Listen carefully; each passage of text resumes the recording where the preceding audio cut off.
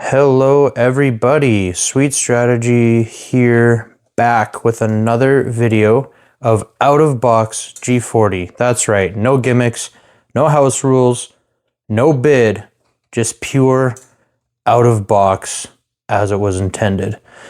It will be myself on the Allies versus Adrian on the Axis. We are going to see if we can keep this grudge match going. Actually, I know we can keep it going. We're just going to see how it goes. Without any further ado, let's get into it. Germany, round one. So for purchase, Adrian has decided to purchase not a thing, not a darn thing. We've seen this before on the channel. We're going to see how it turns out for him. It is absolutely terrifying when it happens because it means that, well, we don't know which direction he's going to go. We're going to see a massive purchase placed around two. But for now, there's no purchase to discuss, so we're going to get right into the combat move. You'll notice France has been emptied out and is set on the battle board. It's just absolutely natural to do this. If Germany does not take France round one, it might as well be GG. So we're going to just see what he has to throw into it. Let's get into the combat move. For combat, we have the battleship coming 1-2, followed by two fighters, attack bomber and a strategic bomber, slamming into C-Zone 111. And in C-Zone 109, you can't even see the words, there's so much here and it's a tiny C-Zone. We have three subs, two fighters, two attack bombers, and a strat bomber trying to take out the destroyer and transport there. For those of you new to the game, if you're wondering why in the world you would ever bring this much overpowering amount of firepower to a fight, my British planes, the three fighters here and the two British fighters here and the one French fighter are on an airbase. They can jump out and scramble to defend, and this airbase can also scramble the one fighter that starts here. So a potential 4 fighters could scramble to defend that C-Zone. We have another 2 subs coming here to try and take out that destroyer and transport. That is it for the naval fights, just those 3 for the naval, right? Yes, and then of course we have a complete push from all of these southern regions into Yugoslavia. There are 5 neutral infantry there, just buried underneath the mountain, the German avalanche that is coming upon them. And then the last fight, I believe, is France. Adrian's OCD demanded that this board be flipped, if you're wondering. So he's got 4 infantry, 4 mechanized infantry, 3 boosted infantry with artillery. I don't know why Adrian chose the infantry rather than the mechs, but I'm sure it's not a big deal. And then, is this 6 tanks, Adrian? It is 6 tanks, a stack of 3 and 3, all against the 6 infantry, 2 artillery, 2 tanks, fighter, and anti-aircraft gun that starts in France. So, without any further ado, or any more ado, we will roll these out and be back with the result. We're back from the combats, completely wiped me out here. Wiped me out here as well, obviously, but he did lose a sub here, and that's very important because he's on a very juicy convoy zone. He completely wiped me out there. I should mention I chose not to scramble any planes. So, sorry, just extending my gimbal. So that happened there in the ocean, in the Atlantic, and the North Sea there. Of course, he took Paris, no problem. He lost all of his infantry doing so, and even 2 of his artillery. Mm-hmm. Oh, sorry, folks. Still learning the gimbal after all these months. So he has 4 mechs and 6 tanks left. Oh man, I don't know what this thing is doing. I just bet to set this thing aside. There we go. Had the angle too extreme. The most hilarious thing happened in Yugoslavia though. He brought, like you guys saw how much he brought here. He brought so much stuff and only scored 2 hits. Just for me to then score 3 hits. So he just thought the better option is to, rather than stick around and take more damage, he's just going to retreat. So all of the units that started here get a freebie. They get to move 2 spaces and retreat to Romania. So this actually works out almost better for him because now he has even more troops to the front. So I don't know if I'm actually happy about that, but I am happy that he lost 3 infantry. I think I covered everything in terms of combat, so we'll just move right into the non-combat. This place. Okay, the non-combats are as follows. We got all the planes that had to land in New Holland have landed in New Holland. The 2 strat bombers are here. The 2 fighters, oh my goodness, gimbal, just act right. Jeez, I'm just taking everybody along for a wild ride with this thing. Somehow getting worse at using this. All right, so we have 2 fighters and an attack bomber. I think the ones that fought, oh no, these still have to land, Adrian. And then we got, well, everything's consolidated here. He knows he can leave the frontier open because Russia's not allowed to attack Germany until turn 4 unless they're attacked first. We have the 4 guys that were here, or 3 guys that were here, went and picked up the 4 guys that were in Finland. So Finland now belongs to Germany. And of course, there's a stack of 7 infantry there. And the 1 guy that stayed in Romania has come and taken Bulgaria as well. So that's actually a wrap. There is no purchase to place. So if I'm counting up correctly, Germany has gone to 34. We got to get some markers on here, Adrian. It's gone to 34, 35, 37 IPCs. A bonus for not at war with Russia. A bonus for Scandinavia. Puts it to 47 IPCs. You add the 19 IPCs that they collected from France. That should put them at 66 IPCs. Plus the 30 they kept, putting them at 96 IPCs. Germany collects 96 IPCs, and we will slide into the next nation. Russia, round 1, coming in with 37 IPCs, purchasing for ourselves 11 infantry, so 3, 3, and 5, and a mechanized infantry for exactly 37 IPCs. Now, again, we are not at war at all. We could declare war on Japan. Maybe we'll do that just later. Right now, we just believe in peace.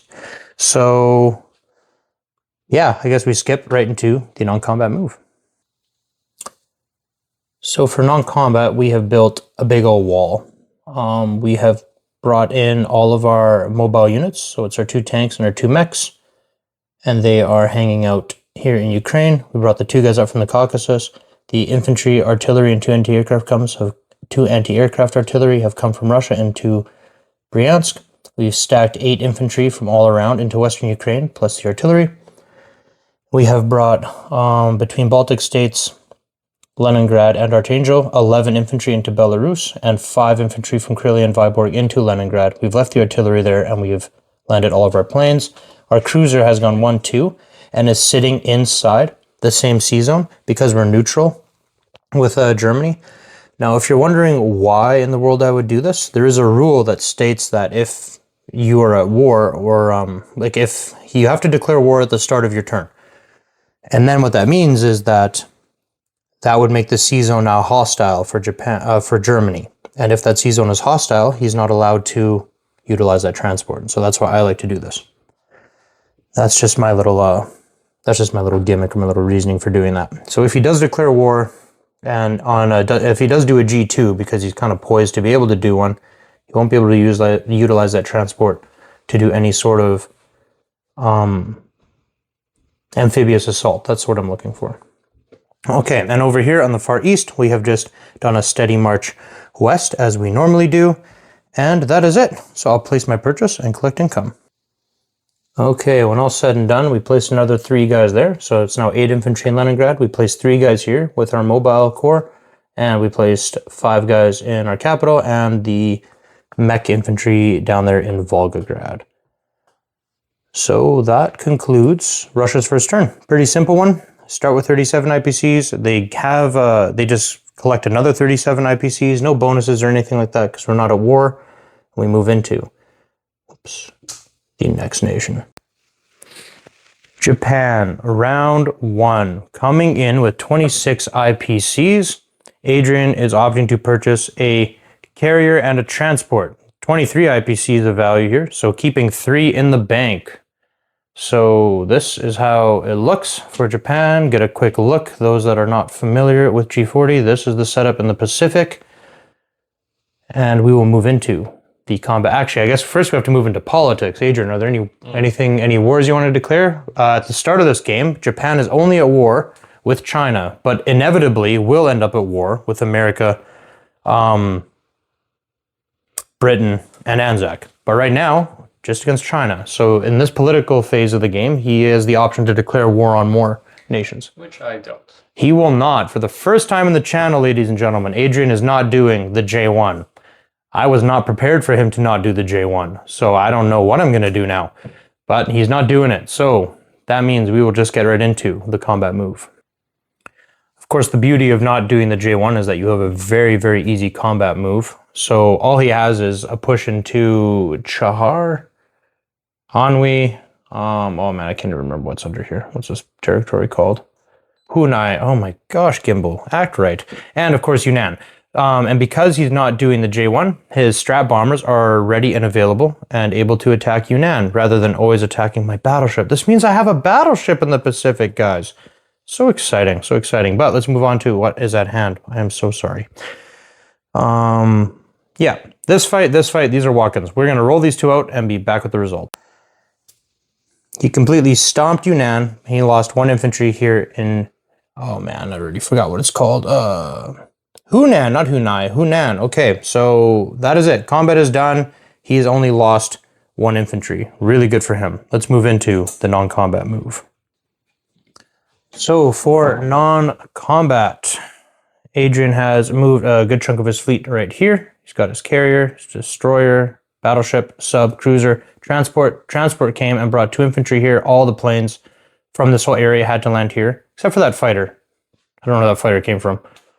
2, 3, 4. Probably came from Korea. Had to land there. So he's got something like, it looks like 7 fighters here, and 5 attack bombers and 2 strat bombers, and of course 2 fighters, or rather a fighter and attack bomber on the carrier. Over here, the other transport has... Something is awry here, Adrian. Something has gone... Oh no, because this transport started here, it went 1-2. That's the one here. This transport that started here went 1-2 and took a tank and an infantry and put them in Korea. And then the one that started in Japan took 1 infantry from Korea and the infantry from Iwo Jima and went 1, 2, 3 to Caroline Islands. So there's now 4 infantry in Caroline Islands and a hefty amount of metal floating in there, kind of threatening Anzac and America. So that's kind of just not fun that it's swimming there. But the cool news is I do still have the sub and destroyer. So that's kind of cute and fun. All right, that's it for non-combat. Adrian's doing something behind me, so I'm actually going to place this purchase for him. Voila, c'est fini. If we count up his IPC, he's gone up from 26 to 30. 1, 2, 3, 4. Has all of his originals, and he's up 4, so naturally he goes to 30. And he gets his bonus, the bonus of not being at war with America, not having declared unprovoked war on Anzac or Britain, and not having attacked French Indochina. So he gets a bonus 10 IPCs, representative of the oil that was being shipped over from the States at the time. So with that being said, 40 IPCs going into the Japanese coffers, and we can slide into the next nation. USA, round 1. Coming in, of course, with 52 IPCs, purchasing 2 carriers, 2 subs, and a destroyer. Heavy metal flotilla. All right, we are completely neutral. We have not been declared war on. This is very strange that Adrian has not declared war on us, so we just go right into the non-combat move. For movement, we have no movement on this side of the board, mostly because the rules just say we can't. We're not even allowed to leave. I think surface warships can make a move out here, and that's like it. That is all we can do. We're not allowed to go into allied territory because we're not allied yet. We're neutral. So over here, nothing. But in the Pacific, we have far more agency because we have areas of interest that we control, like the Philippines and Guam and Wake Island and Midway, all this blah, blah, blah. So we took the sub and the destroyer and went 1, 2, 3. We're allowed to just be here off the coast of, Australia. And then we just consolidated our fleet and brought down the infantry and artillery as well. And we have 3 fighters that landed, well, 2 fighters started in Hawaii and another fighter landed, just in case he has any sneaky tricks. I think I counted it up. His odds of being able to take Hawaii or knock out my fleet here are pretty suboptimal for him. So that's good for us. And yeah, that's essentially all we've done. And then we brought the bomber from Central America on that side of the board and went 1, 2, 3, 4, 5 and landed. And the transports just did a flip. So the one transport brought the infantry and artillery and the other transport went back empty. And that's pretty much it. But you know what? Actually, that's actually not that good of a move because it has units it could take here. I think it will just stay. And if I want to bring those guys later, let me think. Okay, yeah, I am going to leave it. That's fine. So that concludes America's non-combat move. Time to place purchase. Carrier and 2 subs here, completely maxing out the factory. Now, if you look really closely, these do say major factories, but actually, if you read the rules very carefully, the additional rules for G40, until the United States is at war, all of their factories are only minor factories, but they get upgraded to major for free. So I'm just not switching it out because I will be at war eventually, so I'm just leaving it as a major from the last game. So I can only place 3. Those are my 3 units here. And of course, here you can place more because there's 2 factories and they both touch the same C zone. So, but I mean, I only had 3 units to place. Actually, that's a lie. I only had 2 units to place: the carrier and the destroyer. And then the fighters here, it can scramble. Being on the carrier or being in Eastern United States is the exact same because of the scramble rule. That concludes that. America has spent 52 IPCs and then again just collects 52 IPCs. And we slide right into the next nation. China, round 1, coming in with 12 IPCs, purchasing 4 infantry. Let's get into the combat move. For combat, we have all 8 infantry and the fighter going ham against these 3 infantry and 1 artillery. We'll roll it out and see how it goes. All right, we wiped them out and lost 2 infantry. This comes off. For non-combat, we have the fighter landing here. This 1 infantry comes down and those 2 infantry come down. And now we just have to think of where to place our 4 infantry. Okay, we're going to go a little bit the safe route and we just place them here. So we got a stack of 5 infantry, 2 more guys coming down, and the fighter has to land there, obviously. We have 9 territories, 1, 2, 3, 4, 5, 6, 7, 8, 9. All worth 1, so we're 9 IPCs, but we have the road, which gives us a bonus of 6. So 15 IPCs goes to the Chinese coffers, and we can slide right into the next nation. UK, round 1. Coming in on the European side, split economy, 28 IPCs and 17 IPCs. With 17 IPCs, we'll be purchasing 3 infantry and a destroyer. And with 28 IPCs, we'll be purchasing a fighter, a bomber, and 2 infantry. Very good. Let's get into the combat move. So just looking at the entire board, just strategically considering the fact that there's 96 IPCs with Germany, I've just decided that these are the only 2 fights. We're going, this fighter here went 1, 2, 3, and we'll have to land in Malta, is attacking this destroyer. The cruiser that was here went 1, 2, 3, and then we just have the regular Taranto raid. We got the carrier, the cruiser, the destroyer, and the fighter from Malta, and the attack bomber that was on the carrier, and 2 fighters and the bomber are also joining the Taranto raid. The 2 fighters go 1, 2, 3, 4, 5, and the bomber does the same, but it can go 6, 7 into Malta, or 6, 7 to Cyprus or Syria. So those are the only 2 fights. We'll roll them out. They're locked in, so I can't change it now. So Adrian can decide if he wants to scramble, which obviously I believe he will, because why else would he bring the German fighter there? So he's scrambling. Away we go. We just about started rolling. Adrian changed his mind and said, no scramble. So it is just the overkill against that cruiser and battleship and transport. No scramble. All right, so we got this and that. Okay, so he rolled all hits back. I mean, obviously we wiped him out in both scenarios, but he got the hit back with a destroyer, killing my cruiser, and he got a hit with his cruiser and battleship. So I felt the need to take my tactical bomber and my destroyer as a casualty. This leaves me with a loaded carrier with 2 fighters and a cruiser defending this. And of course the remaining, oh, there you go again, Gimbal. The remaining units will have to land. So this fighter went, anyway. It's fine. Okay, so we have 2 fighters and a strat bomber that have to land here. And now we move into the rest of the non-combat phase. For non-combat, we have the cruiser and battleship have left C-Zone 110 and gone 1, 2, 3 into C-Zone 92. We have, obviously, our planes landed. We have a massive consolidation in Egypt. We have the 1 infantry moving up and the 2 infantry moving this way. So we have 3 infantry and the artillery move this way, and so did the mech and tank. It's all here in Egypt. We have the transport here, went and grabbed the man from West India, went here, offloaded him into Persia, giving us an extra 2 IPCs on the Europe side and access to those 2 Persian infantry. We have our 2 South African troops that move north. Oh, and of course our destroyer will go 1, 2, 3 right here. This is our purchase, so we're just going to ignore that for the time being. Over here, we just moved everything in. Debated bringing these guys up. If I move them up, if I move them up and he chooses to attack, he can attack it with 4 land units. As it stands right now, he can only attack this with 2 land units. I think the stack has to stay. I don't know. I don't feel good about it in any way, shape, or form. It just feels yucky all around.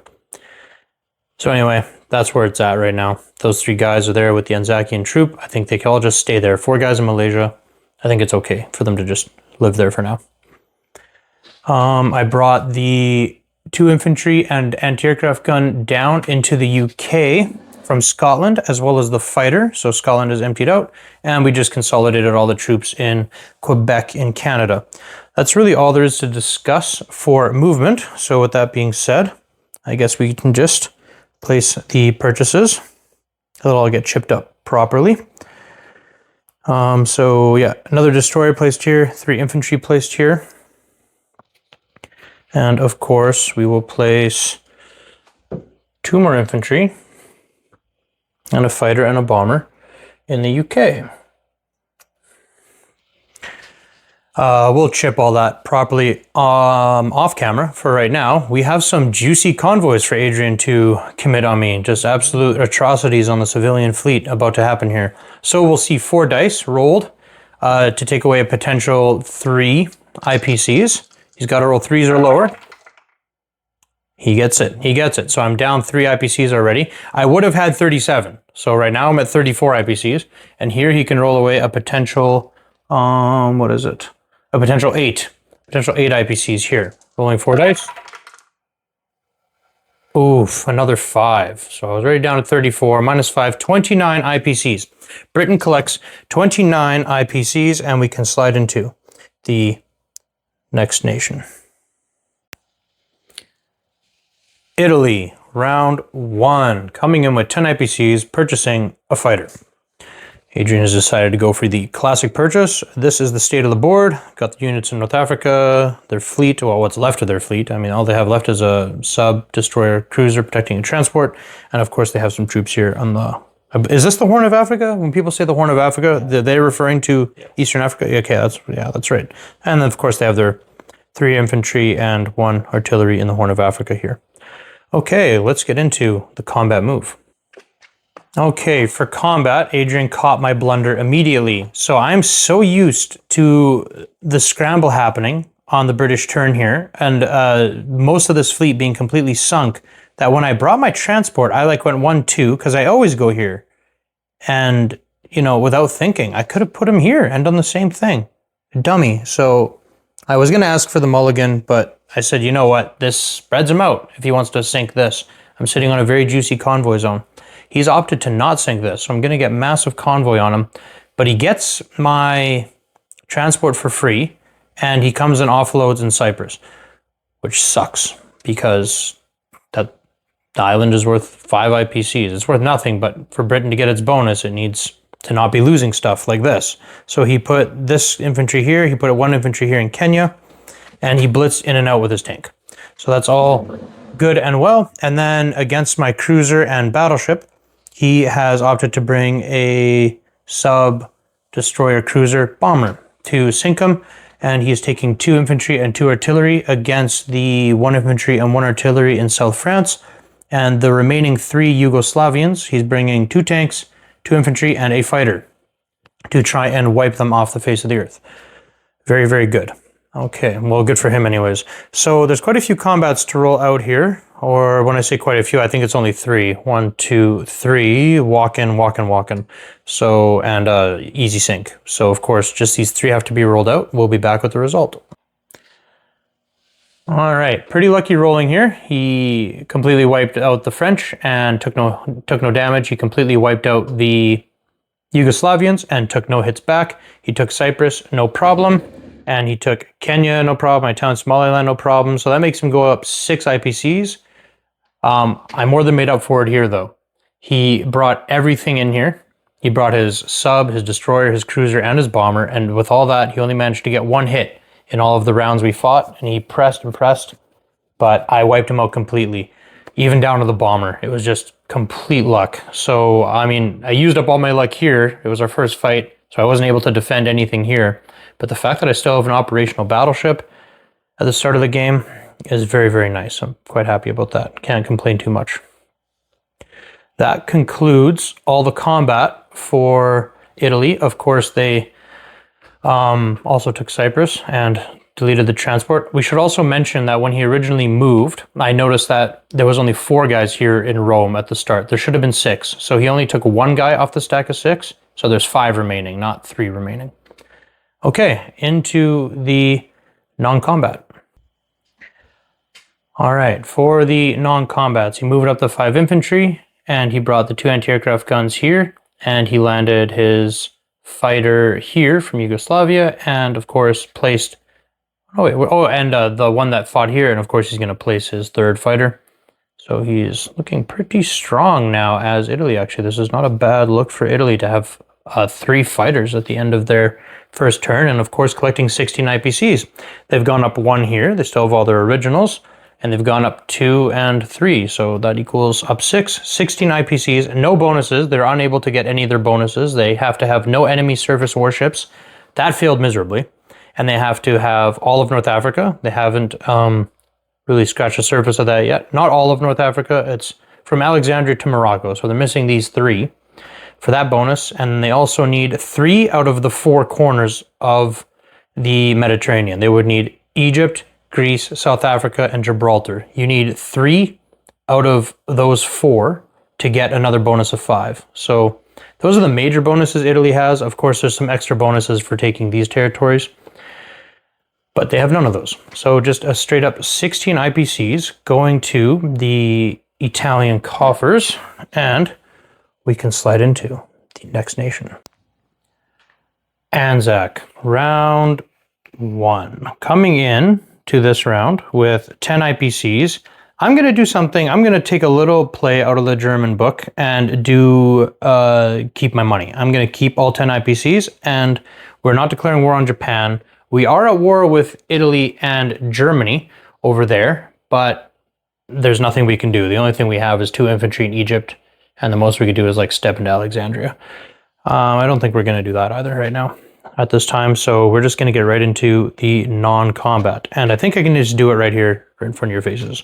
We're going to take this transport and go 1, 2, and we're going to bring this infantry up, this up, this up, and this up, and it's all going to get chipped nicely off camera. So just bringing everything up. It looks like 1, 2, 3, 4, 5 infantry, 2 anti-aircraft guns, an artillery, 3 fighters, destroyer cruiser, of course paired up with the destroyer and sub right here. So that is that. And then of course we have this guy. He's just going to stay holding the line in Singapore there. That is it for Anzac. Kept $10, collects $10, 20 IPCs for their second purchase, and we will slide into the final nation.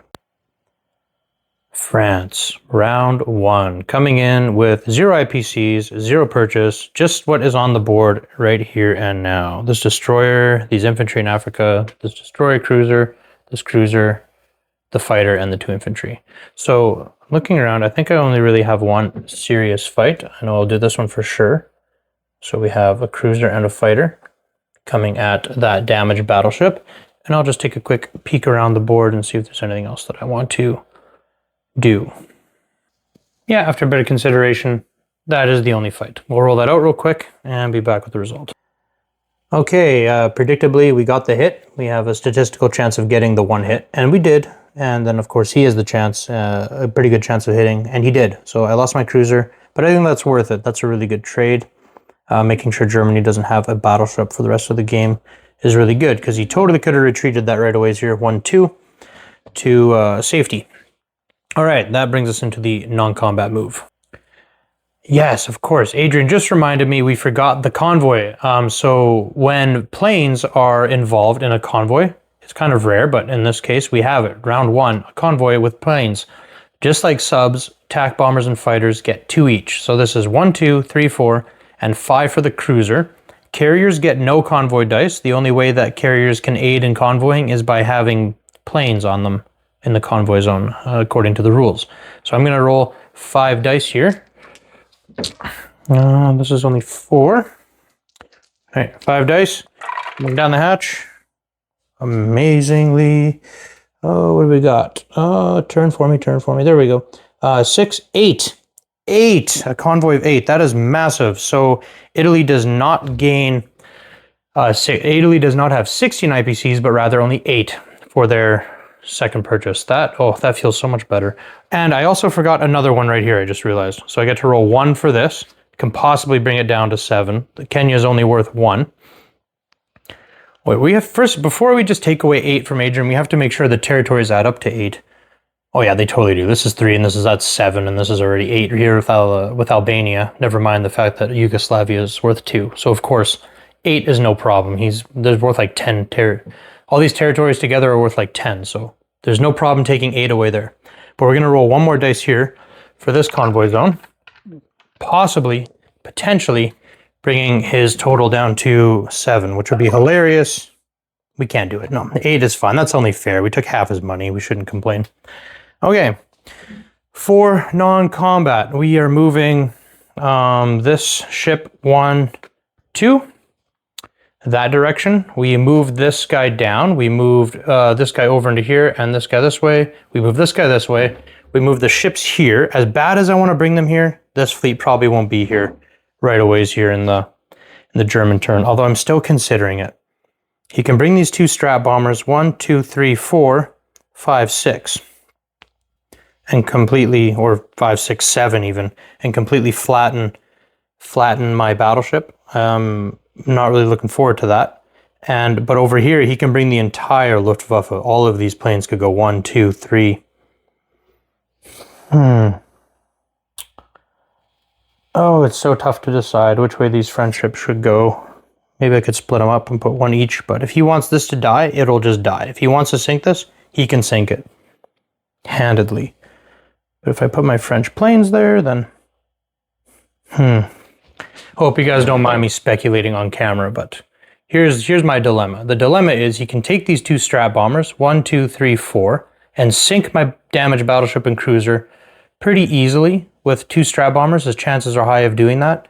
And he could still bring all the other planes and sink this pretty easily. Of course, at the risk of him losing a lot of planes, but then I lose all my agency in the Mediterranean, so he might think it's worth it. I'm thinking this is the safest bet right now. I think this is what we're going to do. All right, this is what we're doing. We're happy with it. No more talk. Just act. Just act, Josh. The first round is over, and we can move into the next nation. All right, Germany, round 2, coming in with 96 IPCs, purchasing a terrifying, is this 12? Mm-hmm. A terrifying 12 transports. 12 transports and 2 subs for exactly 96 IPCs. Ladies and gentlemen, I think I might be hooped already. This is dastardly, absolutely dastardly stuff we're encountering here tonight. Oh well, okay, we'll see. The game is far from over. It's actually just beginning. We will not lose heart. Well, with that being shown, we'll just get right into the combat move. The only combats actually being declared here are just Normandy and Greece. So he's pushing 5. Is it 5?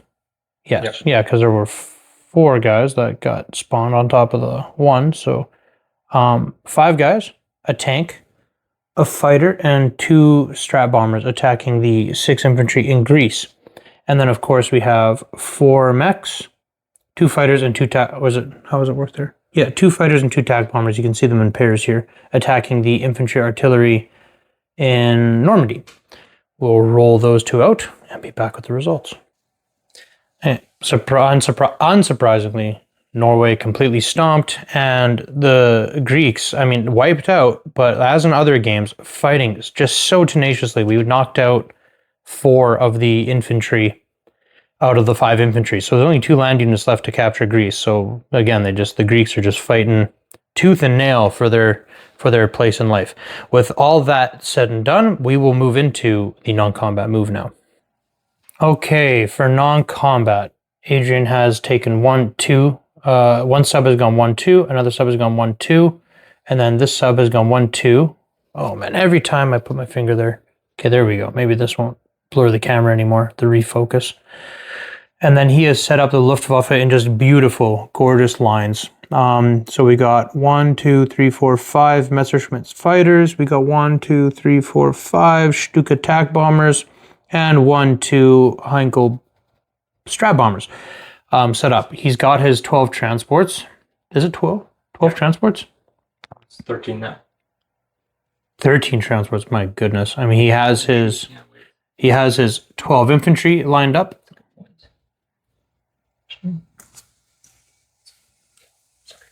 It's all good. It is all good. Yeah.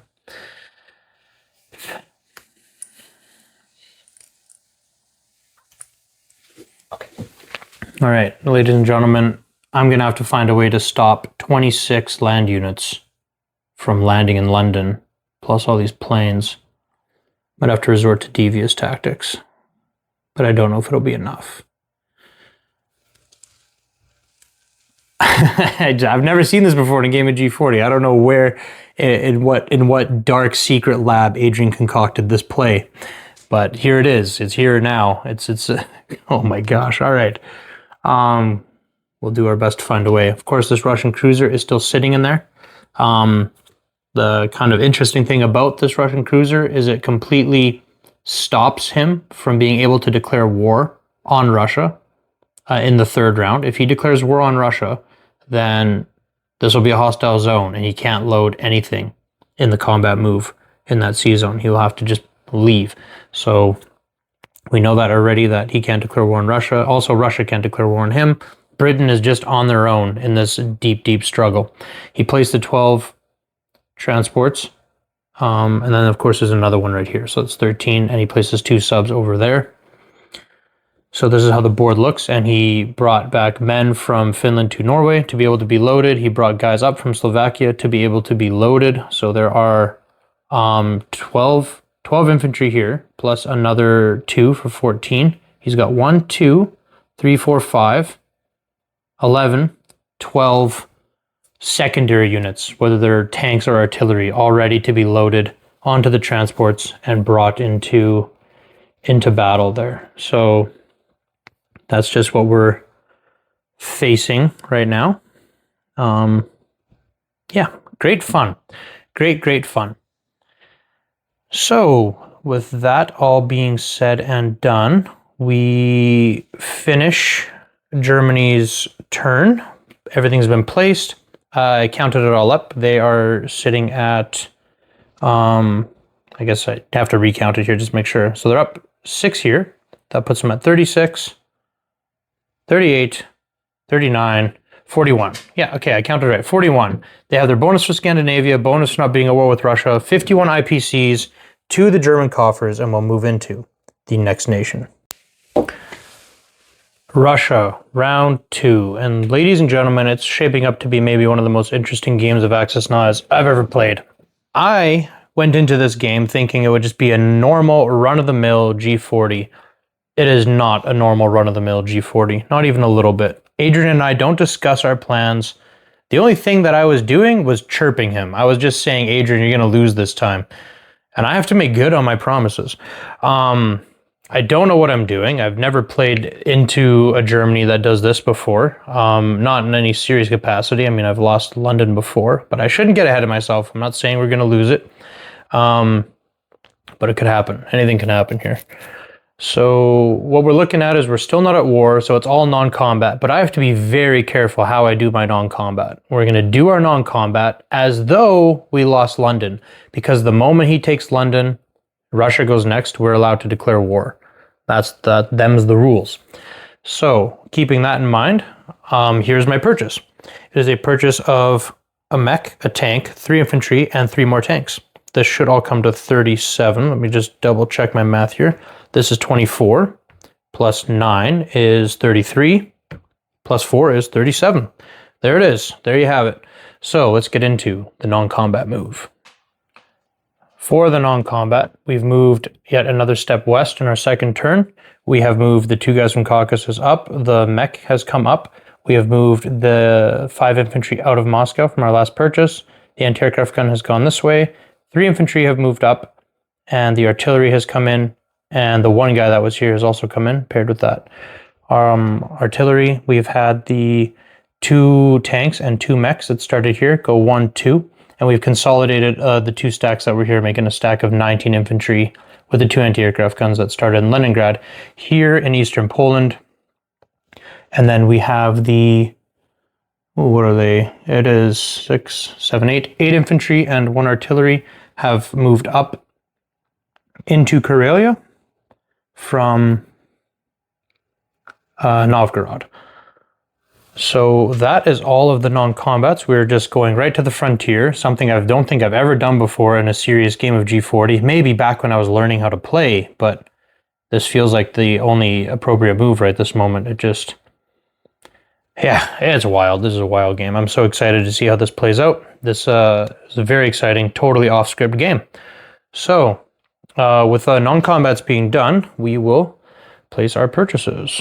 I think that he needs to go here or here.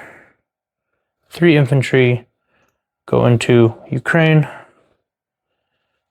Tank goes here, and 3 tanks going there. All right, with that all said and done, that concludes Russia's... oh, and of course our 1 sub went 1, 2, 3. Remember, we're still neutral as far as the miniatures on the board. No, we're not at war at all. They're just friendly with one another, but that's going to change pretty soon. So we put our sub here. He has no destroyer, so he can't do anything about it even when he attacks. And we already know if he's serious about Sea Line, or if he's serious about going this way, he will not be declaring war on Russia. He really can't. He's banked on not being able to, even in his 3rd round.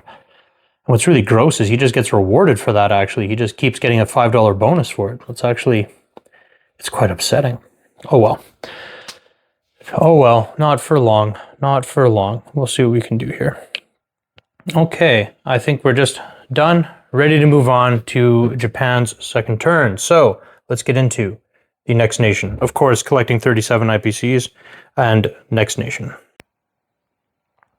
Japan, round 2, coming in with 45 IPCs. Can't remember if I mentioned it before, but Japan did keep 5 IPCs in the back pocket when they did their initial purchase. So they do have 45 IPCs to play with which they are going to be purchasing a carrier with a fighter. For some reason, a fighter. I won't judge. I mean, why not have 23 planes when why have 22 when you can have 23 planes? So a carrier and a fighter, a transport, and 2 subs. Okay, any declarations of war? Nope. Okay, so it'll just be Japan is still only at war against China. And so with that said, we'll get into the combat phase. For combat, we have the guy stepping from Chahar into Xi'an, and a split of one guy going to Hubei, another to Kuaichao. As always, apologize to any Chinese viewers butchering these old provinces. I don't even know if they still call them that, but well, whatever. Completely butchering this. And then, okay, we have 4 infantry, 1 artillery, and so many planes going into Yunnan, of course. Of course, these planes have nothing better to do because he hasn't declared war on the Western powers. So why not just slam in as hard as you can? It makes total sense. Probably just absolutely guaranteeing that he gets the full 6 hits that he needs to wipe me out of there. Okay, so that is all said and done. We will roll out this one fight and be back with the result. Hey, this is the result. So I should be very grateful because he came in with 5 land units and all of these planes, and he obviously, like, the chances were 100% he would get 6 hits in the beginning. He didn't even roll his land units, he just rolled the planes, which is fair. But I got 3 hits back out of 6, so he only has the infantry and artillery left there. So that's actually really nice for China. Looking cool, looking cool. Okay, now that these fights are done, we're just going to let Adrian get into his non-combat move. For non-combat, we have fleet coming down here, taking a guy off, just moving more and more troops down with the transports, and then just pushing in like so with these units. So he's got like 6 infantry here, 3 artillery, the mech, and then these 5 infantry and artillery come down as well. So yeah, just a complete solid push. And oh yeah, and over here, how could I forget? Over here, he moved. Obviously, he can't take, but he is allowed to just be here in the C zone. There's nothing saying he can't. So he's got 1, 2, 3 destroyers, a sub. He's got 2 transports, each loaded with 2 infantry. He's got his battleship, and he's got 2 carriers, each carrying 1 fighter and 1 tactical bomber. Those are all just hanging out, living life over here, just outside of Java, living their best life. You know how it is. So that is it. He completely abandoned the Caroline Islands, except for fleet-wise. He did leave behind 3 infantry, the anti-aircraft gun, and a tactical bomber. And yeah, I believe that is it. I'm sitting closer, so I'm just going to place his purchase because there's only one place it can go. So I don't think he'll mind me doing that. There it is. Purchase has been placed. He's got the 2 subs, the transport, and the carrier with the 1 fighter. And Adrian, you said this cost you exactly 45 IPCs, correct? Yes. All right, so 16 and 10 would be 26, plus 12 is the, yeah, okay, you did it. You did the math. So we just have to count how many territories he's up, because he's not down any. 1, 2, 3, 4, 5, 6, 7, up from 26 would be 33, plus a bonus of 10, because he's made sure to adhere to the rules of the game that give him that bonus at the start for not being at war. With unprovoked war against the UK or Anzac, and he hasn't invaded French Indochina, and he's not at war with the US, so he gets a free 10. So 43 IPCs going into the Japanese coffers, and we will move right into the next nation. USA, round 2, coming in again with 52 IPCs. We have purchased for ourselves 2 destroyers, 2 transports, a fighter, and a bomber. Now, there's a thought process to all this. Trust me, people. Okay, we are not at war with anyone. We're not even allowed to be at war with anyone, even though it's just looking absolutely like we're going to lose, like we probably will lose London. So I just have to play as though I'm going to lose it, because if I don't play ready for it, this game will go absolutely terrible. So as the 2 big neutral nations, I have to just prep. I have to just prep for it. Okay. Without any further ado, let's get into the non-combat. For non-combat, the 2 subs that were here have gone 1, 2. The destroyer that was here went up this way, and we go 1, 2, 3 with our fleet right here. We're allowed to be here. We're neutral, so we don't really gain anything from these air bases, from this air base, and we're not allowed to land in Queensland, but our fleet can be here. So we left the TAC bomber behind so that this fighter could go 1, 2, 3, 4 and land on the carrier, the fighter from the Philippines. So that's pretty nice. So we have our fleet here, consolidated and ready to go. And then of course we have our 2 subs that came in, and now our carrier went 1, 2, 3, and then 2 fighters from Hawaii went 1, 2, 3, 4, 5. And then these 2 transports are also from Hawaii. They went 1, 2, 3 and brought 3 infantry and an artillery here. I've never done this before, but this is, again, just a game where I think that we're just going to have to play like this. Now, what was here, my first purchase, has moved up. So we have the cruiser, destroyer, and transport come up here. The fighter has landed on top of the what's it called? The carrier. And over yonder, we have the artillery and infantry have moved up as well. So that is it. I believe I covered everything that the Americans can do to just prepare for the worst. So we will be placing the purchase now. Purchase will go there. That is 1, 2, 3, 4, 5 units. Leaving me to question if the fighter should go. It doesn't actually matter where the fighter goes. The fighter will go here, because it just doesn't matter. We can only putting it on the west coast or east coast doesn't matter. Okay. Just making sure that everything is good on every single front. Okay, with that being said and done, America collects another 52 IPCs, and we'll slide right into the next nation. China, round 2, coming in with 15 IPCs, purchasing this red chip of infantry right here. I'm assuming there's going to be an infantry somewhere that I can just place this under. So let's get into the combat move. For combat, I don't know if this is the right move or not. This game is so wonky. I'm taking these two guys and attacking up here in Suyan with the fighter, and I'm taking my 5 infantry and slamming him against the artillery and infantry paired in Yunnan. Let's roll that out and see how it goes. So victory in both, but at what cost? We lost 3 infantry here and we lost 1 there. All for him losing 2 infantry and an artillery. Completely unacceptable losses. So sad. I rolled all 5 here and got no hits.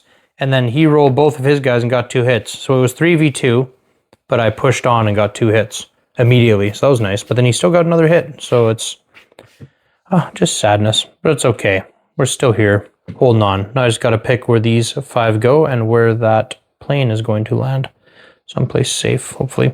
I think I'm just going to decide right now. There we go. That is how it's going to look. Very simple. Done. Okay, China should collect 13 if my math is right. 1, 2, 3, 4, 5, 6, 7 territories plus 6 because I have the road. So 13 IPCs going to the Chinese coffers, and we will slide into the next nation. UK, round 2. Coming in with 17 IPCs on the Pacific side. We will be purchasing all land units now. Yeah, this game looks really rough. So he's completely set up to take the Money Islands. We're not going to declare war on him. It will give us our bonus this round, but that's only going up by 5. That's not enough if we can't gain any kind of value for it.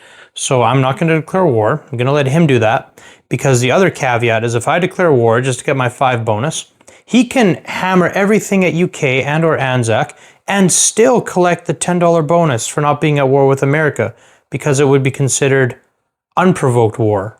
From his perspective. So we're not going to do that. We're not going to give him that kind of satisfaction for free. And then on the other side, we are in full survival mode with 29 IPCs. We're purchasing 7 infantry and 2 artillery. And that's just going to go straight to the homeland and do its darndest to defend. Okay, so with that all being said, let's get into the combat move. Okay, thinking that there aren't really any combats, here's the thing, is if you think you're going to lose your capital, you don't want to go and grab as much money as you can. We're not going to try and attempt to get our bonuses back, because if we do, we just get more money, and then if Germany does manage to take London, he gets that money. So we don't want to do that for him. We just blitz in and out of here, and this bomber went 1, 2, and sank this. So it has 2 movement left, and we will get into the non-combat move now. Quick amendment to the combat. We didn't really dice because I only did that. I'm also going to take this transport, take 2 guys from Persia, offload them here, and the infantry and the mech infantry and the tank will attack it as well. This 1 infantry and actually no, you know what? Take it back. Take it back. If I do that, I gain an IPC, and I'm really going to be that way about it. Okay, so I think my non-combats might actually just be done.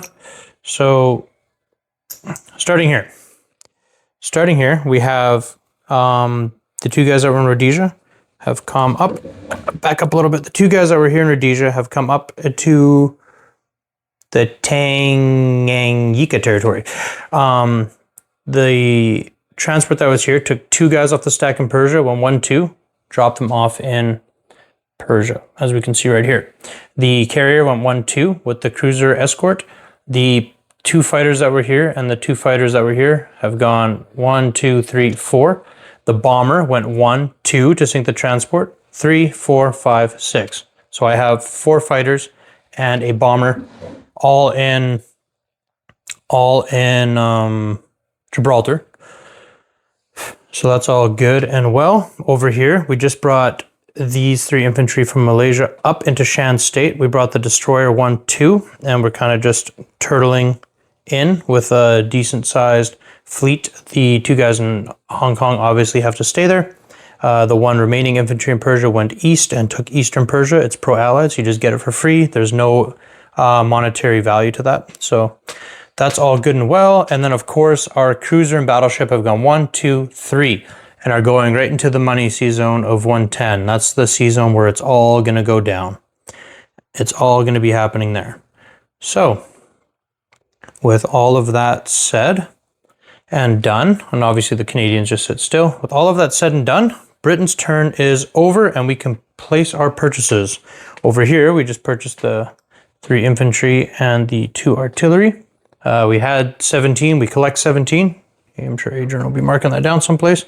And over here, we place the 2 artillery and the 7 infantry. And we sit and we praise the king's and listen to the king's speech. So now Adrian gets to, I hope he just rolls 2 3s right here, man. Just take as little as money as possible. Oh goodness. The one time you want to get convoyed. Absolutely no convoy. Brutal. Okay, so I'll get the full fund of where I'm at. Okay. Alrighty. We are down. We're down 1 in Kenya. And we're up 2 in Persia, meaning that we should be at exactly 29 IPCs. Up 2, down 1, 29 IPCs to the UK Europe side, 17 to the UK Pacific side, and we can move into the next nation. Italy, round 2, coming in with only 8 IPCs, thanks to this convoying British fleet. Just mint. Wonderful. So Adrian will be keeping 2 IPCs and purchasing 6 infantry. 2. Now, 2. Yeah, 6 IPCs worth of infantry. Yeah, thank you, Adrian. 2 infantry worth 6, keeping 2 of the 8 IPCs in the bank. Now, I have to address this issue. I made an illegal move here. I'm like setting up to retake London. I'm actually not allowed to do this. This is completely illegal as America. So a few rounds back there, I'm actually obligated to keep my fleet home. I had just completely forgotten. It has to stay home and they are not allowed to make those moves. So that's how it has to look. Very unfortunate. These are trying times. These are desperate times. My goodness. Churchill, you better be doing we'll fight them in the fields and the hills and the trenches speech. And you better be doing it hard to those, better be giving it your all in that speech, I guess is what I mean.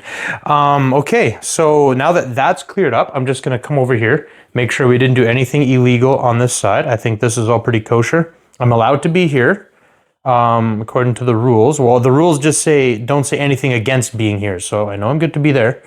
I don't know why this Chinese guy's here, but he's there. And now, with that being said, where were we? This, of course, Italy. Round 2, combat move. Combats are very simple. These 3 fighters go 1, 2, 3, and then they have 2 movement. They can land in Cyprus or in Libya or Tobruk, and then this tank is blitzed in and out again out of Alexandria. Just the British and Italian commanders having fun retaking Alexandria over and over again. These guys sit tight. They could attack stuff, but I think Adrian just wants to stack in his non-combat move, and there's no eligible stuff for these guys to attack. All right, so we will roll that one out and be back with the result. And here is the sweet, sweet revolt. Did I just say revolt? Result. Oh my goodness. Here's the sweet result. And here's how it looks. We got 16 IPC loss for the British, 30 IPC loss for the Italians. What a wonderful, wonderful result. I mean, it's the consolation prize. You might lose London to Germany, but you can completely spank the Italians. Okay. Let's get into the non-combat move. For non-combat, this is how it looks now. So he's got 3 infantry in Yugoslavia. He's got 2 infantry and 2 tanks and 2 anti-aircraft guns in Slovakia, Hungary. He's got the 2 infantry that went back down to southern Italy, and the purchase of 2 more went under them. These guys all stayed put. The Cypriot also just had to stay put, and then stacked up 3 infantry and artillery in Ethiopia. Very good. So purchase has been placed. I guess we just add up the IPCs now. So he's got 5. He's up 5 here and 1 here. So it's 16, but he actually gets his 16 this time, plus the 2 that he kept equals 18 IPCs to the Italian coffers, and we can slide right into the next nation.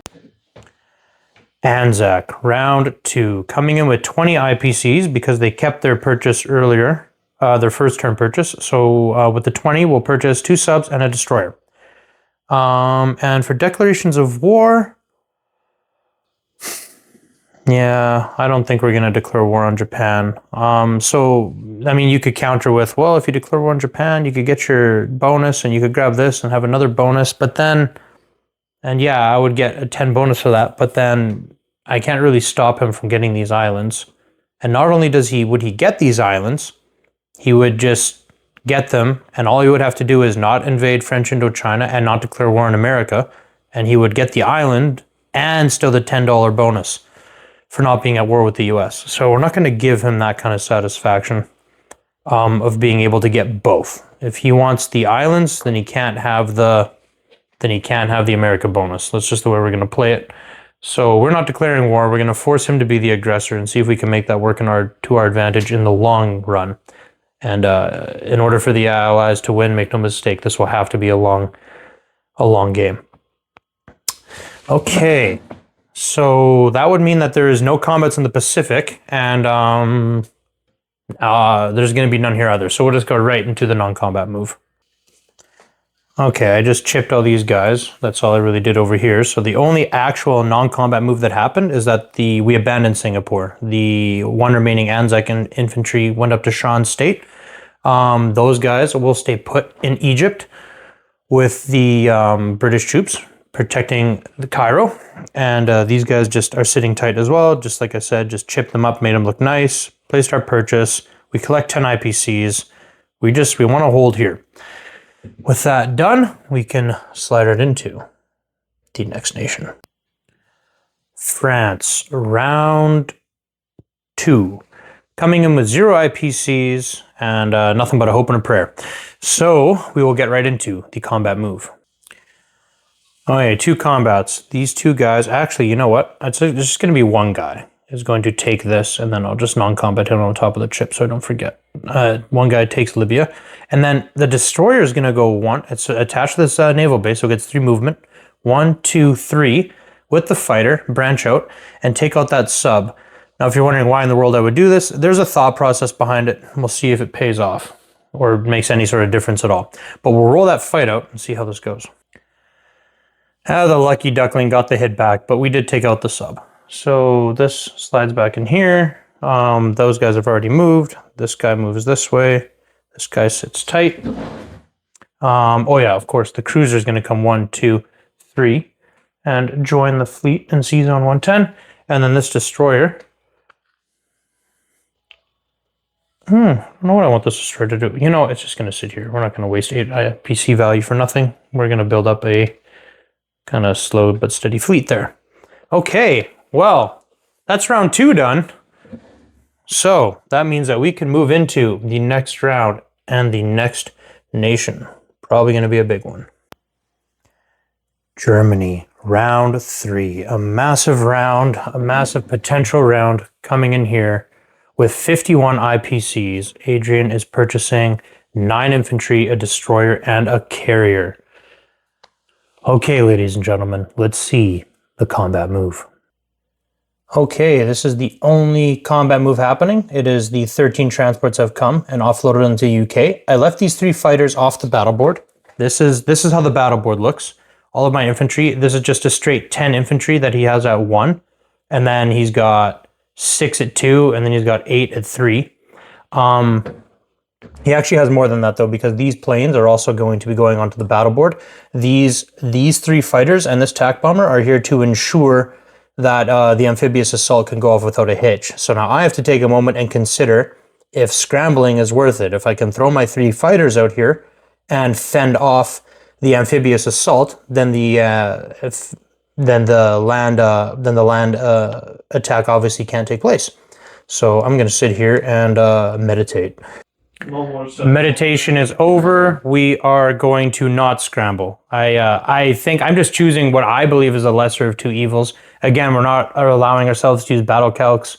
Of course, when Adrian and I are playing against strangers on 1942 online, Beamdog, shout out to that game, by the way. It's been really fun. When we're playing that version, we'll use battle calculators on strangers all day, but on each other in a competitive environment, for you guys, we are not going to do that. So I have no idea what the right move here is. Of course, Now that Adrian's made his move and can't decide, I put my destroyer out and attack this sub. The whole reason being that if I do scramble my fighters here, when my fighters get hits, he can't take them on his subs. If I kept my destroyer in there and he hits those fighters Adrian could take them on the subs. So now the issue is he brought 4 planes in plus that cruiser. So I just think it's just, there's going to be too much damage dealt. I don't think, even with the scramble, I still don't think I could chew through the cruiser, the 3 fighters, and the attack bomber and still have a fighter alive to force his transports to retreat. I just think my odds of that happening are a little slim. But, you know, even as I sit here and say that all out loud, I'm back to meditation. All right, guys, it seems so difficult for me to choose that if this, I'm just going to have to leave it up to the dice. I don't know if I should scramble or stay. So here's what I'm going to do. I'm going to, if it's heads, we scramble and try and fend off the amphibious assault. If it's heads, if it's a hit, then we scramble and go for all the marbles and try and fend off the assault. And if it's a miss, then we stay in London with the fighters and attempt to thwart them off the old-fashioned way. Okay, here it is. Ready, set, coming down the pipe. No, we do not scramble. Okay, we stay on the battle board. Yeah, Adrian, of course, would have preferred I scramble. Exactly. Okay, so we have, whoops, there it goes. We have this naval fight to resolve, and then we can get into a potential losing of a capital. Sweet. Okay, I am assuming I made the right call because I got no hits back. None. He wiped me out and I got no hits back. So that moves us into this fight. We're going to probably roll this one off camera. But what I will do on camera is I'm going to roll my anti-aircraft guns before we get started. I have 5 of them, and they all shoot at up to 3 planes each, which would be 15. But each plane can only be shot at one time, so I very easily get to shoot at each and every one of these planes once. I'm going to be rolling 1, 2, 3, 4, 5, 6, 7, 8 dice for 1. Okay, rolling 8 at 1, seeing how many German Luftwaffe planes we can knock out of the skies. 2, all right, 2, respectable, 2 is fine. Okay, the fighters are coming off. Oh, wonderful, look at that. He only has 8 at 3 instead of 10 at 3, how nice. Okay, here's how it looks. The invasion of London commences. We'll be back with the results. And ladies and gentlemen, there you have it. London has fallen. I mean, I rolled quite impressively, but the statistics dictate that we lose here. I believe. I didn't run it through the calculator. We probably will, but I lost everything. It's all gone, and he only has 6 tanks remaining. Only. I mean, that's still a lot. I mean, he won by a large margin. I was just lucky to get 10 rolls my first round and take all those ones away, but then he came back strong in the second round of combat. So, London has fallen. We will get the board reorganized and see the non-combat move. Okay, back on the map. 2 strat bombers landed here. 4 mechs from Normandy went 1-2 into Western Germany. The stack that was in Romania of, I believe it's 12 infantry and 2 artillery and 2 anti-aircraft guns have moved from Romania up into, what is this, Slovakia, Hungary. From Greece, 1 infantry has gone up to Bulgaria and the tank has gone, used 2 movement to get into Yugoslavia. The planes have all landed, and by all, I mean 5 attack bombers and 1 fighter have landed in Holland, Normandy. 2 fighters have landed in the sea zone. The carrier that Adrian purchased will have to slip in under them. It can be purchased from this factory right here. And of course, the subs and cruiser who fought here must stay here. Same with the transports. The last thing would be that the 3 infantry from Finland have moved into Norway. So with that being done and said, we will see Adrian place his purchase and we will collect his income. Okay, obviously the fleet has been placed here, the destroyer and the aircraft carrier. So now Germany, it just has the most menacing of fleets in the water, staring down the barrel of the Americans. That has been done, and 9 infantry have been placed in Berlin, quite predictably. So that leaves us with collecting income. Now, Germany is sitting at 47 IPCs, way over here, approaching closely to where America is. Now, the gross thing about that is that Germany gets a $5 bonus for having Norway and Denmark, and the fact that Sweden is not pro-allied or in allied hands, and that they're not at war with Russia. That's 5 each. That puts them from 47 up to 57. And if that weren't enough, they just took 29 IPCs from the British coffers in London. So if my math is right, 57 plus 29 is 86. 86 IPCs slipping right into the Berlinish coffers, and we will slide right into the next nation. Russia, round 3, coming in with 37 IPCs. Russia will be purchasing, for some reason I put it on the battle board because we haven't moved it yet. Still traumatized, guys. Forgive me for losing London. I'm sorry, Churchill. Purchasing 11 infantry and an artillery. That is exactly 37 IPCs. We got 6 infantry here, 5 more here, and then of course the artillery for 37. Now, this brings us into the political stage. Now, as a rule, Russia's not allowed to declare war on Germany until the beginning of their 4th round. This is the beginning of the 3rd round, but there is a caveat to that rule. And the rule is if London falls, Russia gets to go wild, absolutely wild. So we're going to take full advantage of that rule and declare war on Germany and Italy and see if we can't cause some damage before probably having to do some serious retreating or something. So anyway, let's get right into the combat move. Okay, after some deliberating, we've decided to not do any serious combats other than just get these juicy walk-ins for free. So one guy steps out of Karelia and grabs Finland. One guy steps out of Eastern Poland and grabs Poland, and another guy from Eastern Poland goes and grabs Romania. Those will be the only combats this round. With that all done and out of the way, we can get into the non-combat move. Haha, I lied. We are going to go for the Bulgaria as well. We are going to take 2 mechs and 2 tanks, go blitz through Romania and grab ourselves Bulgaria as well. So there is one fight to roll out after all. And that means that this guy doesn't have to come step out, so he will stay in Eastern Poland. So yeah, after just some deliberating, that's what we're going to do. Okay, we won with taking no casualties, so minty fresh. So now we can actually do the proper non-combat. I've already moved these guys, gotta move these now. So, as I said, those guys have already moved, have blitzed through, have taken, and okay, so starting up here. The remaining 4 infantry and 1 artillery moved into Finland. I'm just debating if that artillery should actually be moving back down to Leningrad or what would be better. This sub could maybe just, well, we don't want to go there. Sub should maybe go here. Where was it? It was here. It can't, yeah, it'll go here, 119. Annoying little spot. 1 second, buddy. We got, oh, what am I saying?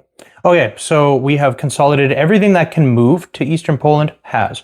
So we'll talk about what can't. So the mech and the tank have come 1-2 from Volgograd to Ukraine. 5 infantry that were in Ukraine have gone to Bessarabia. 5 infantry that were in Bryansk have gone to Western Ukraine.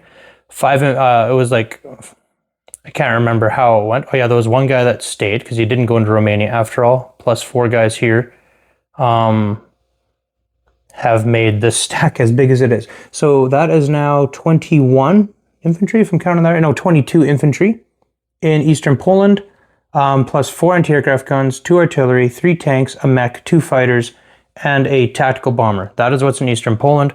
That's everything that could get there. So that's all done. So now the only thing left for me to do is the non-combat move and the collecting income. Not the non-combat move, sorry guys. The placing of the purchase. Mobilizing new units, that's the official term.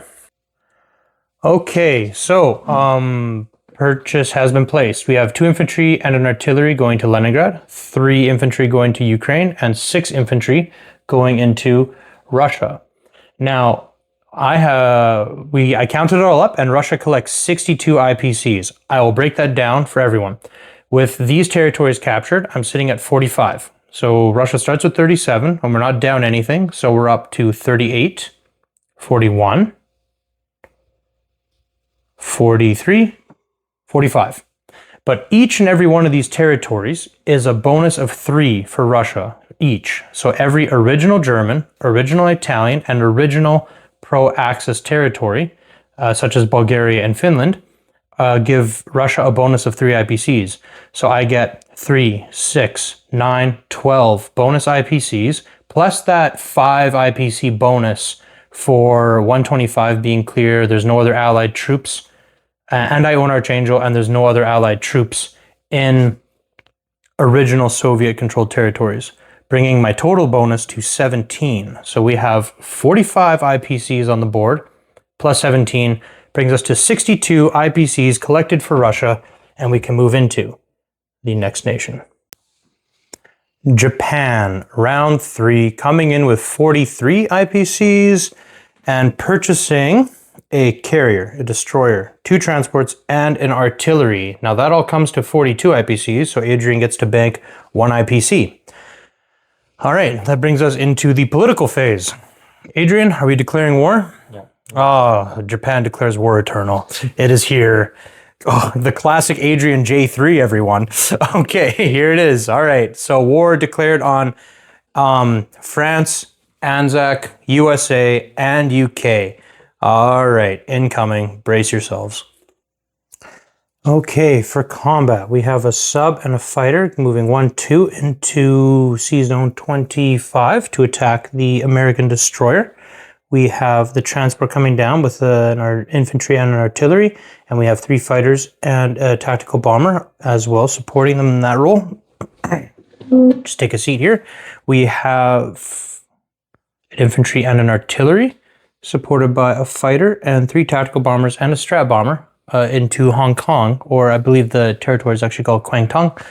We have 2 infantry pushing against the 2 Chinese infantry, supported by a fighter, 2 tactical bombers, and a strat bomber. We have the mechanized infantry coming and taking Sichuan. We have a guy stepping out of, I don't know, Hubei or Kwaichao to take Shenxi. And we have all the money islands being gobbled up. He did have he had 2 transports here and 2 here. They've all split off and have taken the money islands to get him that sweet, sweet bonus. And then we have the fleet that was sitting here in 42 has gone 1-2 and is slamming into the British fleet here. So we have 1 sub, 3 destroyers, 1, 2, 3 destroyers, a cruiser, a battleship, and 2 loaded carriers, each with a fighter and attack bomber, attacking 4 destroyers, a cruiser, and a battleship, and potentially my scramble of 2 fighters and a tactical bomber. Have I covered everything, Adrian? I think I have. Very well. Okay, so we will roll out what needs to be rolled out, and we will be back with the result. Before rolling it all out, I have decided I will scramble, so the fight now also has my fighters and tactical bombers as well. Okay, now we'll roll them all out and be back with the result. Just want to let you all know. Okay, so for combat, he completely mogged me here. This was terrible. I should not have scrambled in hindsight. In retrospect, I only managed, I think, to take out all of his 4. Like, I took out his 3 destroyers and his 1 sub. And I lost 4 destroyers, a battleship, a cruiser, 2 fighters, and a tactical bomber. Terrible. Absolutely terrible. I never should have scrambled. Live and learn. Live and learn, Josh.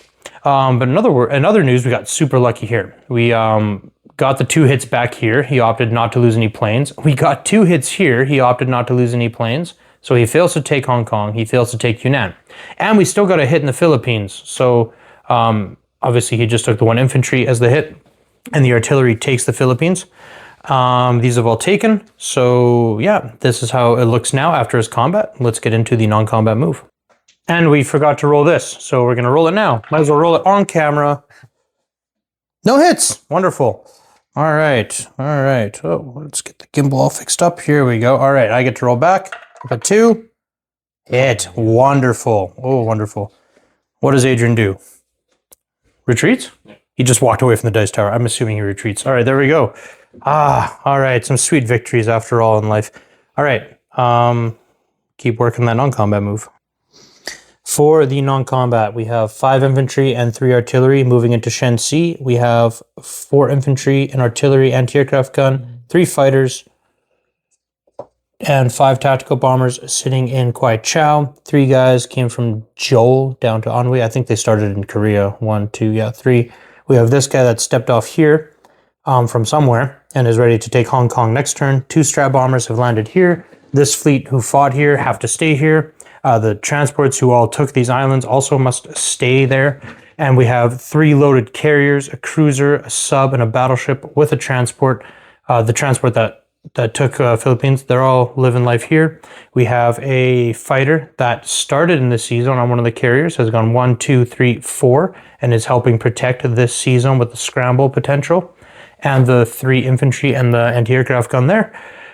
And this fighter that fought went 1, 2, and then failed to sink the destroyer. Didn't want to risk losing the fighter, so he retreated and went 3, 4, landing in the sea zone. I'm going to be caught. You can place your purchase here, Adrian, while I'm bringing all this up. So the purchase is being placed right here. It is the carrier, the destroyer, the 2 transports, and 1 artillery, of course. And just, I've already done the counting. Look at me go. Japan is up 15 for these islands and 7 in China. So that brings them up to, well, that only brings them up 22, not 24. 7. Oh, no. Lies and deceit. They're up 7 in China. 1, 2, 3, 4, 5, 6, 7. 8, 9 for the Philippines. 9 plus 15 puts them up 24. They're not down anything, and they start at 26. So from 26 up 24 puts them dead on 50, with a bonus of 5 IPCs for owning the money islands. So 55 IPCs going to the Japanese coffers, and we can move right into the next nation. USA, round 3, coming in with 52 IPCs on the map, and we will be purchasing a carrier, 2 fighters, and 2 destroyers for exactly 52 IPCs. This brings us into the political phase. Now, we're already at war with Japan because they declared war on us, so we declare war back, or we're just at war. But because of that, and also because London has fallen, we get to just declare war on Germany as well. So, and Italy, of course, that just falls in with that. All right, so we are at war. So let's see the combat move. Over on the European side, it's all going to be non-combats. There's no combats over there that I can possibly pull off. But over on this side, we have the sub snaking out, going 1, 2, and a second sub going 1, 2, 3, and sinking this one. The 2 fighters are going 1, 2, 3, and 1, 2, 3, respectively, to take out these transports. And then, of course, we have a sub, destroyer, 2 cruisers, and a battleship fighting this destroyer. And then, of course, this carrier will have to come and pick up those guys. So there is that. Pick up the fighters, so we're probably just going to have to end our movement in this sea zone. And then another really, really risky fight we have here. The destroyer that lived has gone 1, 2, and the 2 subs are going 1, 2, 3. Now, we're just relying heavily on luck here. I think this is just kind of a Hail Mary. If we can get this, then we're feeling pretty good. Then we're feeling really, really good. But we'll see if we can or can't. It might just be a really, really dumb play. It might be absolutely genius. We'll see. Anyway, we're going to roll these out, and we'll see how they go. Ladies and gentlemen, the combat is over. We got away with murder here, and we also got away with murder here. It was insanity. I rolled 3 dice. Destroyer, 2 subs, all of them hit. And then he rolled back his 2 2s and 1 4 and only got 1 hit. So I took he took his carrier and his destroyer as a hit, kept his fighter alive, and then just leaving my 2 subs there to take out his transports. I got incredibly lucky there. I'm super grateful to the dice for that. And yeah, we already covered that this was a complete win as well. So we have knocked out all Japanese transports except for this one. So that feels really, really good. I can't lie but that feels incredible. So let's get into the non-combat move. Starting on the Europe side, we took the 2 transports here with the artillery and 3 infantry, and they went back up to the eastern coast. We took the whole fleet down here with the 3 transports, offloading an artillery, a tank, and a mech, and 3 infantry into Morocco, putting up a blocker destroyer there, leaving the fleet with 2 destroyers, a cruiser, and 2 loaded carriers, and of course the 3 transports. But you know what? We'll just chip right here on camera so it's easier and cleaner. Everyone knows right there. And then the 2 bombers had to come, or didn't have to, but I chose to come 1, 2, 3, 4, 5, 6 right here to Algeria. just feels like a good spot for them. Now on the Pacific side, we brought down the fighter and TAC bomber. They're no longer needed in Hawaii. We secured Hawaii thanks to the insane submarine antics that we were able to pull off over there.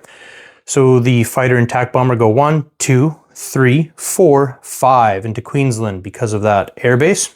And then the whole fleet comes here. So we have the cruiser, destroyer, sub, battleship, loaded carrier sitting in C-Zone 42. And we put up this blocker in 41, this destroyer that stayed behind with the carrier, if you recall. 1, 2, 3.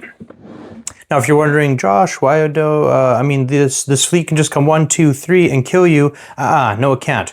He does not own Japan yet, so he cannot go 1, 2, 3. This fleet is stuck at just 2 movement points. This one can move 3 spaces, and there's no way we can block it. I don't have enough blockers to block 1, 2, 3, 4 sea zones. I would have to put up a blocker here, here, here, and here. Can't do it. Looked it up. Can't do it. So this is where we're at. We're just stuck like this. We might pay the troll toll for that, but it is what it is. So with that all being said and done, we will collect our income and place our purchase. I already know America's income is really easy to track. We're sitting at exactly 50 IPCs with 20 bonus. So we collect 70 IPCs this game, and now we just have to decide where to place this purchase. For purchase placement, I'm actually splitting it up interestingly. One of the destroyers goes here and the 2 fighters go there. And the remaining destroyer and the carrier go here. With that all done and 70 IPCs into the American coffers, we can move into the next nation. China, round 3. Coming in with 13 IPCs, can only purchase these 4 infantry. We should actually put them over here in the mobilization zone. That brings us into the combat move. But before I get into that, Adrian just reminded me, and I'm not sure if I mentioned it back in the Japanese 3rd round, where Japan collected 55 IPCs, but Japan actually kept 1 IPC, so they don't have 55, they have 56 IPCs. Okay, with that being said, let's get into China's combat move. China will be doing no combats. So China owns 1, 2, 3, 4, 5 territories, so they collect 5 IPCs, place their 4 infantry, but because they kept 1 IPC, they actually collect 6 IPCs this turn, which is really handy because, well, now we are able to purchase 2 more infantry on our next turn. So that's really cool. All right, China's done collecting 6 IPCs. We're collecting 5, keeping 1, so ending up with 6 IPCs, and we can move into the next nation. UK round 3, coming in with 0 and 17 IPCs. Purchasing, can you pass me the infantry and artillery pieces there, Adrian? Purchasing, for the Pacific side, purchasing 3 infantry and 2 artillery. All right, let's get into the combat move. Starting on the Europe side, we took these 2 infantry, moved them up from the Tanganyika territory up into Kenya, and the mech has gone 1, 2 to take it as well. Actually, this is a non-combat, but I'll just leave them here. Because this wasn't his, but we didn't retake this, but I moved 3 infantry and 2 artillery down, leaving 1 infantry behind. I loaded up an artillery and an infantry onto this transport and went 1, 2, 3 because of the naval base, and brought the cruiser along with it. Not an artillery, sorry, a tank and an infantry. And I offloaded it into Yugoslavia and brought the bomber that was in Gibraltar, 1, 2, 3, 4, 5, and it can land in either Romania or Bulgaria. So that is very, very spicy, and we get the offshore bombardment from the cruiser. If you're wondering why in the world I would ever do a Hail Mary like this, well, if you notice, it's the Italian turn next, and they can attack this Bulgarian Russian contingent with 3 infantry and 2 tanks. To avoid that, him being able to attack it with that much firepower, we're going to try and whittle down some Axis units in Yugoslavia.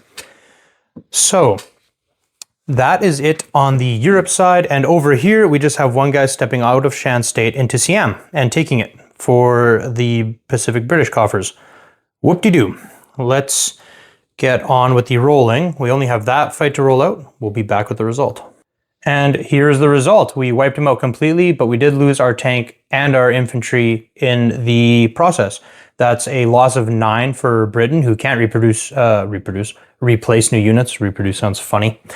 Who can't produce new units in the European theater. and Italy who can, but the swing is way better. He lost 15 IPCs there, and I only lost 9.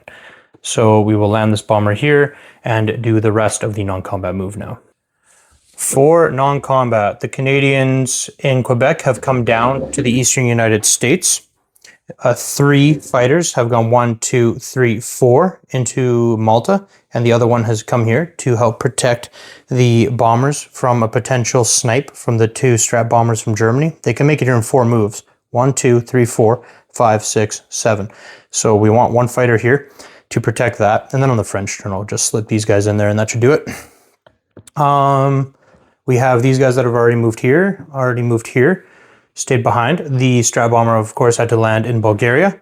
Over here, this 1 infantry moved this way, and we had 10 guys step out underneath the 2 guys here. These guys were in Shan State. 10 guys came out of Burma, leaving 4 behind. And 3 artillery as well. The anti-aircraft guns can stay behind. This guy took Shan State. And looking at the state of the board, I mean, that's all Britain really has. We don't have all that much anymore. So we can just place our purchase of 3 infantry and 2 artillery. Now, before I completely solidify that I want to make this step out into Burma, I'm just going to double check just how much he can come and attack Calcutta with. Silly me, he can't reach at all. Again, my issue of playing too much Beamdog 1942 online. The Philippines cannot reach Calcutta. It's 1, 2, 3. I can empty it out entirely and just place 3 infantry and 2 artillery. So I am sitting at 18, and for the first time since playing against Adrian and his J1 tactics, I am getting my bonus. And it's not actually because of he didn't do the J1, it's just because he failed to take Hong Kong and got the 2 hits back. And instead of him choosing to take a fighter or attack bomber as a hit there and take the territory, he let me have it. So because of that, I not only have the 3 IPCs for Kwang Tung, but I get a 5 IPC bonus for having Malaya and Kwang Tung. So that's really nice. So 18 plus 5 is 23. Undoubtedly, however, he's going to successfully convoy 3 IPCs away here. So we're going to, well, let's just see you roll 8 dice here, Adrian, if we even have that many regular D6s. 8 dice here for the convoy. That's just for the planes. And if that doesn't do it, it did it. 1 dice alone was enough. Okay, so 23 IPCs minus 3, 20 IPCs on the dot going to Pacific Britain, and we move on to the next nation. Italy, round 3, coming in with 16 IPCs, purchasing a fighter and a sub. All right, let's get into the combat move. Okay, before we get into the combats, actually, 1 tank has blitzed in and out of Romania, and these guys have come from Ethiopia down, so it's 3 infantry and an artillery versus 2 infantry and a mech. But before he did all that, he changed up his purchase. He dumped the sub in favor of getting 2 infantry. Okay, so no dice to be rolled up here. We just got to roll this one out. We'll be back with the result. He won handedly, only losing 1 infantry, knocking out the 2 infantry and 1 mech. Very good for him. On to the non-combat move. For non-combat, this little army stayed put. This little army built up. And the purchase is in there as well. So we have 8 infantry and a fighter. And then, of course, the 2 infantry and 2 artillery moved in with the 2 anti-aircraft guns. And over here, we have a push from Tobruk into Alexandria. So he's got 4 infantry, a mech, a tank, and 2 artillery there. And of course, these guys have already done their thing. That is it. And yes, the little Cypriota Kurd is here as well. So with that all being said, Italy is up 1 here, but they're down 1 there. So they're even in Africa, and then they're just up 5. So 15 IPCs for Italy, but we're going to roll 1 offshore, not offshore bombardment, but rather 1 convoy for this cruiser and see if we can't take hopefully 3 IPCs away from the Italian coffers. No, we can't. We can't take anything away. You have to roll 3 or less for the number to count. So, unfortunately, nothing. With that done, we are finished with the Italian move. They collect 15 IPCs, and we can slide into the next nation. Before we do the next nation, I made a big blunder. So I wrote down that I have 17 IPCs plus 1 is 18 for the Pacific UK. Plus 1 is 18, plus 5 is 23, minus 3 is 20, all that jazz. I'm down 4 IPCs here. My goodness. I'm down 4 IPCs. With the capture of Siam, I'm down 3 IPCs. We'll think of it that way. So I'm down from 17 to 14. Collecting a bonus of 5 brings me to 19. Minus 3 equals 16. So we're all clear. I mean, obviously, we're just down 4 from 20. I completely overcomplicated that. But yeah, we're down. So we only have 16 IPCs for UK Pacific. Anzac, round 3, coming in with 10 IPCs, purchasing a transport and an infantry. Let's get into the combat move. So for combat, we just have the transport stealing away in artillery and an infantry, going 1-2, attacking Java with the cruiser's offshore bombardment. So that's the only combat. We'll roll it out, see if we can get it. We successfully managed to take it, and he did not get the hit back, so that is very good news for us. Okay, moving into the non-combat move. Okay, for non-combat, we have the 2 subs moving up to here. Everything else stays put. We have the 2 destroyers moving in. So 1 destroyer from the purchase here going 1, 2, 3, and then the 1 destroyer here going 1, 2 to help protect the fleet. And then this little infantry that could... Oh man, I don't know where to put him. I'll have to give that some thought. Although I know for sure those guys are staying there. So this little guy of mine, where do you go? I mean, I think probably the best thing for him to do is just follow the big British stack. Wherever it goes, he goes, because we go after Britain in this turn phase, meaning that he can successfully follow to support wherever the British army goes. That only sounds good for us, so we'll keep it at that. Okay.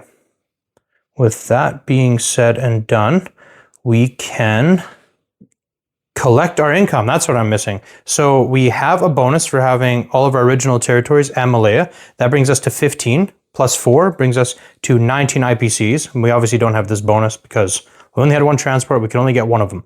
So 19 IPCs going to the Anzacian coffers, and we will slide into the final nation.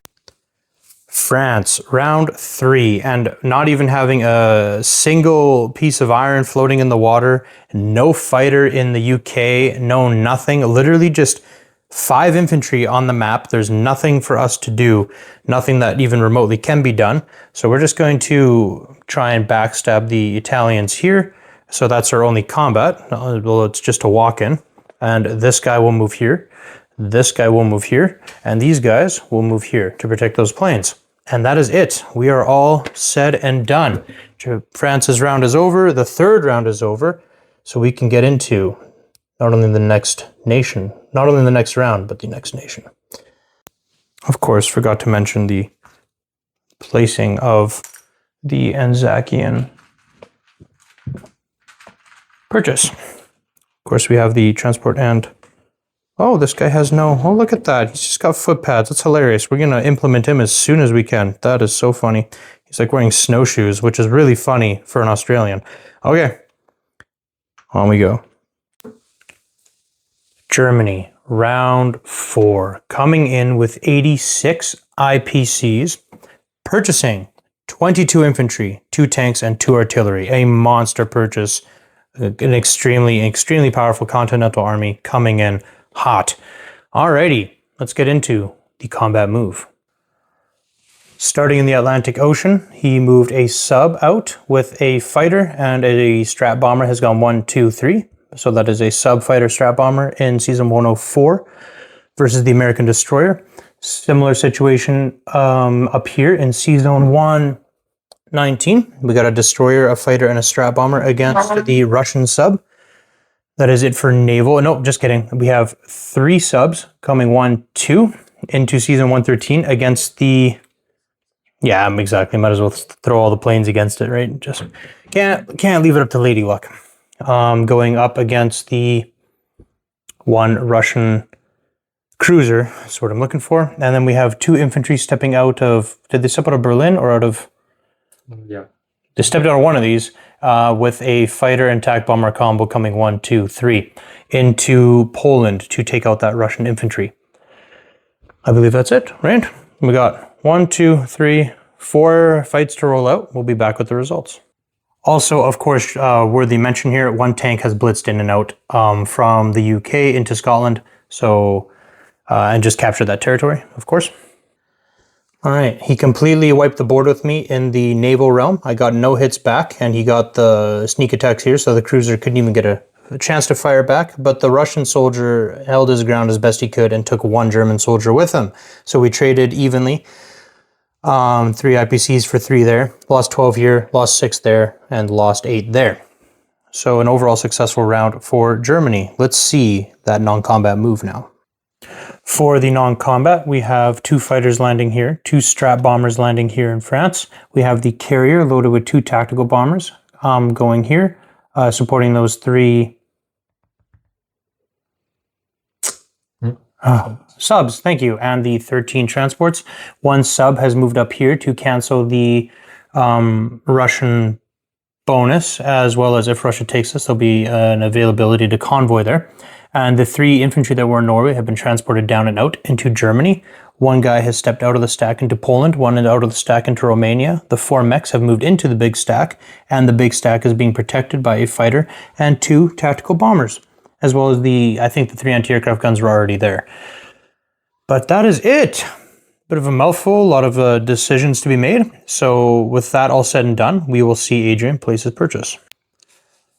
For purchase, 3 infantry have gone here. 3 infantry have been placed here. That 8 infantry and 2 tanks have been placed here. And 8 infantry and 2 artillery have been placed here. Does that come up to the entire total? Right, that was 22 infantry. Yeah, 3 here is 6. So it's 16. Plus 6 is 22, exactly. So 8 and 8 is 16, and 6 is 22. That comes out perfectly. 2 tanks, 2 artillery. It all makes sense. It all flows well together. Germany has all of its original territory. It has, and it's up 6, or it's up rather 6 and 2 is 8. 4 and 2 is 6. So that's 14 here, followed by another 2 for 16 here. So, Convoy? Pardon me? Convoy? Oh yeah, I suppose I will get to convoy Greece here in a second. But I'll tell you what you have first, and then we'll deduct. So you're sitting at 46 on the chart, plus a bonus of 5 for having Norway and all that jazz. So that will bring you to 51 IPCs. But I do get this cruiser gets a chance to redeem itself and potentially bring that 51 down to 49 or just 50. Nothing. 4 again. What a useless cruiser. Okay, I shouldn't say useless. It did a good job in Yugoslavia. It offshore bombards far better than it convoys. Let's just say that. So 51 IPCs moving into the German coffers, and we can slide right into the next nation.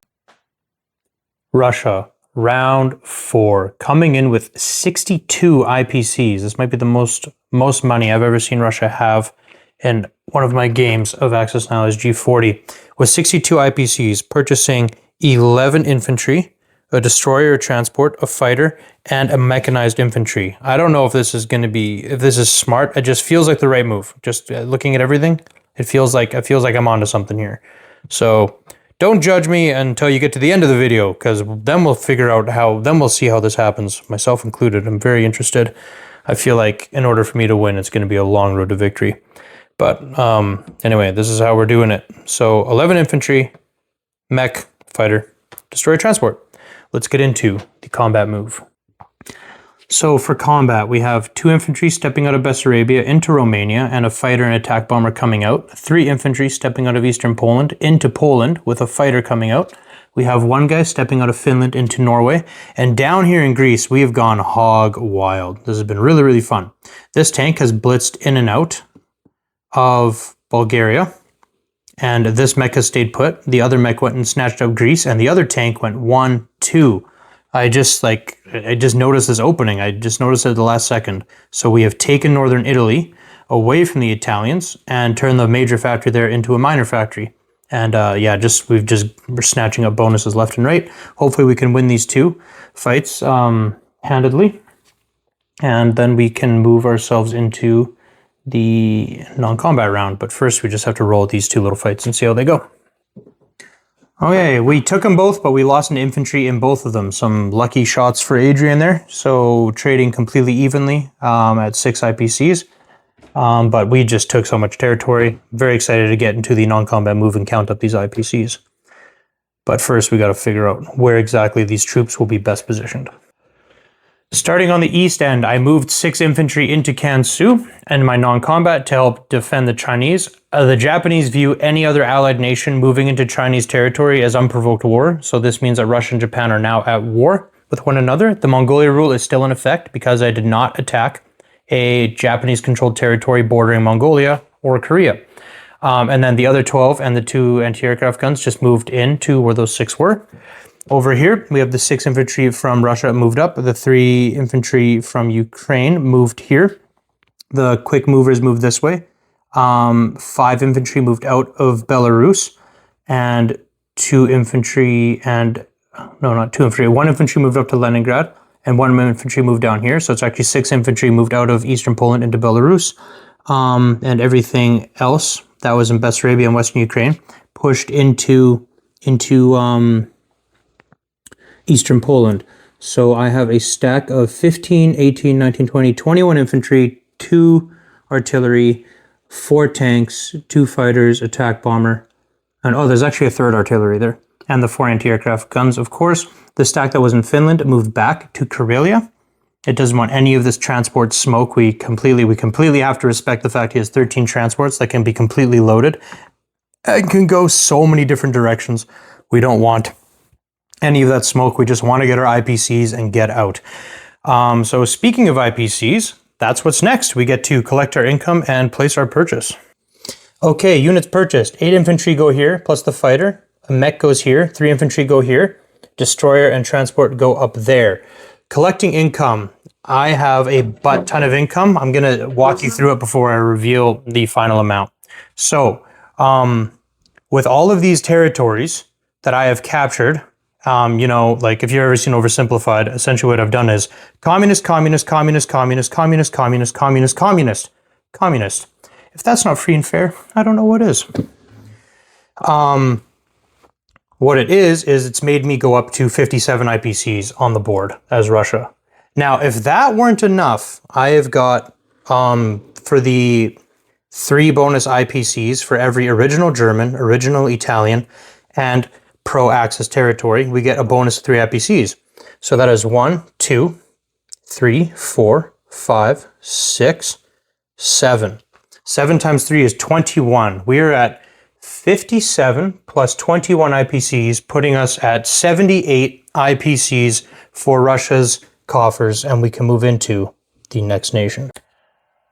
Japan, round 4, coming in with 56 IPCs, purchasing a transport, a carrier, a fighter, and 2 destroyers.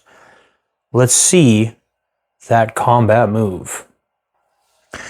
For combat, we have 1 guy stepping out of the stack here, and the mechanized infantry going 1, 2, or he started here. We'll just start here actually, or down here. Maybe such one. Doesn't actually matter because he has 2 movements, so he went to Sikang. So capturing those 2 for free. And then down here, we have a sub from here, going 1, 2, 3, I'm assuming. Mm-hmm.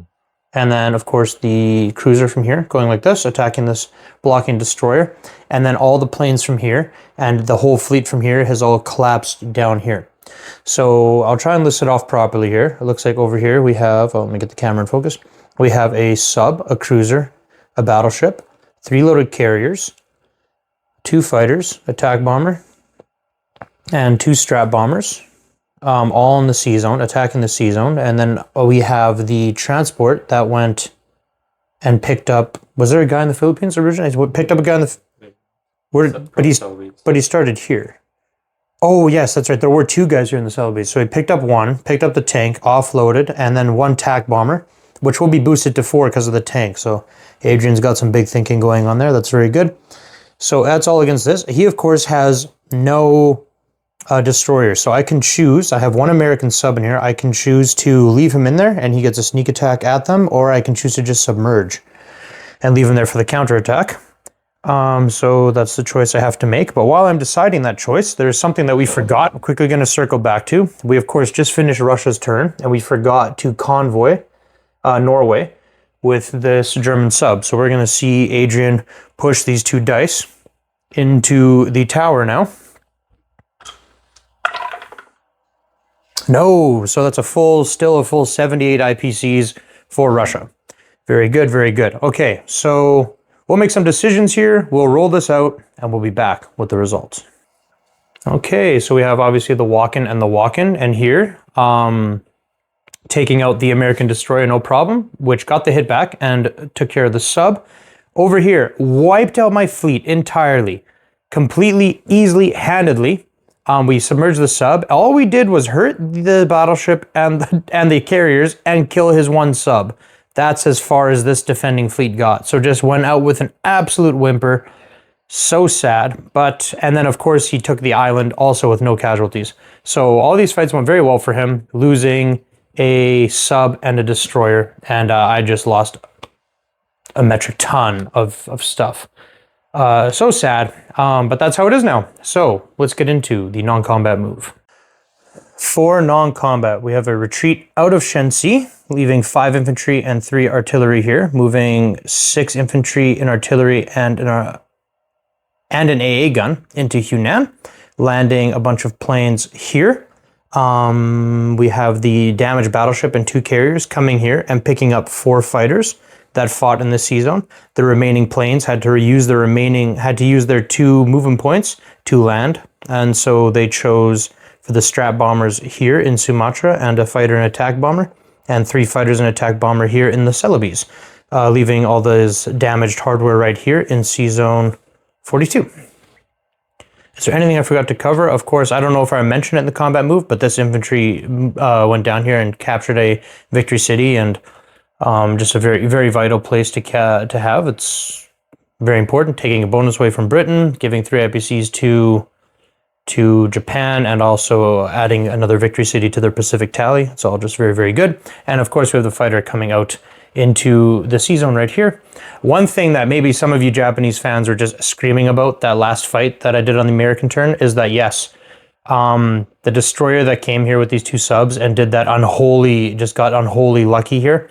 We did totally forget that Adrian could have used his 6 kamikaze tokens against that destroyer, and maybe that fight never would have happened. It's just unfortunate that he forgot, I forgot, it was just completely forgotten. If I had remembered, I wouldn't have told him. I'm playing competitively here. But it wasn't until it was all said and done, Adrian was like, oh shoot, I could have kamikazed. And then all I could do was say, mwahaha. So, to those of you Japanese fans out there, Adrian gives you a sincere apology. With this all done, Adrian will place his purchase and we will collect income. But you might notice that I have 2 subs here equaling 4 convoy dice, another 2 convoy dice here, and another 2 convoy dice here. This sub just sweating bullets floating in here. My goodness. With all of this added up, Adrian's Japan is sitting at 54 IPC with a bonus for the money islands, bringing him to 59 IPCs. But we do get 4 convoy dice for Sea Zone 6 for having 2 subs there. Anything 3 or less counts towards a total of a possible 11, because there is Korea worth 3 touching that sea zone, and of course the home island of Japan worth 8. So let's see, can we get 4 3s? Oh, pretty good. Still 5. 5, that's his whole bonus gone. Now we have the Celebes worth 3 and Java worth 4. So let's do the Celebes first. A further 3 IPCs being taken away. So we're at 8 IPCs away from Japan. And for Java, this is a dead dice, doesn't count, but at least 1. So that puts us at a total of 9. 9 IPCs. 59 minus 9 equals 50 IPCs going to the Japanese coffers, and we will move into the next nation. USA coming in with 70 IPCs, purchasing for itself 2 transports, 2 fighters, and 2 carriers. That comes to 66 IPCs. Actually, give me a sec. fighter and attack bomber coming to 67 IPCs, keeping 3 IPCs. Let's get into the combat move. Before we get more into the combat move, I had to change my buy completely here. I didn't have to, not completely. I want to change my buy. This is the new buy. Not saving any IPCs. Destroyer, 4 bombers, 2 transports. All right, back to the combat move. So after much consideration on the Pacific side, I'm hesitant to do any kind of combat. So the only combat I could do is try and take advantage of his damaged ships here and sink my 2 subs and my fighter and attack bomber into it. I feel like that is just such a non-competitive move. I already feel like even putting my whole fleet here and stacking here was not competitive just because, like, just looking at the way the dice turned out for me. So just trying to capitalize on that. I'm essentially I would be praying that all 4 dice get a hit and just resigning myself to the fact that he will get the 4 hits back. He just handedly will. He's got 6 at 4 and 1 at 3 and 1, 2, 3, 4, 5 at 2. Like, so there's no way. We're not going to do that. Instead, we're just going to allow these subs to live. He has no destroyers here. They're way far away. He only built 2. So we're just going to allow our subs to carry on the wonderful convoying. And you might say, well, what about the Anzac follow-up? Well, it could go just as bad. So we don't... why go for it? Why go for it when we can just keep convoying him? So eat me in the comments, folks. We're not going for it. Not this time. But over here, we have things to do. So let's move on to that. So over here, we got the 2 bombers that were here going 1, 2, 3, bombing the tar out of southern Italy. We are going to make sure that this nation stays as oppressed as it possibly can be. And then we have the 3 infantry, tank, mech, and artillery loading onto the 3 transports going 1, 2, and snatching up southern France. And of course, we have 1 destroyer stepping out, killing the sub, and all 4 fighters are going in for the assist on that. So we have to roll out this. And as always, we tend to show, I guess Adrian has a fighter here, which could intercept. Interested in intercepting? No. No intercept? Okay, well in that case, we will just see Adrian roll 2 1s right now to see if those bombers can be shot down out of the sky. Oh, thank you. Thank you. The answer is no. Okay, well then I might as well just roll that out as well. Show you guys what kind of damage we can get on that factory. Actually, there's no point. There is no point in rolling it out. The fact of the matter is, this factory is at full damage. I'll explain why. In this version of Axis and Allies, no matter what a strat bomber rolls, you always add 2 to the dice. So I could roll snake eyes. This bomber could roll a 1. That bomber could roll a 1. In that case, we deal 3 damage is 6. Rome has a minor factory in this game. It could be upgraded because Rome's worth 3, but it only has a minor factory, and minor factories can only take 6 damage. Therefore, I don't have to roll. The fact that I can roll means that 6 damage goes, and Rome is at complete max damage immediately. That's just what happens with strat bombers in this game. They are very, very juicy. That's dealt with. We'll do that combat. Well, you know what? While we're doing it, let's just do it all on camera here. I got 4 at 3, 4 at 3, and 1 at 2. It's really more of a question if he can get the 1 to take out my destroyer. He cannot. All right, that finishes the combats. Let's get into the non-combat move. For the non-combat, we're going to have... what will we have?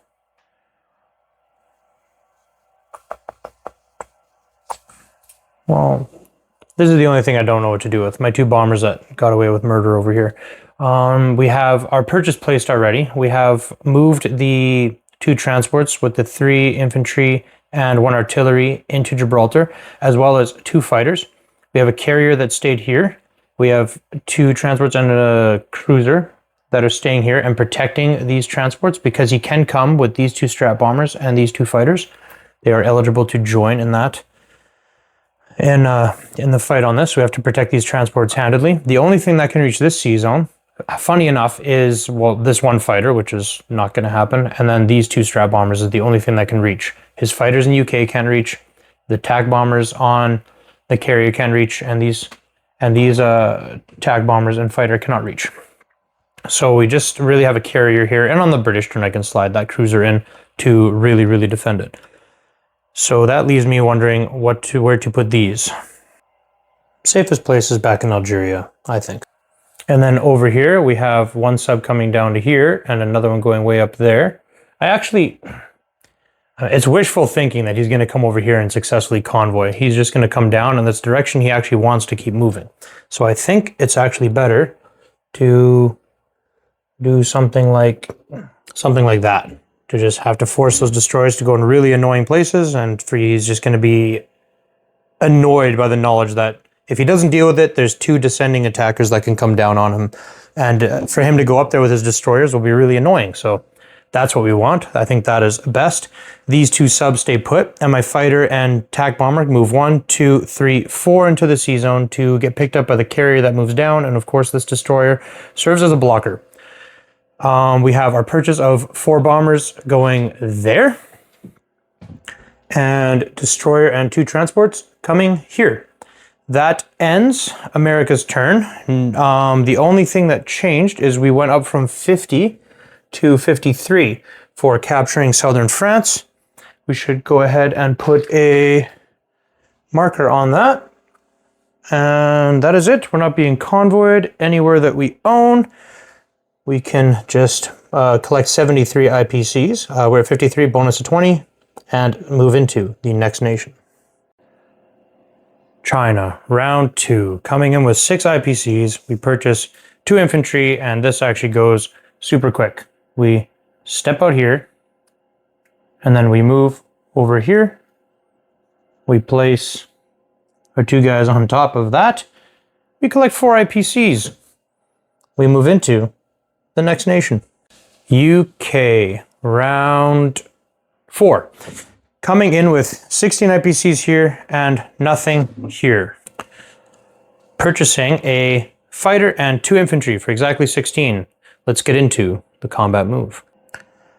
There'll be no combats over here on the Pacific side. As bad as I want to attack Kenya, all it will do is make him have, well, I guess it would stop him from being able to come down here. But we can't lose Egypt. It's far more important than losing South Africa. We're losing more of this. So we're going to have to come up to defend that in the non-combat. So really the only attack move that Britain has at all in its 4th round is that the bomber that was in Bulgaria is going 1, 2, 3 and bombing Berlin. That's right. We're sticking it to the capital. Let's see it. Oh, thank goodness. Okay. Now let's see what we get. 3 damage. Oh, you gotta be kidding me. Oh, whatever. 3 damage is 3 damage, eh? $20 is $20, or whatever they say. Anyway, here we go. 3 damage in Berlin. Okay, that moves us into the non-combat move. Okay, I did so much math just now. Not using a battle calculator, but just counting pips and health and everything. What he can bring to Burma, what he can bring to India. It's not worth it. Like, I could try and save both. I'd have to leave roughly 18 units here, and then for that he can still bring 3 land units and pretty much all of his planes and Shrek what's in Burma, and then India could possibly fall after that. We don't want any of that kind of smoke, so what we're doing is just building up our big stack. We have our purchase placed. This brings it to 22 infantry, 5 artillery, and a fighter and 3 anti-aircraft guns. It's sitting in Calcutta. It'll be, I don't know, why is this a minor industrial complex? That is strange. That should not be the case. Maybe from a previous game when it was taken or something, but we set this game up fresh, so I think we just made that oversight. This is very much a major factory. Calcutta is always a major factory at the start of the game. Over here, moving these guys up, landing the bomber here, landing the 4 fighters from Malta and Algeria. Well, 1 was here, 3 were here. Landing them in southern France, pulling a sneaky with this transport going 1, 2, and loading the anti-aircraft gun here. This prevents tanks, Italian tanks, from blitzing and trying to take these territories right here. Of course, they can take Yugoslavia for free, but they always could. Now there's just no blitz. Anything that wants to take Yugoslavia has to stay in Yugoslavia, even though it's free. And this cruiser will go 1, 2, helping protect the precious 3 transports there belonging to the States. And of course, the whole reason I bought these 2 transports, if you were wondering what's going on there, is I can load the British troops onto them. So that is it for the British 4th round. So for this is all we have for IPCs. It's really sad. It's 5, 6, 7, 10, 11. 11 IPCs going into the British Pacific coffers, nothing into London, and we will move into the next nation. Italy, round 4. Purchasing for itself 4 repairs on industrial complex, and with its remaining 11, buying a fighter, keeping 1 IPC. Let's get into the combat move. For combat, we have the 2 infantry and 1 artillery moving from Kenya up into Anglo-Egyptian Sudan. We have 1 infantry stepping out into Yugoslavia to just take the territory for free. But of course, this meant that there would be no blitzing and trying to ruin these Russian mobile units that were kind of defenseless. That was important for me. You can't do that on the Italian turn. And so he has 1 infantry, 1 tank going 1-2, and the fighter coming into northern Italy trying to take out that Russian tank. Is that the only fight, I believe? Oh, yeah, we just covered it, yeah. So this fight, small little fights, we'll roll them out and be back with the result. Okay, well, the Italians are trying to come back with a vengeance here. No hit back for the Russian tank, no hit back for the French soldier. That old alliance is crumbling and falling apart under Italian aggression here. So he's got a nice little pincer on Egypt here that we can't ignore, but we can't do much about, honestly. And he's got northern Italy back, and of course he's Yugoslavia back. So with that done, let's get into the non-combat move. Oddly enough, 0 non-combat moves. These guys are exactly where he wants them. The Cypriot must stay there. These guys, he just wants the tank and the 2 anti-aircraft guns to stay there. So yeah, that's it. We've already placed his purchase, and we've shown the repairs on the factory.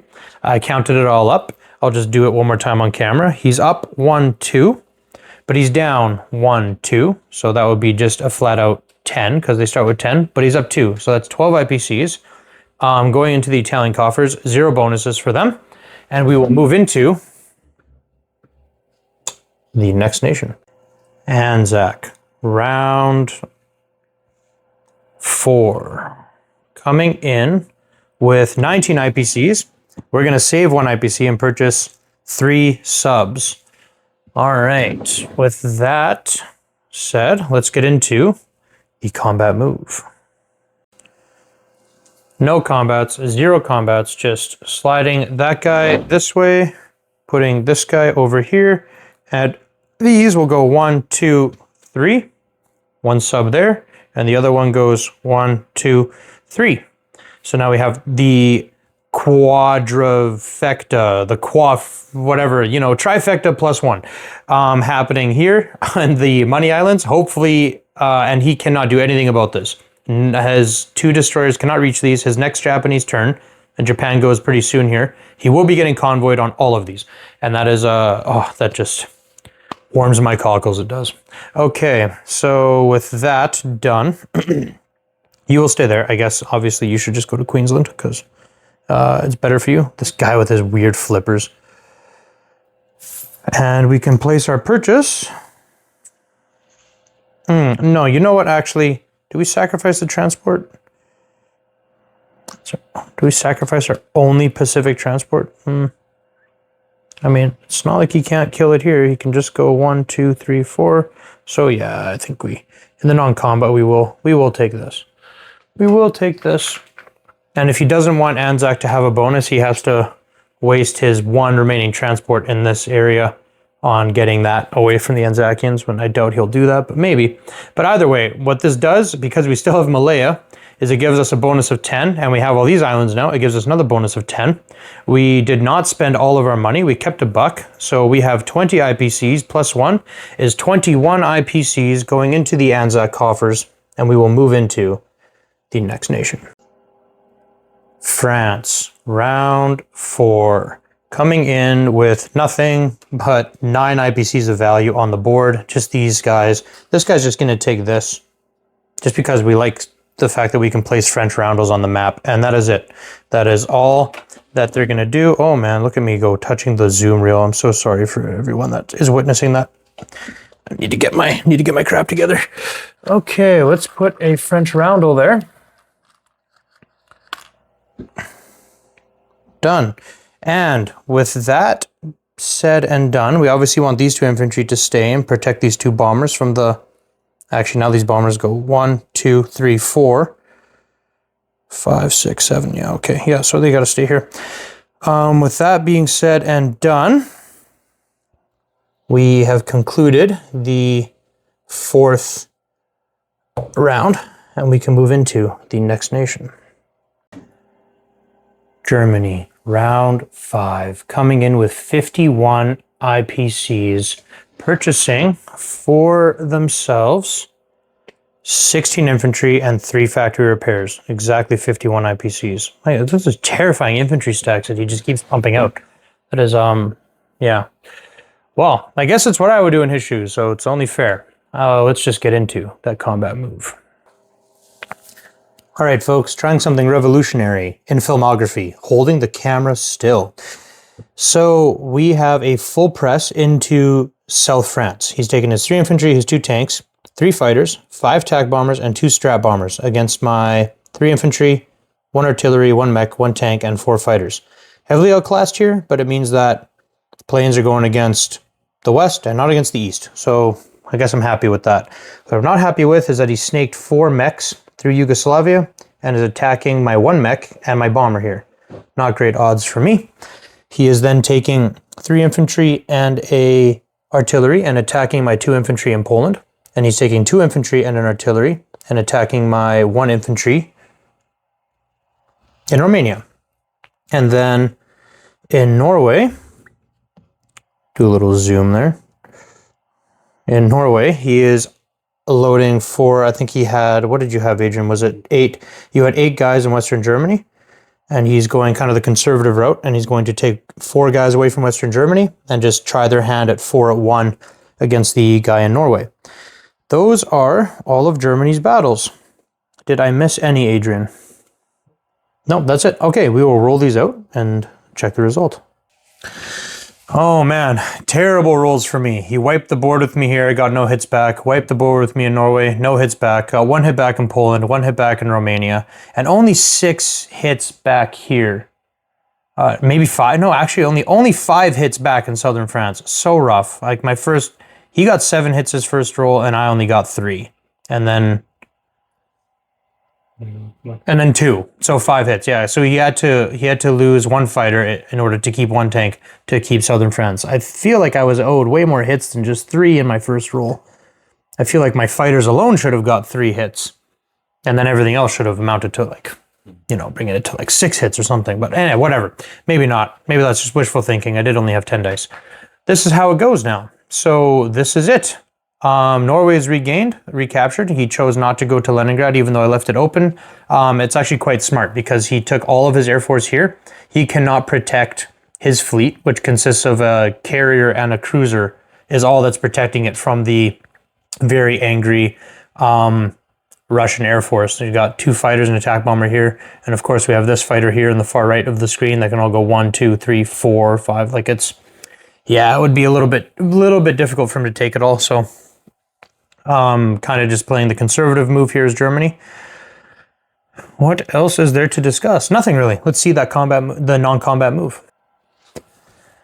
For non-combat, we have the stack that was in Germany going into Slovakia, Hungary. So there are now 25 infantry here and 2 artillery and 3 anti-aircraft guns of Germany's. We have 1 anti-aircraft gun staying behind in Germany. Of course, these guys fought here, these guys fought here, these guys fought here. 4 infantry and 2 anti-aircraft guns. Oh, here, Adrian, why don't you use the modern model? This is actually from, this is actually a German artillery piece from older versions of the game. There we go. It's got the thick, the newer one has the thick bulletproof shield on it that I'm very much a big fan of. All the planes have landed in France. The fleet has stayed put where it feels a lot more secure and safe, which makes perfect sense. And what else is there? The destroyer went 1-2 down here as a blocker of sorts, so that it can't go and take Denmark or Western Germany. Or, well, he's going to place his purchase there, so obviously it couldn't anyways. So that is all good and fine. Anything else of note to discuss?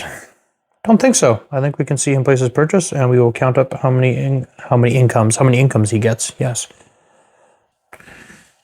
Purchase placed is 3 more infantry here, bringing it to a total of 6. 4 infantry placed here, 6 infantry placed here. The remaining 3 placed here in Paris. For income, he is up 9, 15, 17, 18. And not down any originals. Looking at it, no, Germany has all of its originals. So again, 9, 10, 16, 18. Germany's up 18, bringing it to 48 with a bonus of 5 for Norway, brings it to 53. 53 IPCs for the German coffers, and we can move into the next nation. Russia, round 5, coming in with 78 IPCs, purchasing, I'll put it all in Turkey so you can see, purchasing 6 infantry, 2 bombers, and 6 tanks.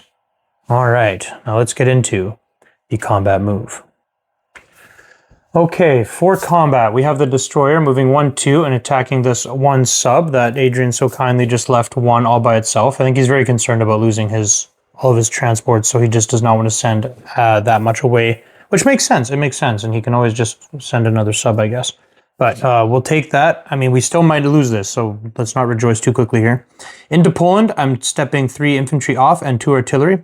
3 infantry from Bessarabia, as well as the fighter from Russia, which has gone 1, 2, 3, 4. And my mech infantry and tank are moving into Bulgaria, as well as the 2 fighters and tactical bomber. This is a risky fight, but I want to get these mechs. I want to destroy as many units as I can. We want to take these risky trades because we do outmuscle him economically, and we want to keep doing that. We want to get these pro-Axis neutral territories and these original German territories.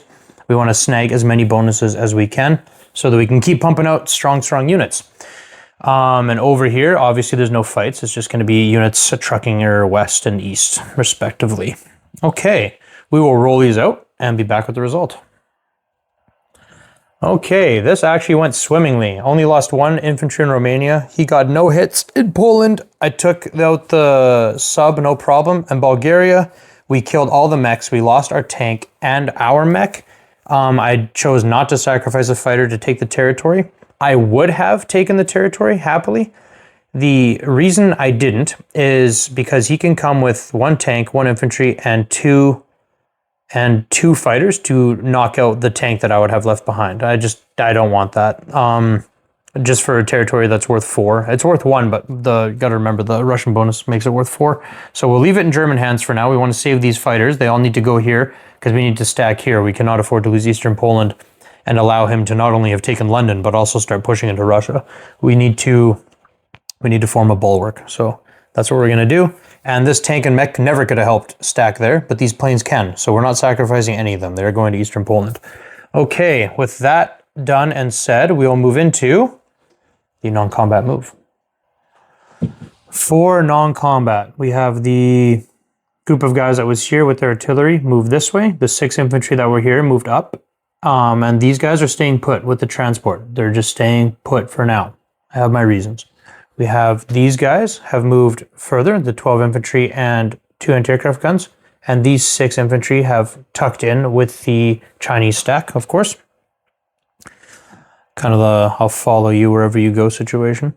This mech has come from Volgograd into Ukraine. The 3 guys from Ukraine have moved into Bessarabia. All the fighters have landed here. Yeah, exactly, because this fighter went 1, 2, 3, 4, 5, because it started an airbase. The other ones went 1, 2, 3, 4. So now we have 4 fighters, attack bomber. We have 24, 5, 6, 7 infantry, 3 artillery, 2 mechs, 4 tanks, 4 anti-aircraft guns in the planes, all defending Eastern Poland. I think I'm completely stacked up there in a way that he cannot threaten. I mean, he could come with this stack and all of his planes can reach, but I don't think it's enough. At least that's the risk we're taking here, right? And besides, even if it was enough, I have a pretty serious counterattack here. So with anyway, enough said about that. So I think that is all said and done. So I will place my purchase and I will count up my income. Okay, purchase is placed. 3 infantry here, 3 infantry here, 6 tanks, 2 bombers placed back there because they're very fast moving. They can get up to the front a lot quicker. So for bonuses and income in general. We have, for bonus, let's start with the bonuses here. We only count original Italian, pro, Axis, neutral, and original German. So that's 1, 2, 3, 4. Each of them are worth an extra 3, bringing us to 12. Then, of course, the C zone is clear here, which is another 5, which is 17. We are up 10 IPCs from our starting position, bringing us to 47, plus those 17, brings us to 64 IPCs collected into the Soviet coffers, and we can move into the next nation. Japan, round 5, coming in with, how many was it? 50, exactly 50 IPCs. And they are spending it on 4 infantry, 3 destroyers, and 2 transports. Speaking of 50 IPCs, let me quickly mention something. Right between the German and Russian turn, we forgot to let you guys know, these American planes and this cruiser were able to convoy exactly 3 IPCs away from Germany. We forgot to mention that, so Germany also has 50 IPCs for their 6th round purchase. Back in the Pacific, we covered the purchase that the Japanese have, so that will bring us into the combat move. For combat, we have this mech sat tight, right? You didn't want to move anywhere? We talked about this. Yeah, okay, that's right. One guy stepping out into Shenxi, supported by a fighter and a tactical bomber. And we have this guy coming from Yunnan into Shan State, supported by I will just say that the Japanese are bringing the world down on top of that one poor infantryman. And then, of course, we have the bombers that were here have come 1, 2, 3, and are going to do a bombing raid on, I'm assuming, the industrial complex. Makes sense, right? Fair enough. Very, very good. Over here, we have one fighter went 1, 2, is sinking that transport. And then way over here, one destroyer is going 1, 2, and is... what are the words I'm looking for? Is going to destroy the American destroyer supported by 2 fighters. I think I covered all of the fights. There we go. Okay, well, we will roll all of this out and be back with the result. Okay, ladies and gentlemen, this is the best defensive rolls that Josh has ever performed. So here, I intercepted. I let my fighter go up in the air and chase those bombers. And so he gets to roll 2 dice at 1, and I roll 1 dice at 1, and then I roll 2 dice at 1 for the facility that's being bombed. So I just rolled 3 dice at 1 after he missed his 2, and I got 2 hits out of 3. So both of his strat bombers gone off the board. Here, he obviously killed me no problem, but took out the 1 infantry that was in Shenxi. He got the hit back. He obviously took out the 1 infantry in Shan State. He got the hit back. And he obviously took out the destroyer, who also got the hit back. So we got the best defensive rolling I've ever seen for any turn, really. So that was really, really nice for me. Okay, now that that's all said and done, I'll just give. Sorry, I can't set my camera down for a still shot for the Pacific Theater when it's Japan's turn, because they just have so much stuff going on. So I just pan around like that. And with that all done and said, we can move into the non-combat move. Quick mention, he did take the tank and infantry from Java and land them in Malaya. So Malaya is now in his hands as well. For the non-combat, we have all these planes landing here. This fighter and TAC bomber landed here because they must. The anti-aircraft gun, the 4 artillery, this would be 9, 10, 11, is that? No, it's 5 plus 3 is 8, 10. That's exactly 10 infantry. They're all in Kwai Chau. This guy moved from Hong Kong to Quingsi, I'm assuming. Slowly moving over there. We got the mech that's here. We have the ships have all come here. Not all, but some have come here. We got the cruiser, the hurt carrier, and the damaged carrier, the transport that offloaded these guys. It's all protecting this. Yeah, this is protecting that transport. A damaged carrier, a carrier with 2 fighters, and a cruiser. Over here, we have the amassing of an invasion fleet in one of the most strategic locations in the Pacific. This is a very troublesome spot for him. He's brought down the purchase he bought last time. He's got 3 infantry and an artillery. And of course, he has the 3 infantry from earlier. And he has a slew of planes, and all of his ships are here getting ready to be fixed at the start of his next turn. So with that all done and said, we will get Adrian to place his purchase, and we will count up how many IPCs he has. And also, we're not going to forget the juiciest of convoys. All right, the entire purchase going here. So he has the loaded carrier that he left behind. He has 3 destroyers, 2 transports, and the 4 infantry all being placed there. And we have counted it up. He is up 30 IPCs. So he's actually up 31 IPCs, but he's down 1 because of Siam. So you got the 30 that he has plus the... I change my non-combat. 2 legs. What do you need to change? To protect my bio.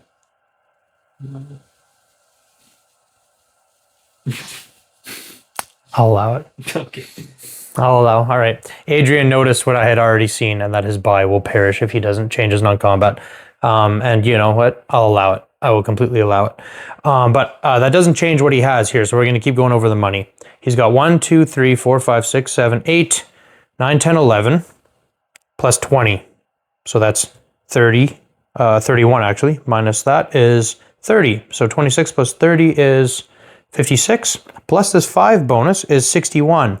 But we're going to go and convoy all of that right away. Okay, while he rearranges his non-combat move, I am going to roll this for the Celebes. That's the island that's only worth 3. Nothing there. All right, and now 3 times for 4 for Java, Sumatra, and Borneo. Okay, for Borneo. Again, nothing. For Java, 3. And for Sumatra, again, 3. Actually, 4, because, yeah, so that's 7. 7 down from 61 is... Help me out here, Adrian. You're quick with math. 61 minus 7 should be 54. 54 IPCs going to the Japanese coffers. But before we move to the next nation, we will see the adjustment to his non-combat move. Okay, so after much deciding on Adrian's part, and he's also very, very limited, by the way, to how much he can defend the C-zone with because of how much went on in the combat move. For example, he used up a lot of these the combat move of a lot of these planes. So we calculated it out, and here's what's legal. So no bringing a destroyer into this, keeping it here, actually pushing it out here to so that the carrier can't go 1, 2, 3 in, and that's all good and well. So what he's left with is that there's this carrier here, all the damaged ships, and there are 4 fighters defending Caroline Islands.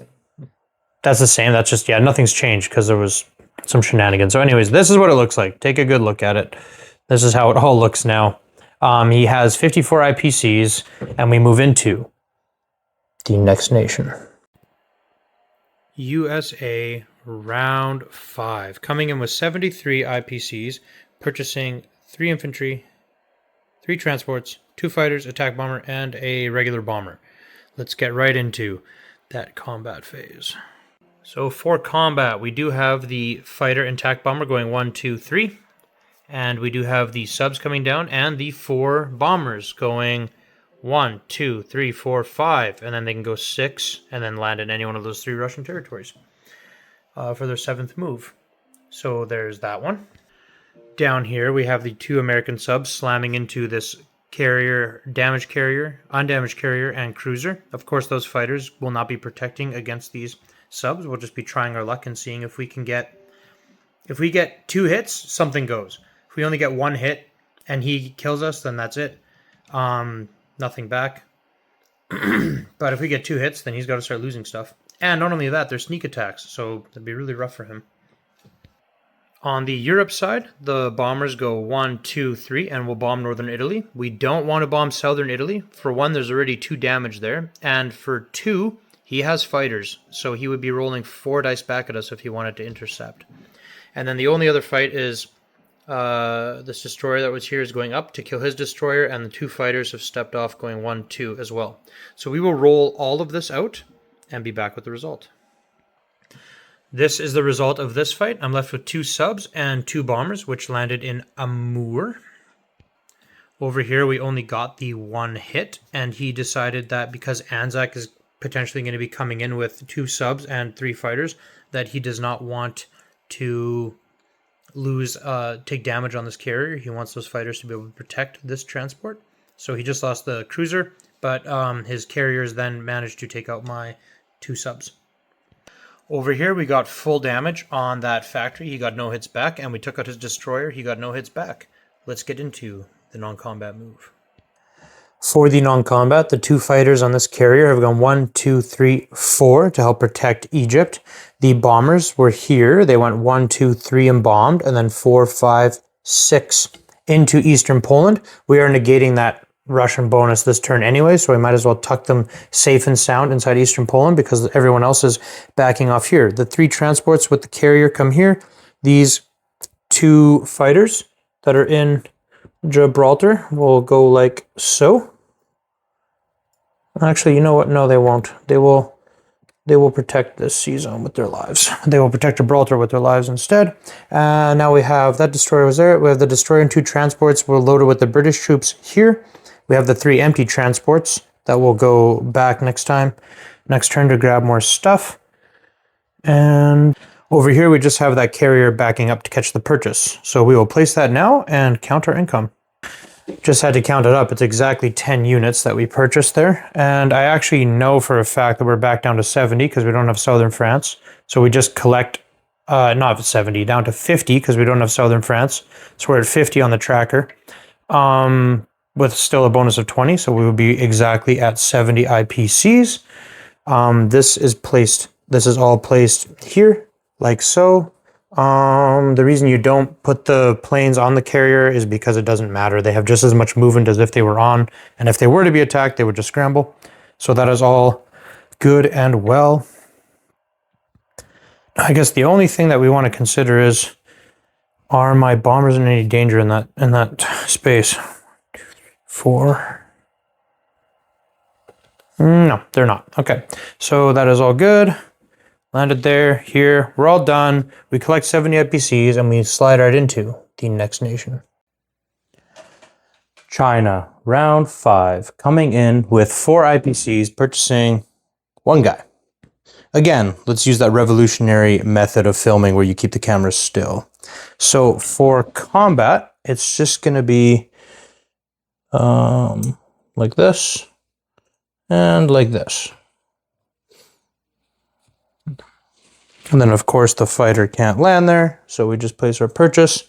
Now we have 6 territories, but the 1 extra that we kept equals 7. So looks like this, 7 IPCs going into the Chinese coffers, and we will move into the next nation. UK, round 5, coming in on the Pacific side with 11 IPCs. Of course, nothing on the Europe side since a successful sea lion. We will be purchasing 1 fighter, keeping 1 IPC. All right, let's get into the combat move.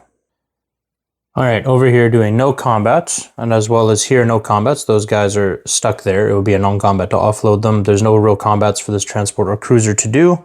And we're not going to try to break out of here right now. I don't think that that's a wise decision. I mean, we could try stepping out and killing these guys, but it just leaves us so open, and those 2 fighters that are in southern Italy can attack there, so we don't want to do that. And here, even for non-combat, it's going to look like I'm being an absolute pansy, but to step out here means that he can come with, well, potentially, depending on how everything goes, he can come with quite a few. He can come with this land unit and these and all of his planes and try and absolutely squish what I put in Burma. I mean, you'd probably lose, but the problem is if I step out of Burma too strongly, and if this transport's still around, he can just take. Oh, maybe we walk by faith, not by sight. All right, so for non-combat, we're going to step out of India. We are going to step out, but like, yeah, we're just going to step out of India completely. Well, completely sounds a bit brave. We'll keep 5 guys in there. Move everything else out. Thank you, Adrian. We're gonna replace that with a green and a gray. Perfect. There, green and gray. We place that there. There we go. So we have 15, 16, 17 infantry, 3 artillery, 5 artillery, 3 anti-aircraft guns, and a fighter. All sitting in Burma. We have 5 infantry and a fighter that we placed sitting in India. Okay, now we just have to figure out where we're going to move these ships. Bringing the transport here and the cruiser here. Okay, we have the purchase placed. Obviously, we can't collect any income over here, but over here we have 2, 3 is 5, 6, 7, 8 IPCs, plus the one we kept, 9 IPCs going into the Pacific British coffers, and we can move into the next nation. Italy, round 5, coming in with 12 IPCs, purchasing an artillery and 2 infantry and 2 repairs on their factory.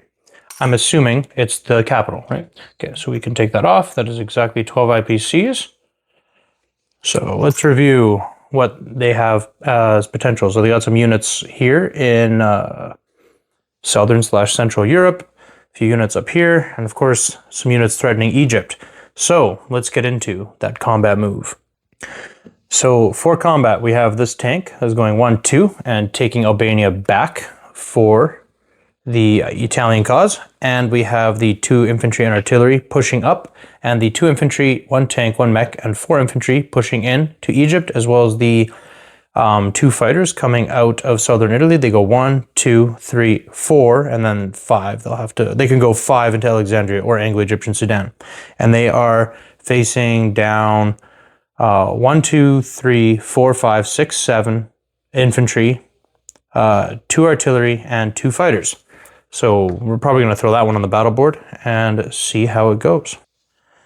And this is the result. Only 2 fighters left for the Allies and 1 fighter left for the Italians that retreated down into Anglo-Egyptian Sudan. That is all she wrote for Italy's combat move. Let's get into the non-combat move. For non-combat, we have... Was this guy already in there? No. Did he come from northern Italy? Okay, so northern Italy, 1 guy moved in here, and the tank went 1-2 into, what is that, stacked territory? Slovakia, Hungary, where all the Germans are stacked. 2 guys moved up out of the southern Italy stack, and then the purchase is placed on top. So now we have 7 infantry and 3 artillery sitting in southern Italy, as well as 2 anti-aircraft artillery. That is it. Purchase placed. Let's count up how much Italy gets. It'll be 13 IPCs going into the Italian coffers, and we can move right into the next nation. Anzac, round 5, coming in with 21 IPCs, purchasing a fighter, an artillery, and a tank. Let's get into the combat move. We have the 3 subs that were here going 1, 2, 3. Gonna see how many sneak attacks we can pop off into this fleet full of damaged battleships and carriers. See what we can do.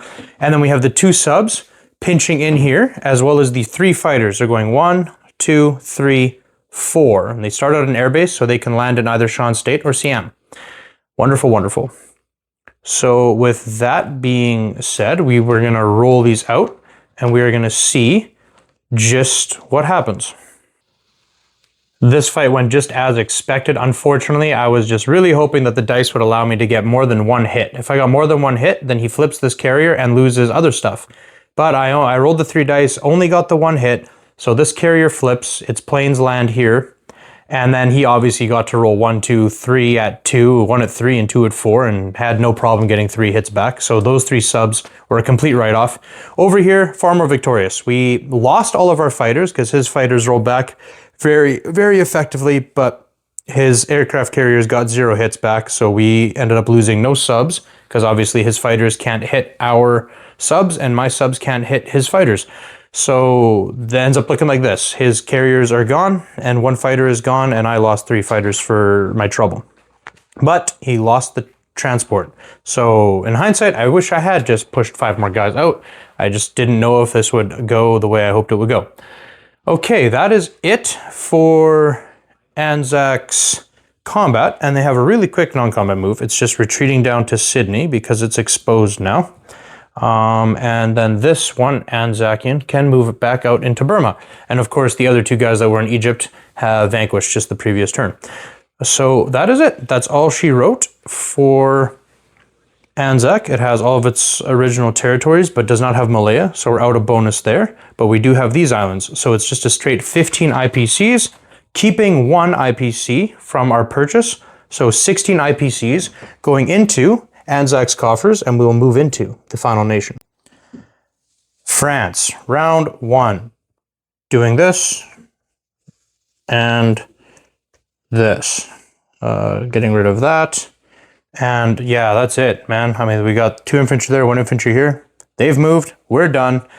Time to leave the final nation, get into the next one, start round 6. Germany, round 6, coming in with 50 IPCs, purchasing 14 infantry and 2 artillery. Now, normally, in most of our videos, round 6 is gearing up like to get towards the end of the game. Not this game, ladies and gentlemen. If you've already finished your bowl of popcorn, you just go ahead and refill it, because we're going to get into the next combat move. All right, so for combat, we have 2 subs sneaking out of Season 113, going up to Season 125 to attack that Russian destroyer. We have another sub coming out and attacking the American destroyer in Season 110, as well as one of the strategic bombers from Paris coming out to do that as well. And then we have a press of 6 infantry coming out of Berlin, or Germany, and stepping into Poland to attack these 3 infantry and 2 artillery. They are supported by a strategic bomber, 2 fighters, and 2 tactical bombers. And then down here in Romania, we have 3 guys stepping out of the Slovakia-Hungary stack to attack the 2 Russian infantry, and they are supported by 1 fighter and 2 tactical infantry. My goodness. And 2 tactical bombers. And of course, we have 1 guy stepping off of Norway and reclaiming Finland for the German state. Does that look like everything, Adrian? I think I covered it all. All right, we will be rolling these out now, and we'll be back with the result. Okay, in Romania, completely wiping out the Russians. They got no hits back there. In Poland, wiping out the Russians. The Russians get 3 hits back. In Season 125, wiping out the destroyer, which gets a hit back. Knocking out a German sub. In 110, exact same story. Knocking out the destroyer, but it gets a hit back. Knocking out a sub. Those are the combats. It was 1, 2, 3, 4 combats and a walk-in. You'll just go ahead and place a German marker in Finland, Adrian. We don't need it in the original German territories, but we will take it in Finland. All right, so that's all said and done. Let's get into the non-combat move. For non-combat, we have a fighter and 3 TAC bombers landing here in Slovakia-Hungary. We have 2 fighters and a TAC bomber landing here in Germany. We have the 3 infantry that were in Norway being scooted down into Western Germany on top of the 4 guys that were there. So now there's a stack of 7 of them there. Strat bombers landing back in Paris, a very strategic spot for defending against the Americans. And we have the 4 infantry that were in northern Italy moving here. And I believe 2 anti-aircraft guns that were here moved there. Oh, and of course, yes. You can just go ahead and put another chip onto this one. This territory is too bombarded to not have chips in it. Perfect, perfect, perfect. That doesn't make sense. It was only... Yeah. Oh, yeah, there were 3 of them, and now there's 4 of them. Yeah, that's right, because the other 2 are here. Yeah, because Germany starts with 6. 3 in Germany, 3 in Western Germany, so now we have 2 and 4. All is right with the world. All right, then. I believe that is it. We will see Adrian place his purchase, and we will collect income. Okay, so for purchase, we've placed... Rather, he has placed another 3 guys in the UK, another 3 guys in Paris, and 10 guys here? Or yeah. How many? No, because you bought 14 infantry, right? Yeah, so 10. So you placed 6 here. Yeah, yes, and 2 artillery and 8 infantry in Germany. Very good. For income, he is sitting at 50 on the dot, plus the bonus of 5 for the Scandinavian territories, bringing him to 55 IPCs for the German coffers, and we will move into the next nation. Russia, round 6, coming in with 64 IPCs, purchasing 3 infantry, an artillery, a destroyer, a transport, and 6 tanks. Exactly 64 IPCs. Let's get into the combat move. Okay, for combat, I'll try and get a little bit closer here because we got some further north ones. So for combat, we have 3 infantry and 1 artillery stepping out of Karelia into Finland to attack the 1 guy. We have 1 infantry going into 127, onto the transport 126, offload into Norway for free. And then we have 4 infantry stepping off the stack in Eastern Poland into Poland. We have 3 infantry from Bessarabia and a mech stepping in to Romania. So we have 3 infantry and a mech versus 3 infantry, supported by a fighter and a bomber. And that fighter stepped off of this green chip right here. So this is 3 fighters and 4 infantry versus 3 infantry. That is how it's looking. Oh, and let's not forget that our 2 bombers we purchased last round have come 1, 2, 3, 4, 5 to bomb the Dickens out of Germany if we can. 6, 7 back to Eastern Poland.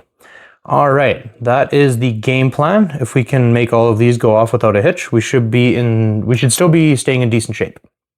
Okay, without any further ado, we will roll these out. Let me just set that down nice and cozy here. We will roll these out and be back with the result. All right, so it did all go off without a hitch for me. Very good. We did lose 2 infantry in Romania. That part sucks. We lost 1 infantry in Poland, and we lost none in Finland, and we got 11 damage off without losing a bomber.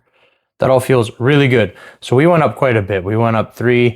We were at 39, so we got to be at 49 now, because we went up 3 and 2 and 3 and 2. From 39 should put us at 49. We'll do all the math on that in a sec, but for now, let's just get into the non-combat move. Okay, for non-combat, we just have everything pushing west and all the planes landing back in Eastern Poland. So of course we have the 3 infantry from Ukraine now moving into Bessarabia. We have the big stack of, it looks like 5, 6, 7, 8 guys from Bryansk moving up into Belarus, as well as the 6 tanks as well. We have the 3 guys that were from Leningrad moving up to Karelia. The 4 guys that stayed in Karelia have actually joined the guys in Finland to make a stack of 7. I should probably just chip that properly to avoid any kind of confusion. So there we have 7 guys there now. Of course, the guy in Norway stays, the sub stays, the transport did its thing, so it must also stay totally exposed, sitting duck right there.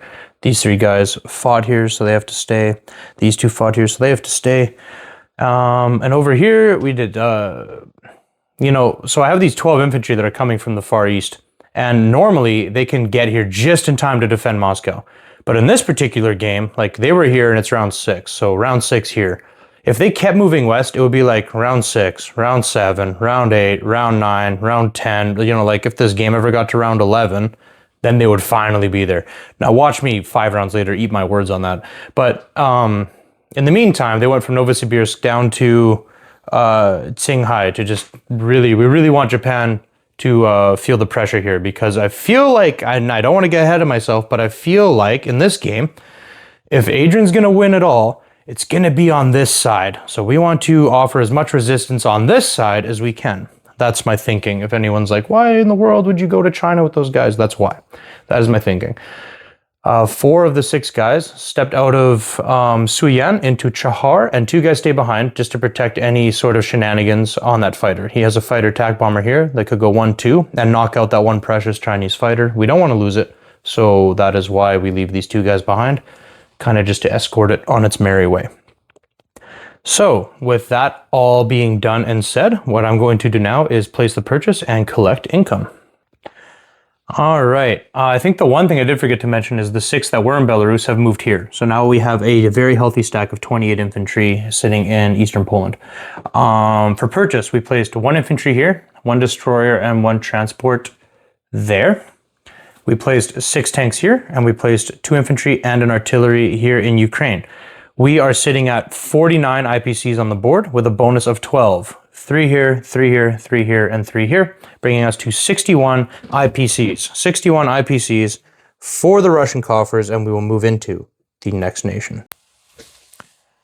Japan, round 6, coming in with 54 IPCs, purchasing a carrier, a destroyer, and 4 transports, coming to 52 IPCs, keeping 2 IPCs in the bank. And this is the state of the board. He's got some damaged battleships and carriers all here that, of course, I'll just immediately get fixed now. I think Adrian's been waiting for this moment. Oh, look at that, yeah. So great for him. Yay for you, Adrian.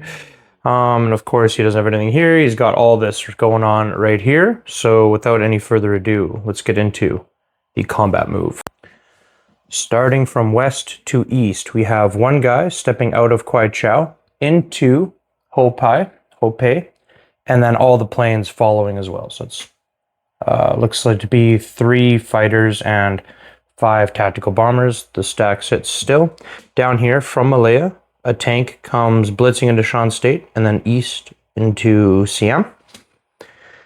Carrying on east, we have the battleship coming up 1, 2, 3, and the destroyer coming in as well. And then there was, where was it? Yeah, here in Kwai Chao, there was a fighter and a tactical bomber. They have come 1, 2, 3, 4. So yeah, these 2 planes can actually reach all the way from Kwai Chao to here. And of course, they've used all their movement point for this fight, so either the purchasing carrier or one of these carriers will have to catch them. Not a problem, and of course, they're just attacking those 2 subs.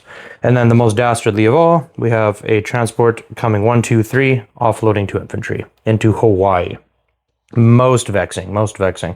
That will be a bonus for Japan, so right away, right off the hop, we can already see that there's a +5 bonus here and here that Japan is getting.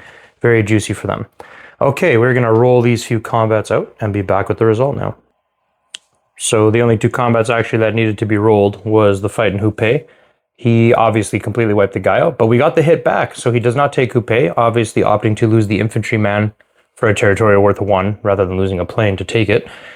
Probably a smart move. And then here, of course, the 2 subs get wiped out completely, and they just get 1 hit back, damage being taken on the battleship for sure.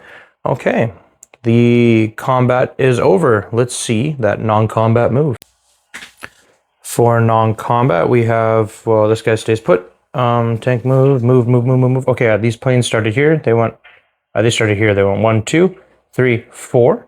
So the 3 fighters and 5 TAC bombers that fought in Hopei are landing here in Hunan. And then this fighter has gone 1, 2, 3 from Malaya and joins. So there is now 4 fighters there and 5 tactical bombers, and of course the mech is moving slowly with them, and the entire stack moves a block east.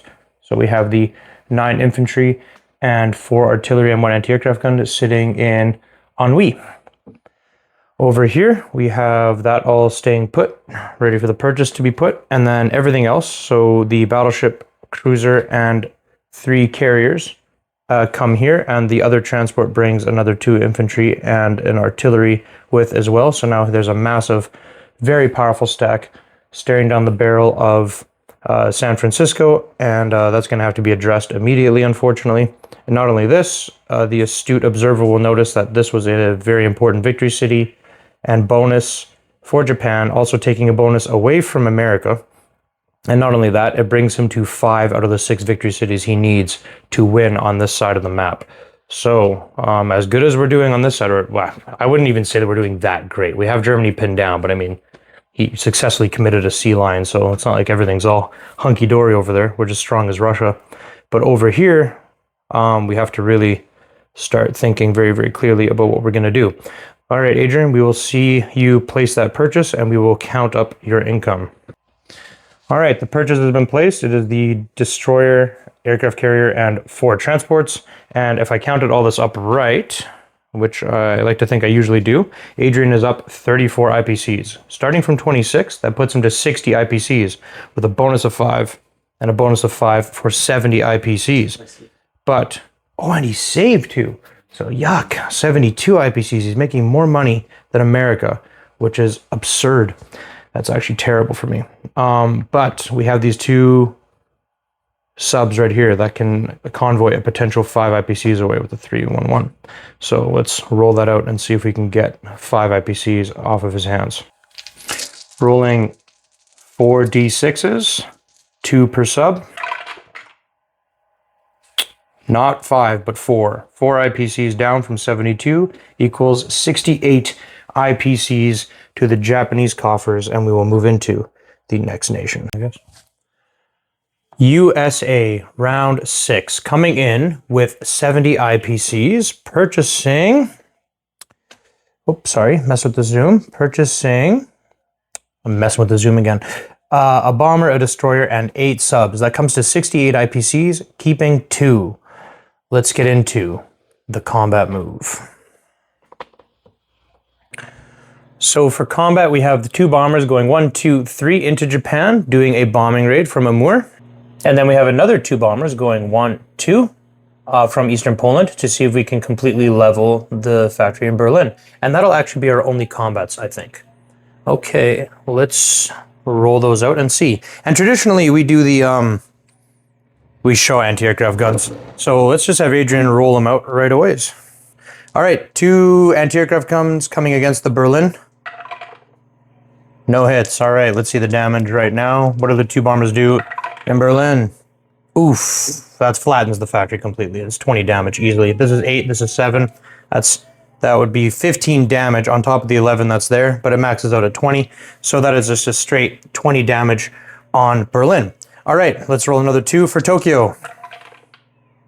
Oh my word, that sucks. Oh well, 1 dice here. Let's see, what can we do? What can we do?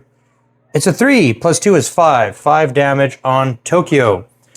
That is it. So we get to put a little 5er chip underneath this to show that there's 5 damage done there. And of course, no. And of course we have this being like this. So Berlin is at max damage now. Okay, that is it. Let's see the non-combat move. So for non-combat, we have the carrier and the 3 transports taking off down south and to the east. And we have this bomber lining back where it came from. We have the 2 fighters and tactical bombers staying put. And I just placed my purchase already. The, what is it? 8 subs, destroyer and bomber. And the other bomber stayed put as well. And we have the entire fleet and everything with it going 1, 2, 3. And of course, we have the 3 transports and carrier from way over on that side are coming and joining as well. So we have 3 destroyers here, a cruiser, 3 carriers, 4 fighters, and 1, 2, 3, 4, 5, 6, 7, 8 transports. That is that, and of course we have 2 bombers that landed in Greece, and these 2 fighters as well have gone 1, 2, 3. And I think that is it. Now, we are only down 1 more IPC for Hawaii, but that puts us down a bonus. So we are sitting at 49 IPCs on the board, plus 15 puts us at 64 IPCs. 64 IPCs, but we kept 2, so 66 IPCs going to the American coffers, and we will slide into the next nation. China. Round 6, coming in with 7 IPCs and having just an incredibly simple round where we will place our purchase of 2 infantry. But for a combat move, we'll obviously just come and take this. This brings us up to 7 IPCs on the board, but we had 1 left over. So 7 plus 1 is 8. And of course, our purchase goes here. I'm doing it all like out of order and janky. I'm just doing it quick. So 1 infantry comes out, takes Chol. And then the fighter comes and lands on the stack, and we put another, and we put our purchase on top of the stack. So now it looks like we have 5, 8, 9, 10, 11, 12. 12 infantry, 12 Chinese infantry, and a fighter in Chahar. And of course, we have 4 Russian infantry as well. So there's 16 infantry in Chahar and a fighter. And of course, these 2 will come in there as well. And we just got more and more coming, more and more on the way. But anyways, that's 8 IPCs to the Chinese coffers. And we will move into the next nation. UK round 6. Coming in with 7 IPCs, 9 IPCs here. Spending 7 for a transport, keeping 2 IPCs. Again, another round that will go relatively quick. I'm just going to figure out exactly how I want to divvy up these troops in a way that I feel that they will be safe and secure. And over here, there's no combat. All I have left are the cruiser and the transport, and of course the loaded units over there, which can't offload as a combat anywhere. So that means that we will just figure this out, and I'll be right back with that. For combat, we will just have 1 guy stepping out into Shan State, 1 guy stepping out into Yunnan, and we will get into the non-combat move. Okay, so for non-combat, the entire stack went up to Yunnan. Obviously, the fighter had to stay here.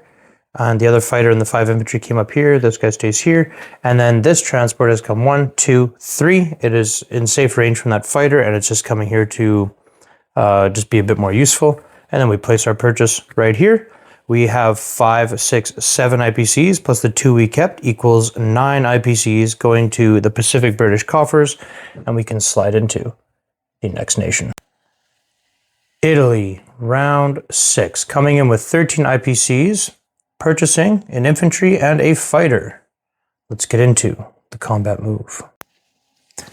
No combats for Italy, so we will get right into the non-combat move.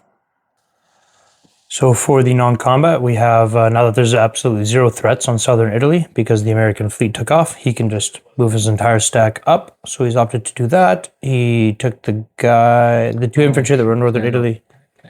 Of course you can change it. Yeah, it's not too late to change it. There's changes to be made. Okay, so the only thing that's changing is that the 2 anti-aircraft guns are staying behind. I guess he's nervous that his purchase could potentially just get absolutely exploded by these 2 bombers and 2 fighters. So it makes sense to leave 2 anti-aircraft guns there to keep them safe. Everything else has moved north. Purchase has been placed. I believe you go right back to collecting 13 IPCs, right? I mean, you have all of your originals, which would be 10. And then you have... But you're down Libya, that's right. So yeah, exactly. It's just, yeah, so 1, 2, 3, 4 will put you at 14, down Libya, put you 13.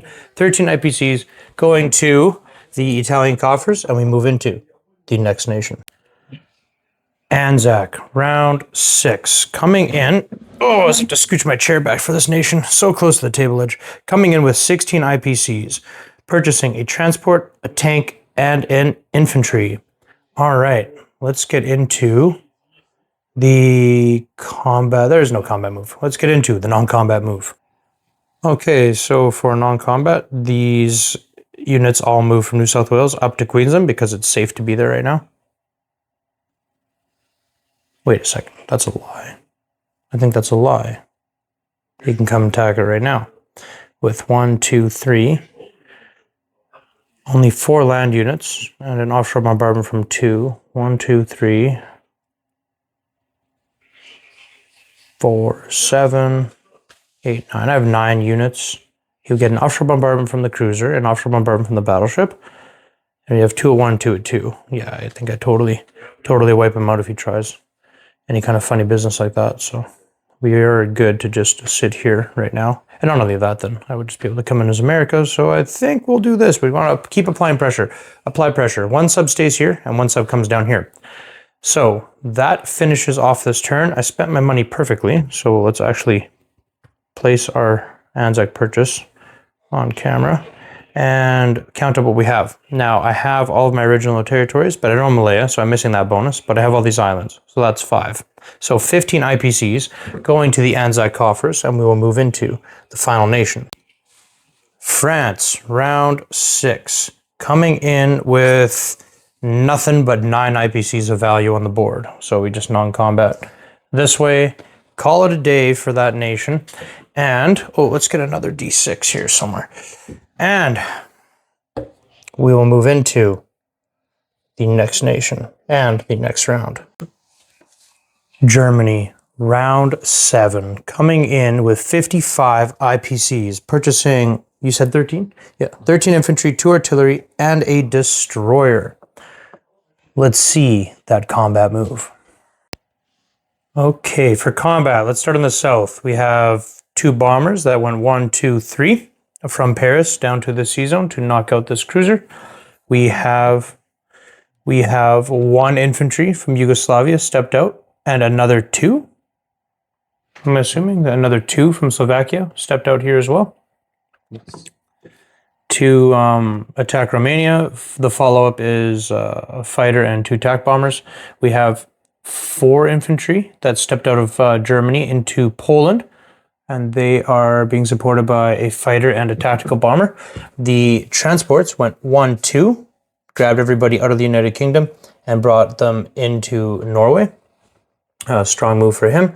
We have 1 fighter that went 1, 2, 3 to sea zone 126. An attack bomber that goes 1, 2, 3, 4 to sea zone 127, followed by the sub that's going from 125, moving 2 spaces to attack this destroyer transport combo. If he sinks that was a total complete waste of my IPCs. I should have bought like 5 more men. So hopefully I at least get a hit back, or hopefully it just goes terribly for him. I think those are the only fights. We got the Norway landing, which I mean, that's just going to be an absolute slaughter. I only have 1 guy there. The transport just sinks. We have that sea zone. We have Poland. We have Romania. And we have this sea zone. Okay, we're going to roll all these out, and we'll be back with the results.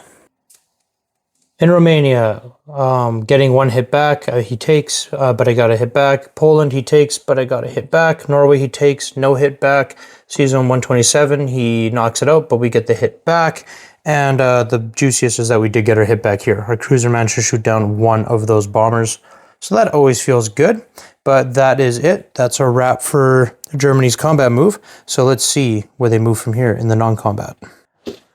For non-combat, stacking as much as you can in here. So guys from Yugoslavia coming in here. Wait, do those guys, oh, and these guys all moved east, right? So what was in Germany has come into here now.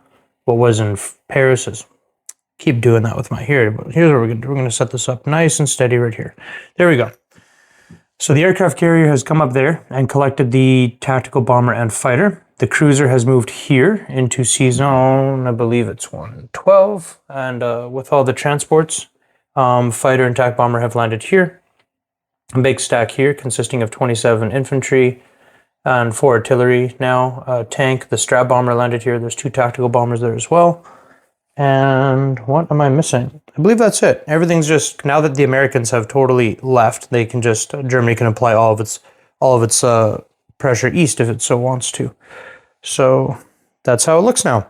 All right, we will see Adrian place his purchase and we will count up his income.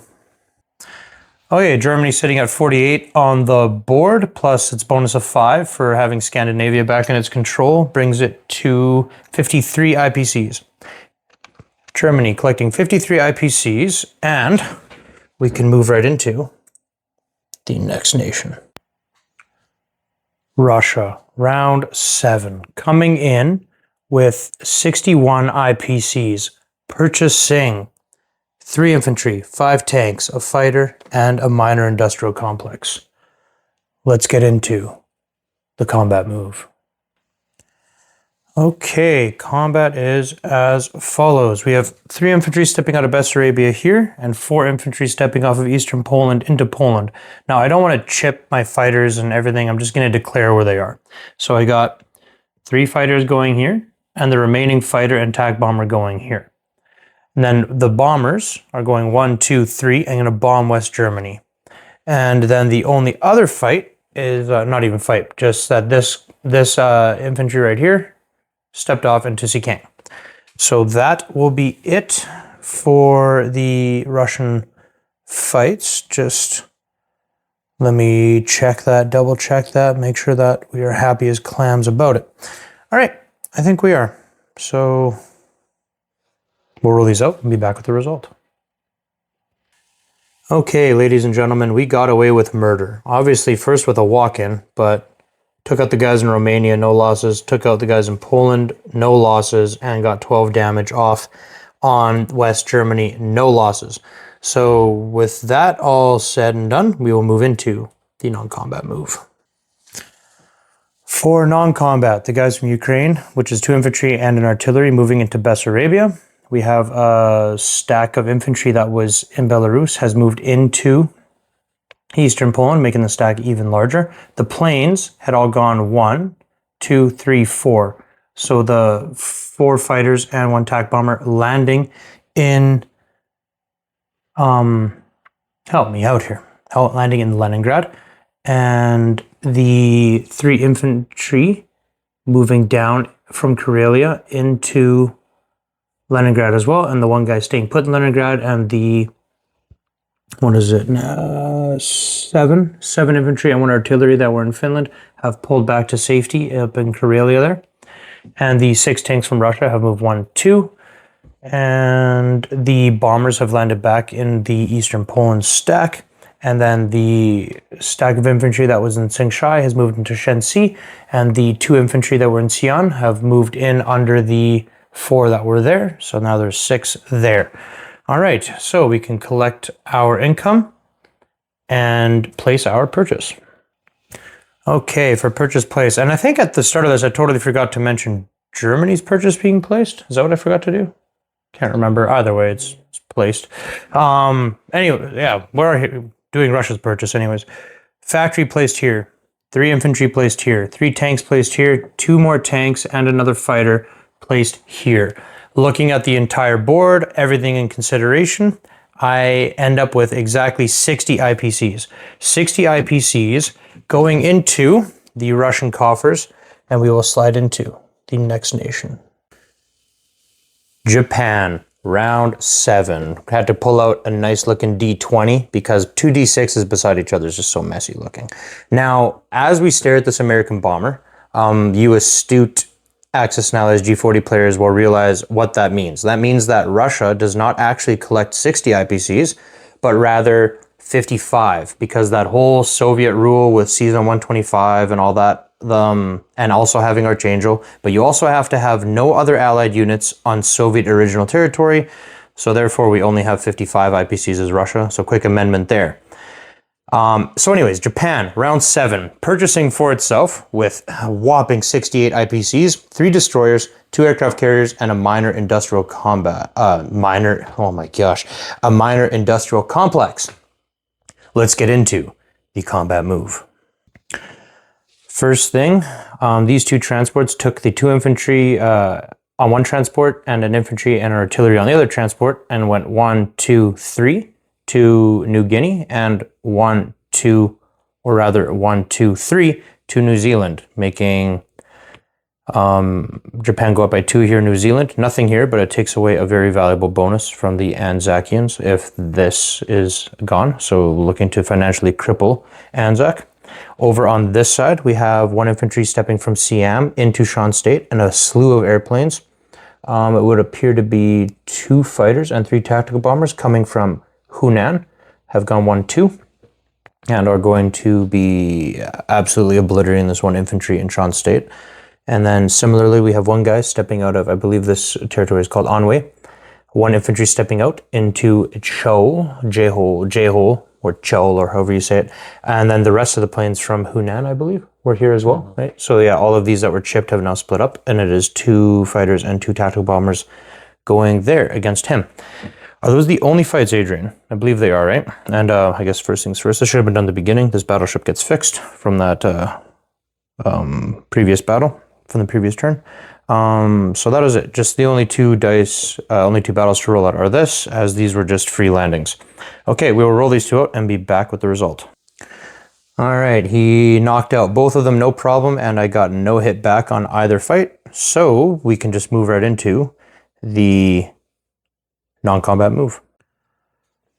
For the non-combat, we have 2 fighters and 2 tactical bombers landing in C-Zone 6, obviously to get picked up by the purchased carriers. We have all the planes that fought here in the south landing here, as well as this tank, I believe it was in Siam, went 1, 2 through the freshly conquered state, and is paired up with the guy that stayed. So let's let me look at this off camera. It's a little bit easier to figure out what's all in here. We have 3 TAC bombers, 2 fighters, an infantry, and a tank, all in Malaya.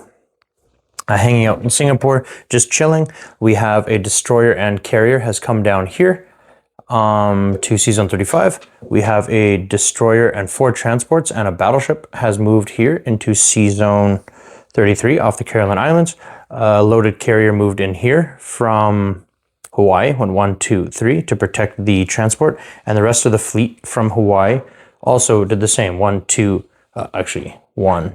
3, moved into C-Zone 63 off the coast of New Zealand to protect this transport. So all of his transports seem to be pretty safe and locked down and protected.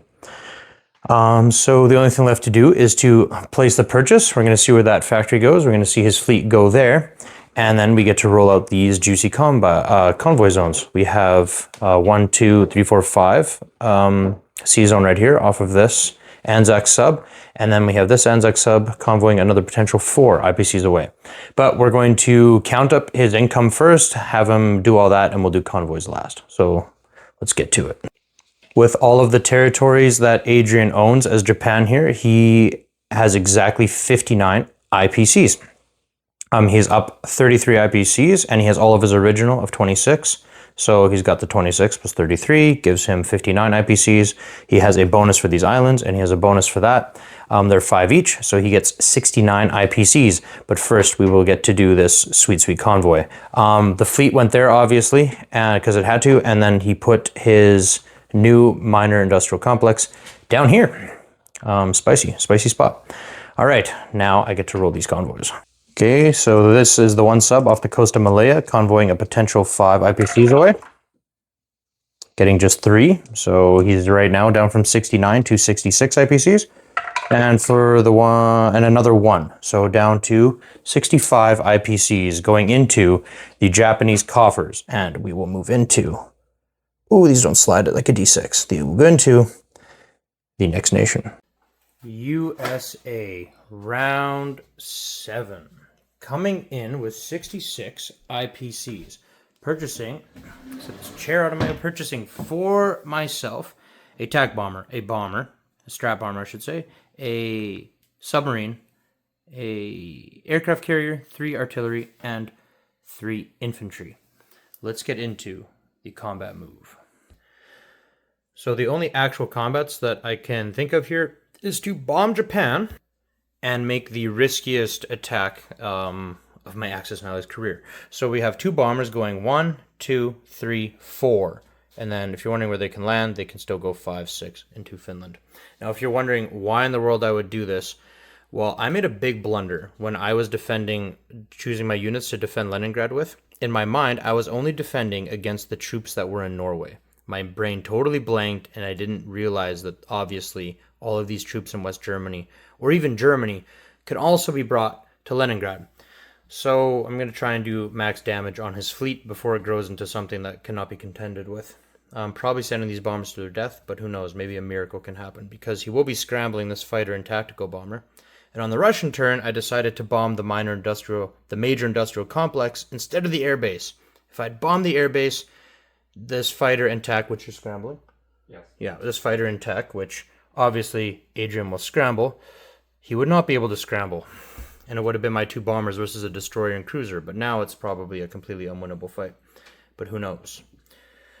Who knows? Okay, so it's only those 2 fights, so we're going to roll them out, and then we will be back with the results. So losing both of my bombers, obviously, but taking out his tack bomber and his destroyer, he chooses to keep the cruiser and fighter alive. And over in Japan, we just dealt 3 more points of damage. So that brings us into the non-combat move.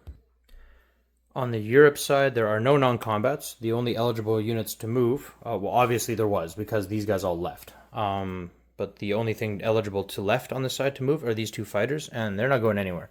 They're staying right there in Greece. Over on this side, we're landing back in Amur with the bomber that did 3 damage, and we brought the entire fleet here. This C-Zone 11, they were over there on C-Zone 64. 64, according to the rulebook, is adjacent with C-Zone 11. So they move 1, 2, and I have here just a huge navy now, which is really good for America, but for it to be sitting in San Francisco Bay in turn 7 is not so good. So I'm not too happy with the way this side of the board looks because of that. What we do have here is these 2 transports holding on to the British units that did not offload. These 2 transports have an artillery and 3 infantry. They offloaded into Mexico just for the sake of space. And then we have these 6 transports here that can pick up these 6 units, and then the other 6 I bought. We have our subs staying here. We have the 3 destroyers that hopped in with the remaining destroyer, the destroyer that stayed here, I should say. We have the original cruiser, and we have these 3 carriers all come back. So that is it, and these 2 bombers, I just can't think of a good place for them to land right now, so I think I'm just going to be leaving them there. I don't really trust any of the islands down here in the Pacific because, well, kind of obvious reasons. But anyway, yeah, that is that. So I will be collecting my income and placing my purchase next. All right, purchase has been placed. Carrier with tack bomber catching the fighter that landed here. 3 more infantry and 3 artillery placed. Another sub placed on the stack. And another strategic bomber. Yeah, that's it. Collecting 49 IPCs plus a bonus of 15 brings us to 64 IPCs. And we will move right into the next nation. China, round 7, coming in with 8 IPCs, but no China Road. What was this road called? The Burma Road. No Burma Road intact because Sichuan still belongs to the Japanese. At this point, it's kind of ridiculous. It's completely surrounded by me. Just haven't got to it yet. If I did have it, I would immediately buy 2 artillery with my 8 IPCs, but I don't. So I buy 2 infantry, keeping 2. Let's get into the, actually, let me get into the combat move. It's literally just moving these guys like this and doing that. All right, we will roll that out and be back with the result. Okay, this is the result. We attacked with 12 at 1 and 1 at 3. Got the hit. He got a hit back. So I only put 1 of my purchase on there. That's just the way I chose to do it. So there should now be 13 guys, I believe. It's 5, 8, 9, 10, 11, 12, 13. 13 infantry, and the fighter lands right here in Hope. Okay. Oh yeah, and we have 9 territories here, plus the 2 we kept, equals 11 IPCs going into the Chinese coffers, and we will move into the next nation. UK, round 7, coming in with, I'm not even going to go over to the Europe side, there's nothing there anymore. Coming in with 9 IPCs, purchasing an infantry and a tank. There they are. Okay, let's get into the combat move. For combat, 1 guy steps out of Burma with 2 fighters and takes on the 1 infantry in Shan State. The transport that started here went 1, took another 2 guys from Burma and went 2, 3, and offloaded them into Borneo. The big stack that was in Yunnan made a free push into Guangxi. 1 guy branched off and snagged French Indochina for himself. Just trying to think if I covered it all. Yeah, that's really it. That's like the only pocket of resistance that Britain or UK can put up against the Allies, Axis, and it's right here. So everything I can do is right here. There's only one thing to roll out. We'll quickly roll that out and be back with that result. All right, we took that without any problems whatsoever. I don't even know what to do with these 2 guys. I feel like moving them back into the capital is just the proper thing to do. Miniature capital. So we have 3 infantry and a tank there now. So a purchase has been placed. I have 13 IPCs worth here. So we collect 13 IPCs. And of course, these anti-aircraft guns have to move into Guangxi. And these 3 fighters will go to Hupei. Oh, is Hupei? Wait a second. Is Hupei? Oh, I moved quite Chao's. Yes, Hupei's still. Yeah, okay, my goodness. Wow. I'm so sorry, folks. Okay, so, and the 2 fighters went 1, 2, 3, 4 into Hupei. So that is good. And no, they're not just going to die on their own. Russia goes right before Japan, and Russia can collapse on that position and keep the fighters alive. So that is it. I believe that's all she wrote. Collecting 13 IPCs. Purchase has been placed. Let's get into the next nation. Italy, round 7. Coming in with 13 IPCs. Purchasing 1 infantry and 1 fighter. Let's get into the combat move. All right, Italy's only combat is a daring air raid on Egypt. So we have the fighter that is here, and he's going to attempt to shoot down strafe. That's the word. Strafe this Egyptian infantryman, and the Egyptian infantryman is going to see if he's got any sort of anti-air capabilities. And this is kind of fun. Let's roll this one out. Let's roll this one out on camera for the fighter. Oh, a hit. Okay, infantryman, come on. Knocking out an Italian fighter would be pretty amazing. Yes, got him. A wipeout. Complete wipeout in Egypt. All right, that concludes the combat round of Italy. Let's get into the non-combat move. For the non-combat move, we have the Italians pushing well out of northern Italy. We have 7 infantry, 2 artillery, 2 tanks, 3 infantry, another artillery, 2 anti-aircraft guns. They've all come from either northern Italy or Slovakia, Hungary, down into Yugoslavia. The 2 infantry that were in Yugoslavia have moved into Bulgaria, and they're accompanied by the fighter. Where's this fighter from? Is it from southern Italy? And then, of course, the purchase has been placed here. Italy is collecting... Oh, let me count it up. Counting with the -1 and the ups and downs and all that, Italy's sitting at 13 IPCs with a +5 bonus for having the Mediterranean be free of enemy surface warships. So 18 IPCs going into the Italian coffers, and we can slide into the next nation. Anzac, round 7, coming in with 16 IPCs, purchasing 2 infantry and a fighter. Time to shack up and hole up, but I think it's going to end up being pretty well the exact same way as it went for UK at the start of this game. Not enough, not quick enough, but we do what we can. For combat, I don't think I have any. I have this one infantryman that can't reach any Japanese territories. The only combat I maybe could do is this sub suiciding into a destroyer and carrier. Obviously, he might get the hit, carrier would flip, planes would land, sub would sink, Japanese turn, carrier would flip back. So there's no point in doing that whatsoever. We don't want that. I don't even know if there's any sort of viable combat move to be done with this at all at this point in the game. I mean, I could go and take Java for free, earn myself more money, and just give him more cash for free. Why would I want to do that?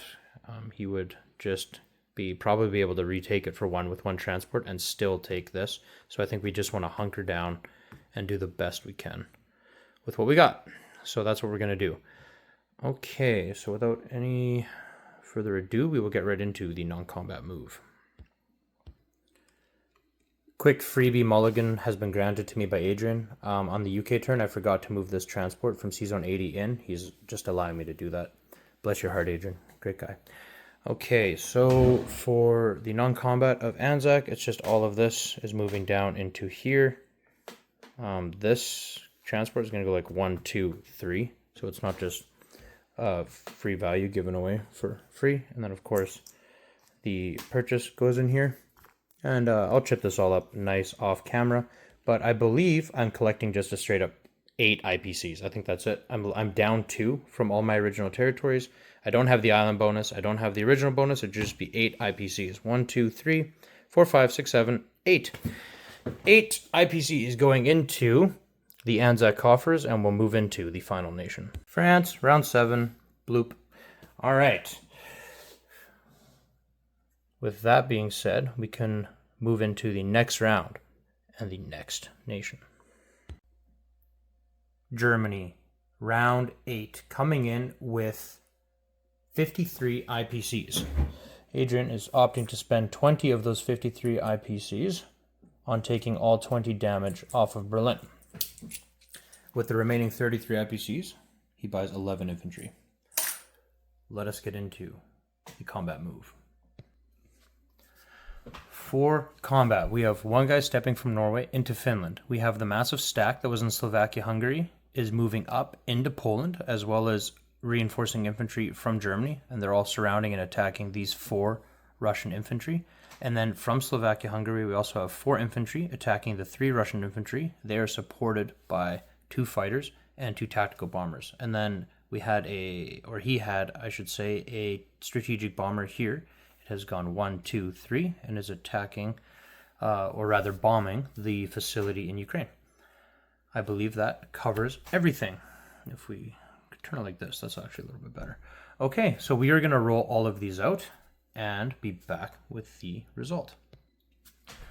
Okay, obviously walk-in went easy for him here. He got 5 damage here in Ukraine, but in Romania we got 1 hit back, and in Poland we got 3 hits back. So, I mean, obviously we were going to completely get wiped out there when they had 4 infantry, and he came in with, we didn't even count how much. We just took the green chip off of the stack because, well, I got the 3 hits.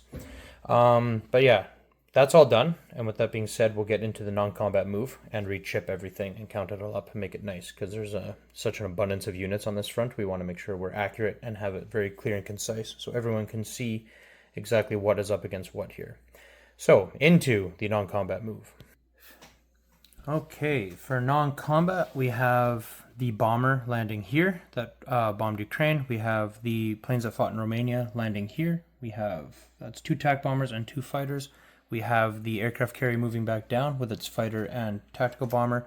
The only thing the transports ended up doing this round is going to 110, picking up the 3 infantry that were in the United Kingdom and landing them in Norway. We have the guys that were in Norway all moving into Finland. That looks like... Let me change it. Yeah, for sure. Yeah, you may... Is it a bunch of, or just like one little thing? Not much. Okay. All right, just a quick amendment. Adrian only wanting to not wanting to push into Finland completely, just wanting to keep the 1 infantry in Finland. That's all good and well. So of course these guys fought here, so they have to stay here. They fought here enough to stay here. This guy's staying here to prevent any blitzing shenanigans from Russian tanks. Smart move on his play. Is the purchase? Well, the purchase isn't even in yet. There's just so many infantry. He's just buying infantry and infantry and infantry. And I know it looks like my stack is bigger because it is, but I think overall he's far outclassed me in infantry this game thus far. It's a lot. A lot, which is cool. So that's all done. It looks like 7 infantry plus 6, so 13 infantry have moved into Germany, supported by 2 artillery and 4 anti-aircraft guns. 2 anti-aircraft guns moved up into there. And 3, where do these 3 come from? Paris? Yes. These guys move from Paris up this way. Yeah, okay, so that's just how it looks after the German non-combat move. We'll see the 10 infantry placed in Germany, and 1, I'm assuming, in like Western Germany. And I'll get Adrian off camera to just chip this up while I figure out my Russian turn. So it'll look nice, because this should be one big massive infantry stack. Yeah, even build it in West Germany? You can't build in West Germany, that's right. There's 12 damage there. Yeah, good call. You have to put it in Paris or somewhere else.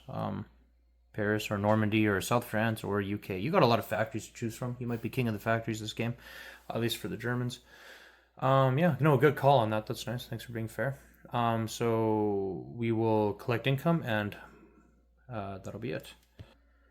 Okay, so Germany's sitting at exactly 50 on the board right now, plus their 5 bonus brings them to 55 IPCs. 55 IPCs going into the German coffers, and we can slip into the next nation. Russia, round 8. Coming in with 55 IPCs, repairing the 5 IPCs worth of damage in Ukraine, leaving us with 50 IPCs, with which we buy a TAC bomber, 3 tanks, 3 artillery, and 3 infantry. So let's get into the combat move. For combat, we have 2 infantry stepping out of Karelia and 1 tank from Leningrad going 1-2. So 2 infantry and a tank versus 1 guy in Finland, leaving the stack in Poland alone. The entire stack moves down into Romania except for these 2 infantry. I guess these 2 mechs should join the fun down in Romania. We have 2 infantry stepping off of eastern Poland into Slovakia, Hungary, and they are supported by a fighter that has gone 1, 2, 3. And then the other 4 fighters and TAC bomber have gone 1, 2, 3, 4, attacking the 2 infantry and... Oh, there's a mosquito. The 2 infantry, and I just got smacked by Adrian here right beside me. I was like, oh no, what have I done? But it was just a mosquito, so actually I'm grateful for the smack now, I guess. So where was I? Anyway, these 4 fighters have come 1, 2, 3, 4, and they can land in Greece, obviously, as well as the TAC bomber and then the 2 bombers that are from eastern Poland as well. We're going to do a massive air raid here, try and wipe out these 2 infantry, 1 fighter, and strat bomber, hopefully for minimal casualties in return. Those are the fights. And over here, the only thing we've done is taken this 1 infantry from Sikang and taken Szechuan back for the Szechuan sauce. Now the Burma Road will be completely open, and that will be cool. That'll be great. We're grateful for that. Okay, let's roll these out and be back with the results. Went off without a hitch. We lost 1 guy. We obliterated him, but he came back with a vengeance and still got 3 hits on his return rolls. So my 4 fighters are down to 1 fighter. Ugh, that feels so bad. Feels really, really bad, but what can you do? You just move into the non-combat move. for the non-combat move. We had 6 infantry here, 3 broke off there, and 3 broke off into here, with the other 11 moving into here, and the anti-aircraft guns all sitting on top of the fighters, and of course he went that way. We had 3 infantry in Ukraine that moved 1 west into Bessarabia. The fighter that fought in Slovakia has also gone 3-4 and landed in Bessarabia. I think it was actually 1, 2, 3, 4, 5 into Bessarabia.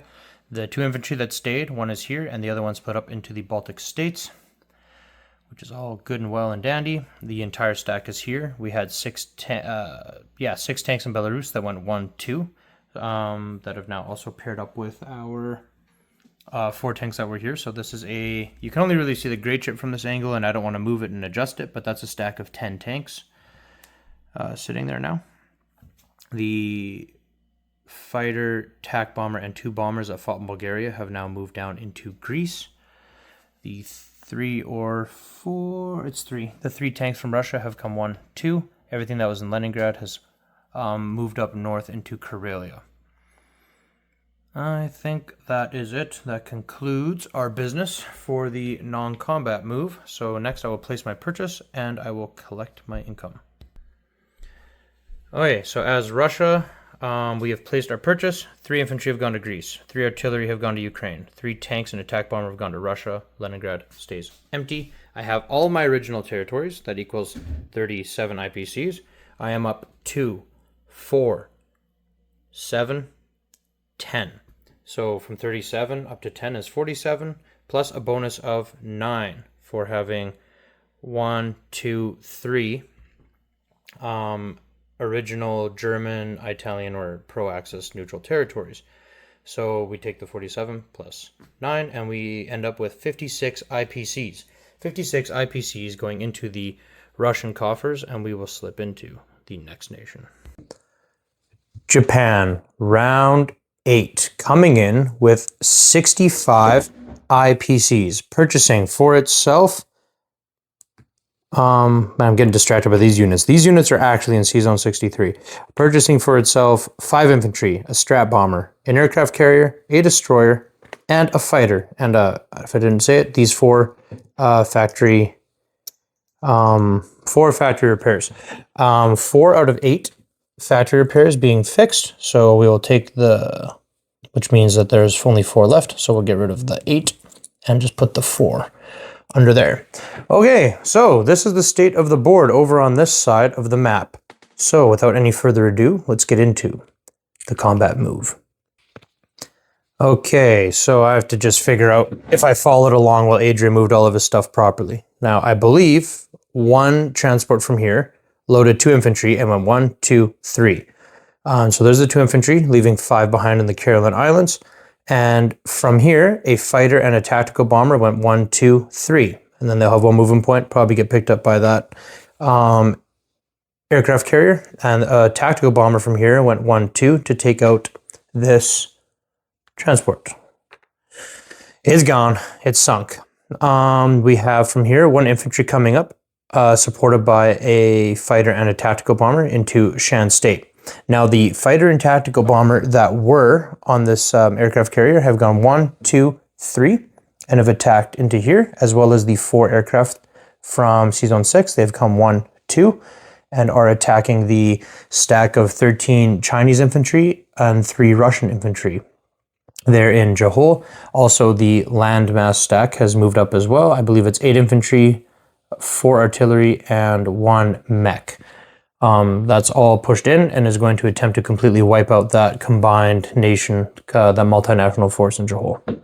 The other thing would be this infantry and artillery from New Guinea have slid in to attack the 1 infantryman in Papua New Guinea. I believe Dutch New Guinea, that's what it is. Supported by 2 fighters coming off of the aircraft carrier. Looking around, that is it. This fleet is sitting tight for the combat move. Of course, there's the purchase, so you have to view it like that. Yeah, I assume that this will all just be moved in the non-combat. I have no idea what goes on in Adrian's mind, so we'll see what happens after. But for now, we're going to roll these out and be back with the result. Okay, Adrian just wiped the board with me.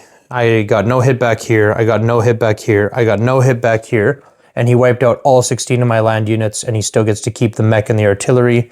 And not only that, I didn't even realize properly at the time that I don't have any sort of counterattack on this territory either.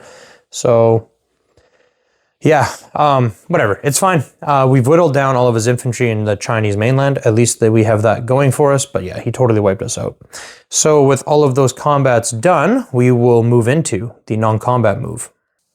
For non-combat, we have a fighter and a tactical bomber landing here. We have 2 fighters and 2 tactical bombers landing here, and the anti-aircraft gun moving in with them.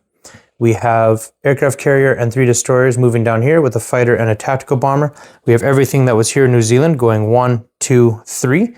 So now this makes 1, 2, 3 loaded carriers, a destroyer, 2 battleships, a cruiser, and looks like 4 transports. They've all brought 5 more infantry and an anti-aircraft gun, and also I guess 2 more infantry. Oh my goodness, from who knows? I'm guessing these 2 infantry are from New Zealand, because I know this stuff here comes from the Caroline Islands. We have the aircraft carrier that was in the Philippines has moved down here to pick up the fighter and attack bomber that were there. A destroyer has moved from, was it from the Philippines? Is that where this destroyer came from? I believe it is. 1, 2. And a tactical bomber landed here, no doubt to be picked up by the aircraft carrier that is going to be placed here. Oh goodness, I think that's it. That is all. Yeah. All right, well, that's it for the non-combat move. We will see Adrian place his purchase, and we will count up his income. All right, there's 4 damage on this factory, so placing exactly 6 units here with the destroyer and 5 infantry. Placing the carrier and fighter here, and the strategic bomber in Malaya. The way the map is sitting right now means that Japan is collecting 55 IPCs, but they have a bonus of 5 for this and a bonus of 5 for the islands. So 65 IPCs going into the Japanese coffers, and we will move into the next nation. USA, round 8. Coming in with 64 IPCs, purchasing 5 bombers, keeping 4 IPCs. Let's get right into the combat move. For combat, we have 1 bomber coming 1, 2 into C-Zone 6, and we have 3 more bombers moving 1, 2, 3, 4, 5 into C-Zone 6. So these 4 bombers attacking this loaded carrier with a destroyer. And then we have 2 infantry coming out of Mexico, or the Western Sea. I just have everything over there. I'm just, for movement wise, it doesn't even matter. So Mexico or Western United States. 2 infantry coming 1, 2 on a transport and taking back Hawaii. Pearl Harbor is back in our hands. Yay. And then just a fun little daring air raid in Europe. We have the 2 fighters stepping out of Greece, flying 1, 2, and gonna try and knock out that Italian infantryman, and hopefully he gets no hit back. So we got just a little 3 IPC value for free. All right, we're gonna roll these out and be back with the results. All right, we got away with murder here, and we lost 4 bombers here, but we did take out the carrier and the destroyer, so that's not nothing. I guess I just got super unlucky. It is what it is. Let's get into the non-combat move. For non-combat, the 2 fighters just land back in Greece. The 9 submarines come down and join this transport in C-Zone 26. And we have the entire fleet with everything. I had to chip it up because I chose C-Zone 4. It's just strategically where I feel the safest and the best from which to launch my potential assault. I had to chip everything up because of it. So we got 4 carriers, 2 tactical bombers, 6 fighters. We got 4 destroyers, a cruiser, and of course we have our we have these 2 American transports that are holding the British troops, and we of course have our 7 transports that are holding these 14 other land units, or 7 infantry and 4 artillery and 3 mechs. That's all sitting in C-Zone 4. None of this is offloaded in the Soviet Far East, just so you all know.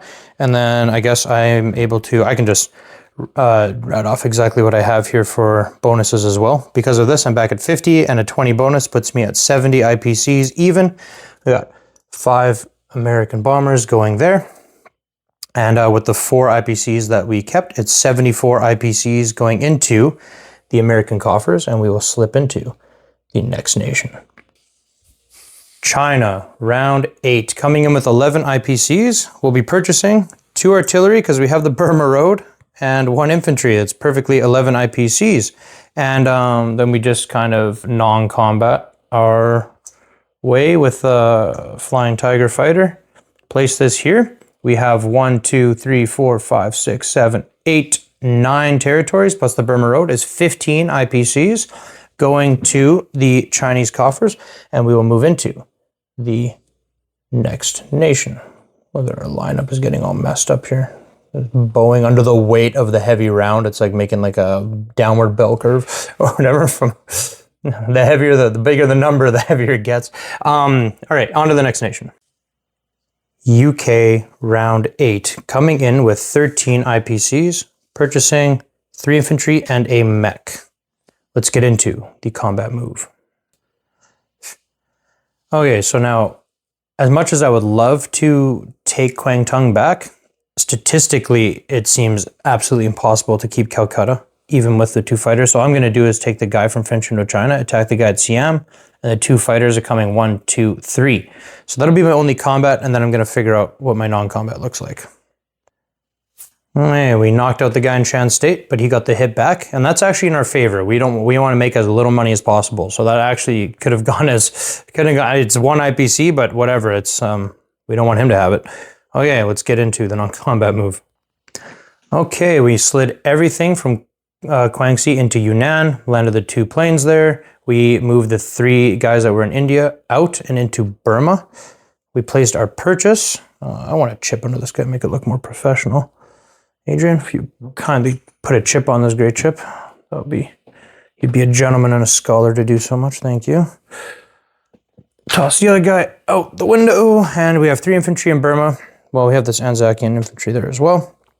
We have our 3 anti-aircraft guns. We have 5 artillery. We got a doom stack of infantry, and the 1 tank that from India has zipped up into there as well. So maybe, I think very much Calcutta has fallen, but maybe we'll be able to harass or figure something out to get it back. I don't know. We'll see. We'll see what the future holds. But for now, that is it. Collecting 8 IPCs, and we will move into the next nation. Italy, round 8, coming in with 18 IPCs, purchasing 2 infantry and a fighter, keeping 2 IPCs. That only costs 16, so 2 in the bank. Let's get into the combat move. 0 combats for Italy. We will get right into the non-combat move. Okay, so for movement, we have 1 infantry from southern Italy moving up. The fighter moves into Albania, as well as 6 infantry, 3 artillery, and the 2 tanks. We have 2 infantry and an anti-aircraft gun staying behind here, and 2 infantry and an anti-aircraft gun staying behind here in Bulgaria. Or not staying behind, rather, but moving into Bulgaria. I believe that is it. And we can just see the purchase placed and add up the income. Okay, we have 2 infantry and the fighter placed here. Nothing being placed in northern Italy because that factory is at max damage, and it's still a minor factory from way back when the Russians converted it to communism. We have, I don't want to move the cameras, but everything has stayed the exact same. So Italy is sitting at 13 on the map. They have the Mediterranean bonus, so that gives them a bonus of 5, so 18 IPCs, plus the 2 that they kept equals 20 IPCs into the Italian coffers, and we can move into the next nation. Anzac, round 8, coming in with 8 IPCs, purchasing this here transport, and we're just going to sit tight right here. If we go to Queensland, we get blown up. If we go to South Australia, he might just, we probably won't get blown up. But there's no reason to go to Queensland just yet. So all of this sits here. That gets placed right there. And this infantry goes into here just to make it just one more unit to oh, you know what? No. This infantry goes right here. It takes this. There we go. Because that money, that's just going to be more annoying. That's the way to do it. I figured it out. Figured out the move. All right, so that's done. That will affect nothing monetarily until the end of UK's turn, and we'll see if there's even a UK left to speak of at the end of UK's turn. So that is done. This is placed, and it should just be the exact same as earlier. Just 8 IPCs plus the one we kept equals 9 IPCs into the Anzacian coffers, and we can move into the next nation. France, round 8, coming in from Tobruk to Alexandria. That's all there is to speak of. All right, let us finish round 8. And oh man, a D20 has a lot of, there we go.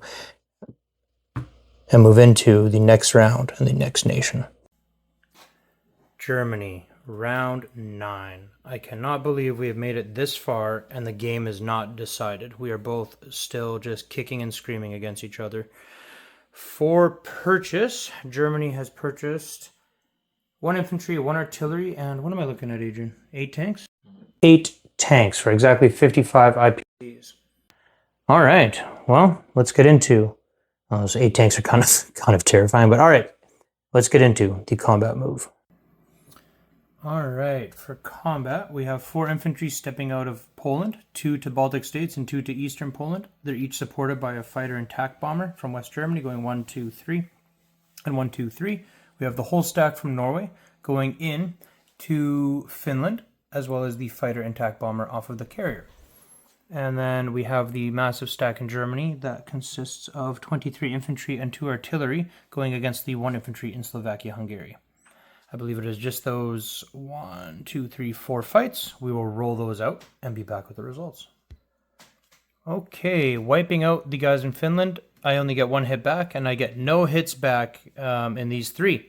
So that is it. He knocked out 1, 2, 3, 4, 5 infantry and a tank, and I knocked out 1 infantry. So very much a winning play for him. Let's get into the non-combat move. So what we have here is a fighter and 2 attack bombers landing in Germany. One of the fighters that went 1, 2, 3, I assume 2 here, has gone 4, 5, landed in Yugoslavia. And then both stacks from Germany and Poland have just made this massive stack in Slovakia, Hungary, staring down the barrel. I find myself very much outgunned now, so I'm going to have to think and consider. Those guys are there. The 2 planes that fought in Finland just land on the carrier. And we'll see Adrian place that purchase.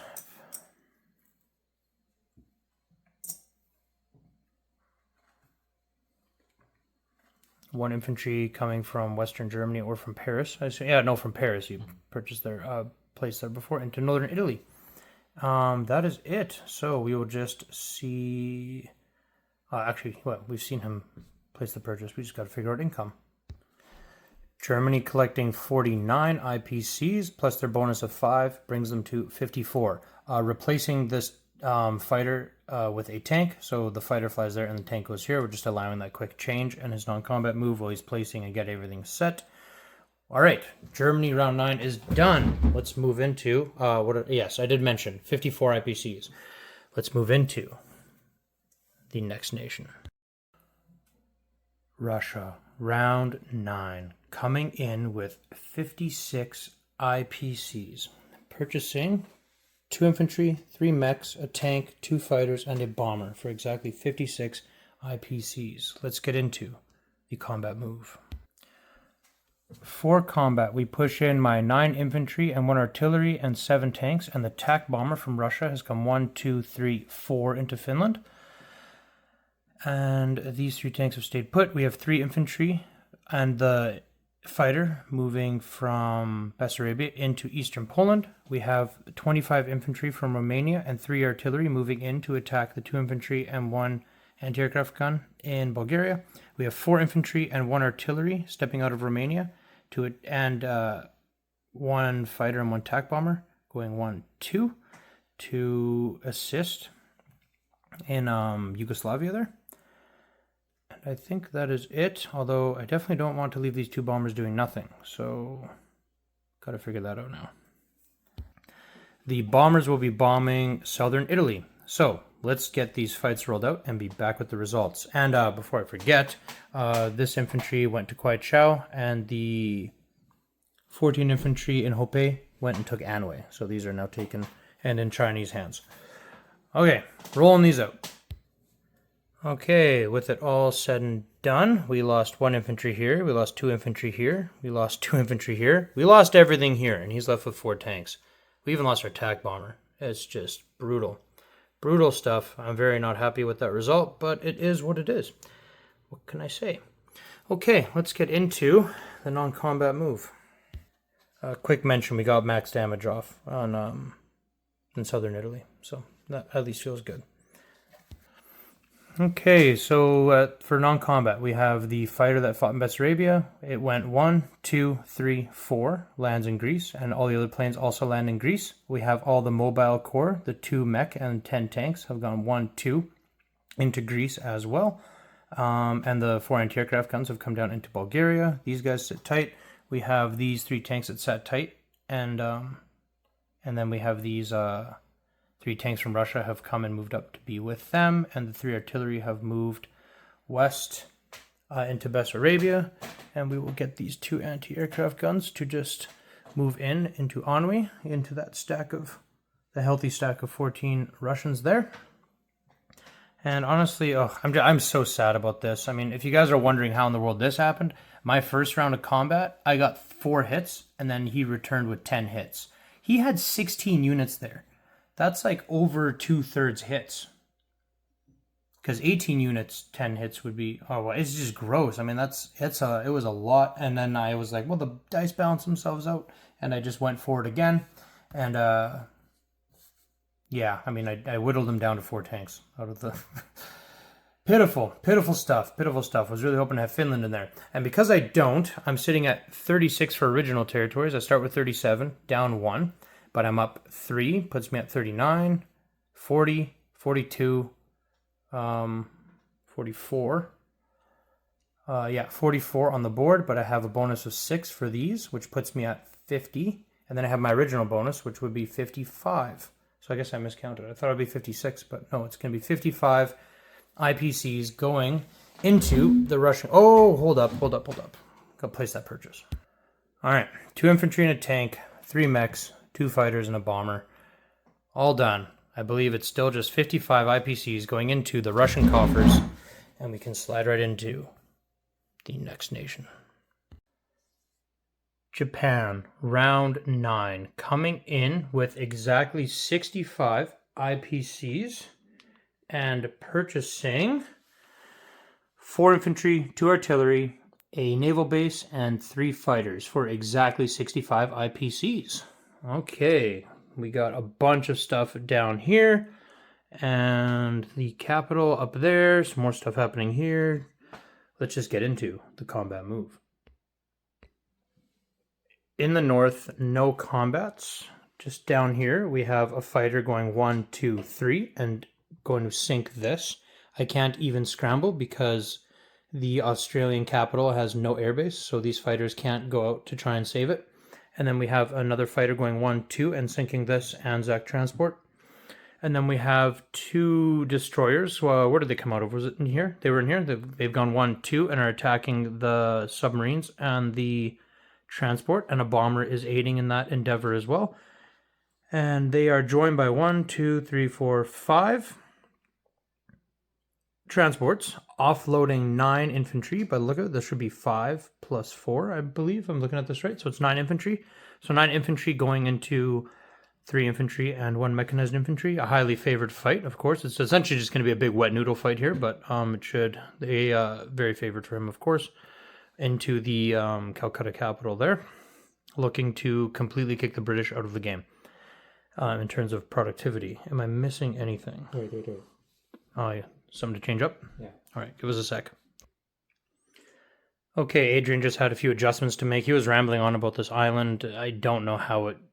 I don't even understand why. He's got his own plans in his head. But essentially, he has just taken the fighter and tactical bomber from Season 37 on this carrier. They've gone 1, 2, 3, and are joining the fight in Calcutta. So now it's not only 9 infantry, this wet noodle fight has turned into a stomp. Now there's a fighter and a tactical bomber joining the 9 infantry, so absolutely probably brought his chances of victory from 90 to 99, I'm assuming.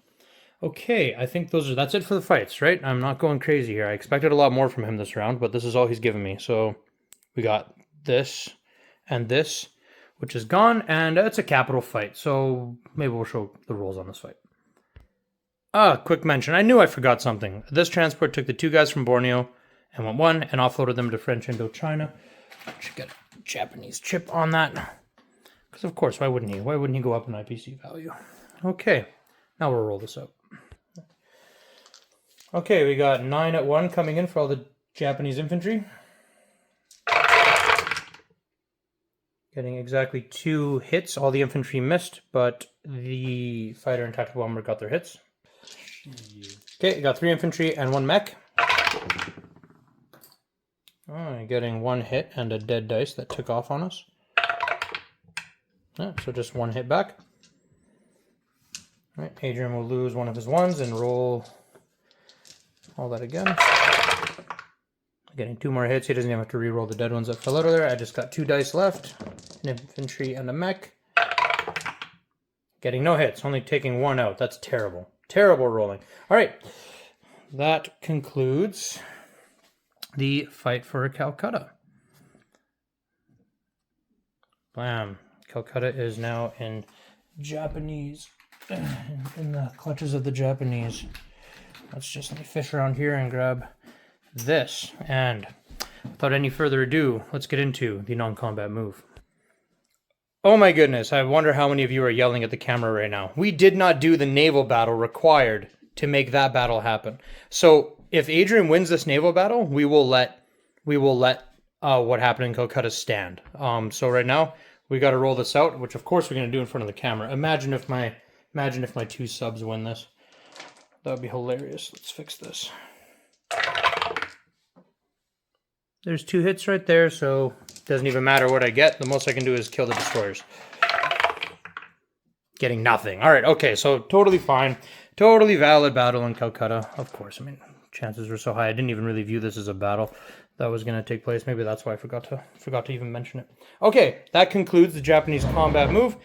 Let's get into the non-combat move. All right, let's start from the south. So we have the carrier has come 1-2 to catch the fighter that was here and the fighter that was here.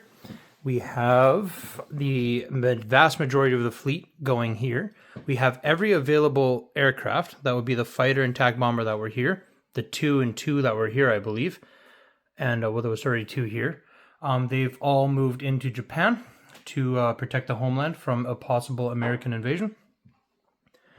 We have the bomber that fought in this season landing here, and we have the fighter and tactical bomber that fought in Calcutta moving down back into C-Zone 39. We should figure out and mention just how much money Calcutta had. I think it was only like $8 or something, but that goes into the Japanese coffers, as well as 3 IPCs for Calcutta, and then of course a 5 bonus for it. Stupid rich Japan is what I'm trying to say here anyways, folks. That's really it. Oh, of course, we have a destroyer going 1, 2, 3 up from the Philippines to also help defend the home island. Okay, I think that covers everything. Oh, no, not everything. We have the mech and artillery that were in Johor have moved up to Manchuria. I'm sure, Adrian, you also wanted to move the anti-aircraft gun there. Probably, right? Where was he? Was he not also in Johor? Joel? I mean, I have to check. Yeah, we'll have to go back and check, and then if we don't cover it, we'll have checked off camera and just moved it up there. If that's the case, and if he was not allowed to go there, then he'll still be there. But anyway, I can't imagine him being by himself there, that was the case. Okay, that covers everything. So the only thing left to do is to see Adrian place his purchase and collect his income. So we will figure all that out and then move on. Okay, counting it all up. Japan is up 28 IPCs from their original. They're only down 1 and up 29. So that equals 28. So plus 26 puts them at 54, like we said. 54, but they have a bonus of 5 and a bonus of 5, puts them at 64, and they took 8 IPCs from Calcutta, puts them at 72 IPCs. For purchase, they put 1 infantry and 2 artillery into Malaya, where they built their factory, and they put the remaining infantry, I believe, the remaining 3 infantry and 3 fighters, which uses up all 6 slots remaining because of this damage, into Japan. So Japan is just loaded with infantry and fighters to defend the mainland. Okay. 72 IPCs going to the Japanese coffers. Purchases placed. Let's slide right into the next nation. USA round 9. I'm only showing Europe because of the two fighters, just to remind everyone that we have them. We've literally just blocked off the USA with chips and the Russian box and everything. It doesn't even matter anymore over there. So USA round 9 coming in with 74 IPCs, saving a bunch on their last turn, and we will be purchasing 2 carriers fully loaded with a mixed bag of aircraft. So we got 2 TACs and 2 fighters to match the 2 expensive pretties right here. Let's get into the combat move. The only 2 combats I have are bringing my 9 subs. I believe it's 9 subs. 1, 2, 3 against that destroyer, and the 5 bombers go 1, 2, 3, 4, 5 into the sea zone as well. And yeah, that's it. And then of course the massive unloading of units. Now because of the kamikazes can only be aimed at surface enemy warships when they defend a sea zone. I've brought none of those. I brought only subs and bombers and transports. So my surface warships are actually staying back here, safe until I move them for the non-combat move. And we're going to try our hand at this. If we get Japan, that would just be game break. That's game shattering. Then if America can switch its entire focus towards Germany. But this game has already gone so long. I think that this will just be kind of a make or break moment for us. So this is kind of what it's come down to here. So leaving our 4 carriers, 4 destroyers back, and of course we have to leave our British allies here for the for the non-combat move. So yeah, essentially we just have to roll out this little fight, and then we're gonna roll out on camera this. I do not know how this is gonna go. I don't. We will count it all up. This could be absolutely suicidal for me, but it might not be. Hey, who knows? It might not be. We'll see. We'll see. Also, I apologize. I only just turned my mic on now for the USA turn, so the volume's going to be kind of wonky and low for Adrian's Japanese turn. It should be back to normal now for mine. I think that happened one other time as well at the start of this video. In my editing, I found that once at least. So, anyways, why am I even bringing that up? Let's just get into this battle. Okay, so I have 8 infantry at 1, and then 8 more units at 2 with my 4 artillery and 1 infantry and 3 mechs. I have 6 fighters and 2 tactical bombers. This totals up to, I think we just said 26 units. He has 22 units on the board, so I have more dice than him, but he has way better dice. He's got these 3 anti-aircraft guns and then 19 more actual dice. He's got 8 infantry, and then he's got 4 tactical bombers and 1, 2, 3, 4, 5, 6, 7 fighters. Okay, so first things first is rolling. I only have 8 planes. He can roll up to 9, but he can roll up to 9 dice, but I only have 8 planes. So we will see. Oh, and before, I guess I should say, we totally crushed that destroyer and it didn't get any hits back, so it's gone. And he didn't scramble, of course, because of obvious reasons. Move this chair out of the way here. Okay, so the first thing we'll do is we will see Adrian roll 9 ones. Sorry, not 9, but 8 ones against these planes. Right here, we'll move the camera closer. 1 hit. Okay, you know what? We'll take 1 hit. So we're down a fighter. So what? So we're down a fighter. What is that? Who cares? Who cares if we're down 1 fighter? That is fine. Okay, rolling. Now it's my turn to roll 8 ones and also 8 at 2. All right, getting... For my first round, 1, 2, 3, 4, 5, 6, 7. Right off the hop, 7 hits. That's pretty good. Pretty strong. Let's keep moving. Forgot to save my 3s and 4s for rolling, but rolled atrociously there. So that is a total of 9 hits. Okay, here comes the roll back from Adrian. 8 infantry. Getting 0 hits. That is incredible. Oh my goodness. You should see the smile on my face. All right, now to push in the 3s and 4s. Okay. 1, 2, 3, 4, 5, 6, 7 hits as well. Okay, all right. So I got 9 hits in the first round and he got 7. All right, let's reevaluate for round 2. Nothing to really reevaluate. You can't retreat on an amphibious assault. So forward is the only way out. Terrible. All right, trying to get it all in here. So I have 1 infantry left at 1. He only has 2 infantry left before I start digging into airplanes. Let me gather my dice. All right, still a few adjustments here. Okay, I got 1 at 1 and 8 at 2, coming in hot. Nice, for another 4 hits. This one here is in the shade, but it is not a hit. So we got 1, 2, 3, 4 more hits. I'll pull those out. And then on the top of the dice tower, I got my remainings. Push them in. Grabbing just another 2. So what does that make? 6? Only 6 hits. My goodness. Weak. My planes are so much weaker than his. It's kind of gross. Okay.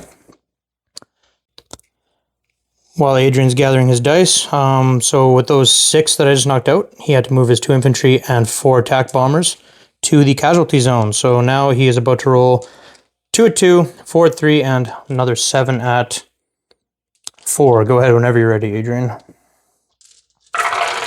Rolling it all, getting... Well, we count that back one. We don't count them when they're tilted anywhere except for on the backboard. So 1, 2, 3, 4, 5, 6. All right, also 6. 6 for 6. Okay. Yeah, yeah, that's true. Actually, it is terrible.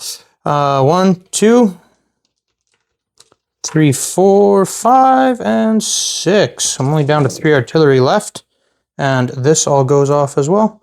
So what do we have left for round 3? I got 3 artillery. I got 3 and 5 is 8, and 10. I got 10 dice versus his 7. Can we knock him out of the park? Probably not in this next round, but hopefully if not in this one, the next one, and hopefully we can stay in it. Okay, let's just roll and find out. All right, 3 for 2, 5 for 3, and 2 for 4. Coming in hot. Oh yeah, getting 1, 2, 3, 4, 5, getting 6 hits. My goodness, he's down to his last fighter. All comes down to how good he rolls now. All right. Okay, Adrian, just go ahead and grab 7 there. 7 at 4. 4 hits back, so I have to lose. I obviously have to keep an artillery, and I have to lose this green chip and replace it with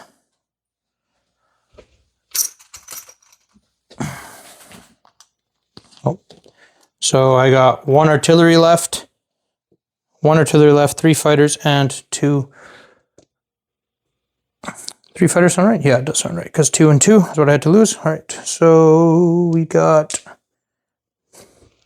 1 and 2. And 2, yeah, I don't know why, yeah, sorry, Adrian's look on Adrian's face is hilarious. Getting 3 hits. All right, so this pretty much seals the deal for the game. Adrian, if you want to go ahead and roll, you can. See just exactly how this battle turned out. Oh, he got it. He got another fighter, but it matters not because this artillery goes ahead and claims Tokyo, marches on the Imperial Palace. Just go ahead and grab him and put him there.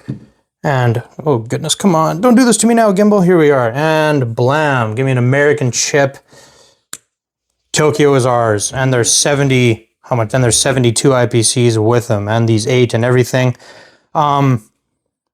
GG. Adrian wishes to shake hands. All right. Very good game. Very, very, very good game. Well, honestly, just a little post-game talk here. This is insane. I've never had London lost and Calcutta, mind you, we didn't play much with Calcutta's loss, and Calcutta lost and still won the game. Of course, this isn't winning by the original rules. This is winning by Axis forfeit, but it makes sense. If I was in his shoes, I think I would forfeit as well. I don't think there's much else the Axis can do at this point because the over 140 IPCs that America is now going to be producing would all go straight to the Atlantic and just absolutely wipe Germany off the board. Yeah, what a great, great game. Thank you all for watching. We will catch you on the next one.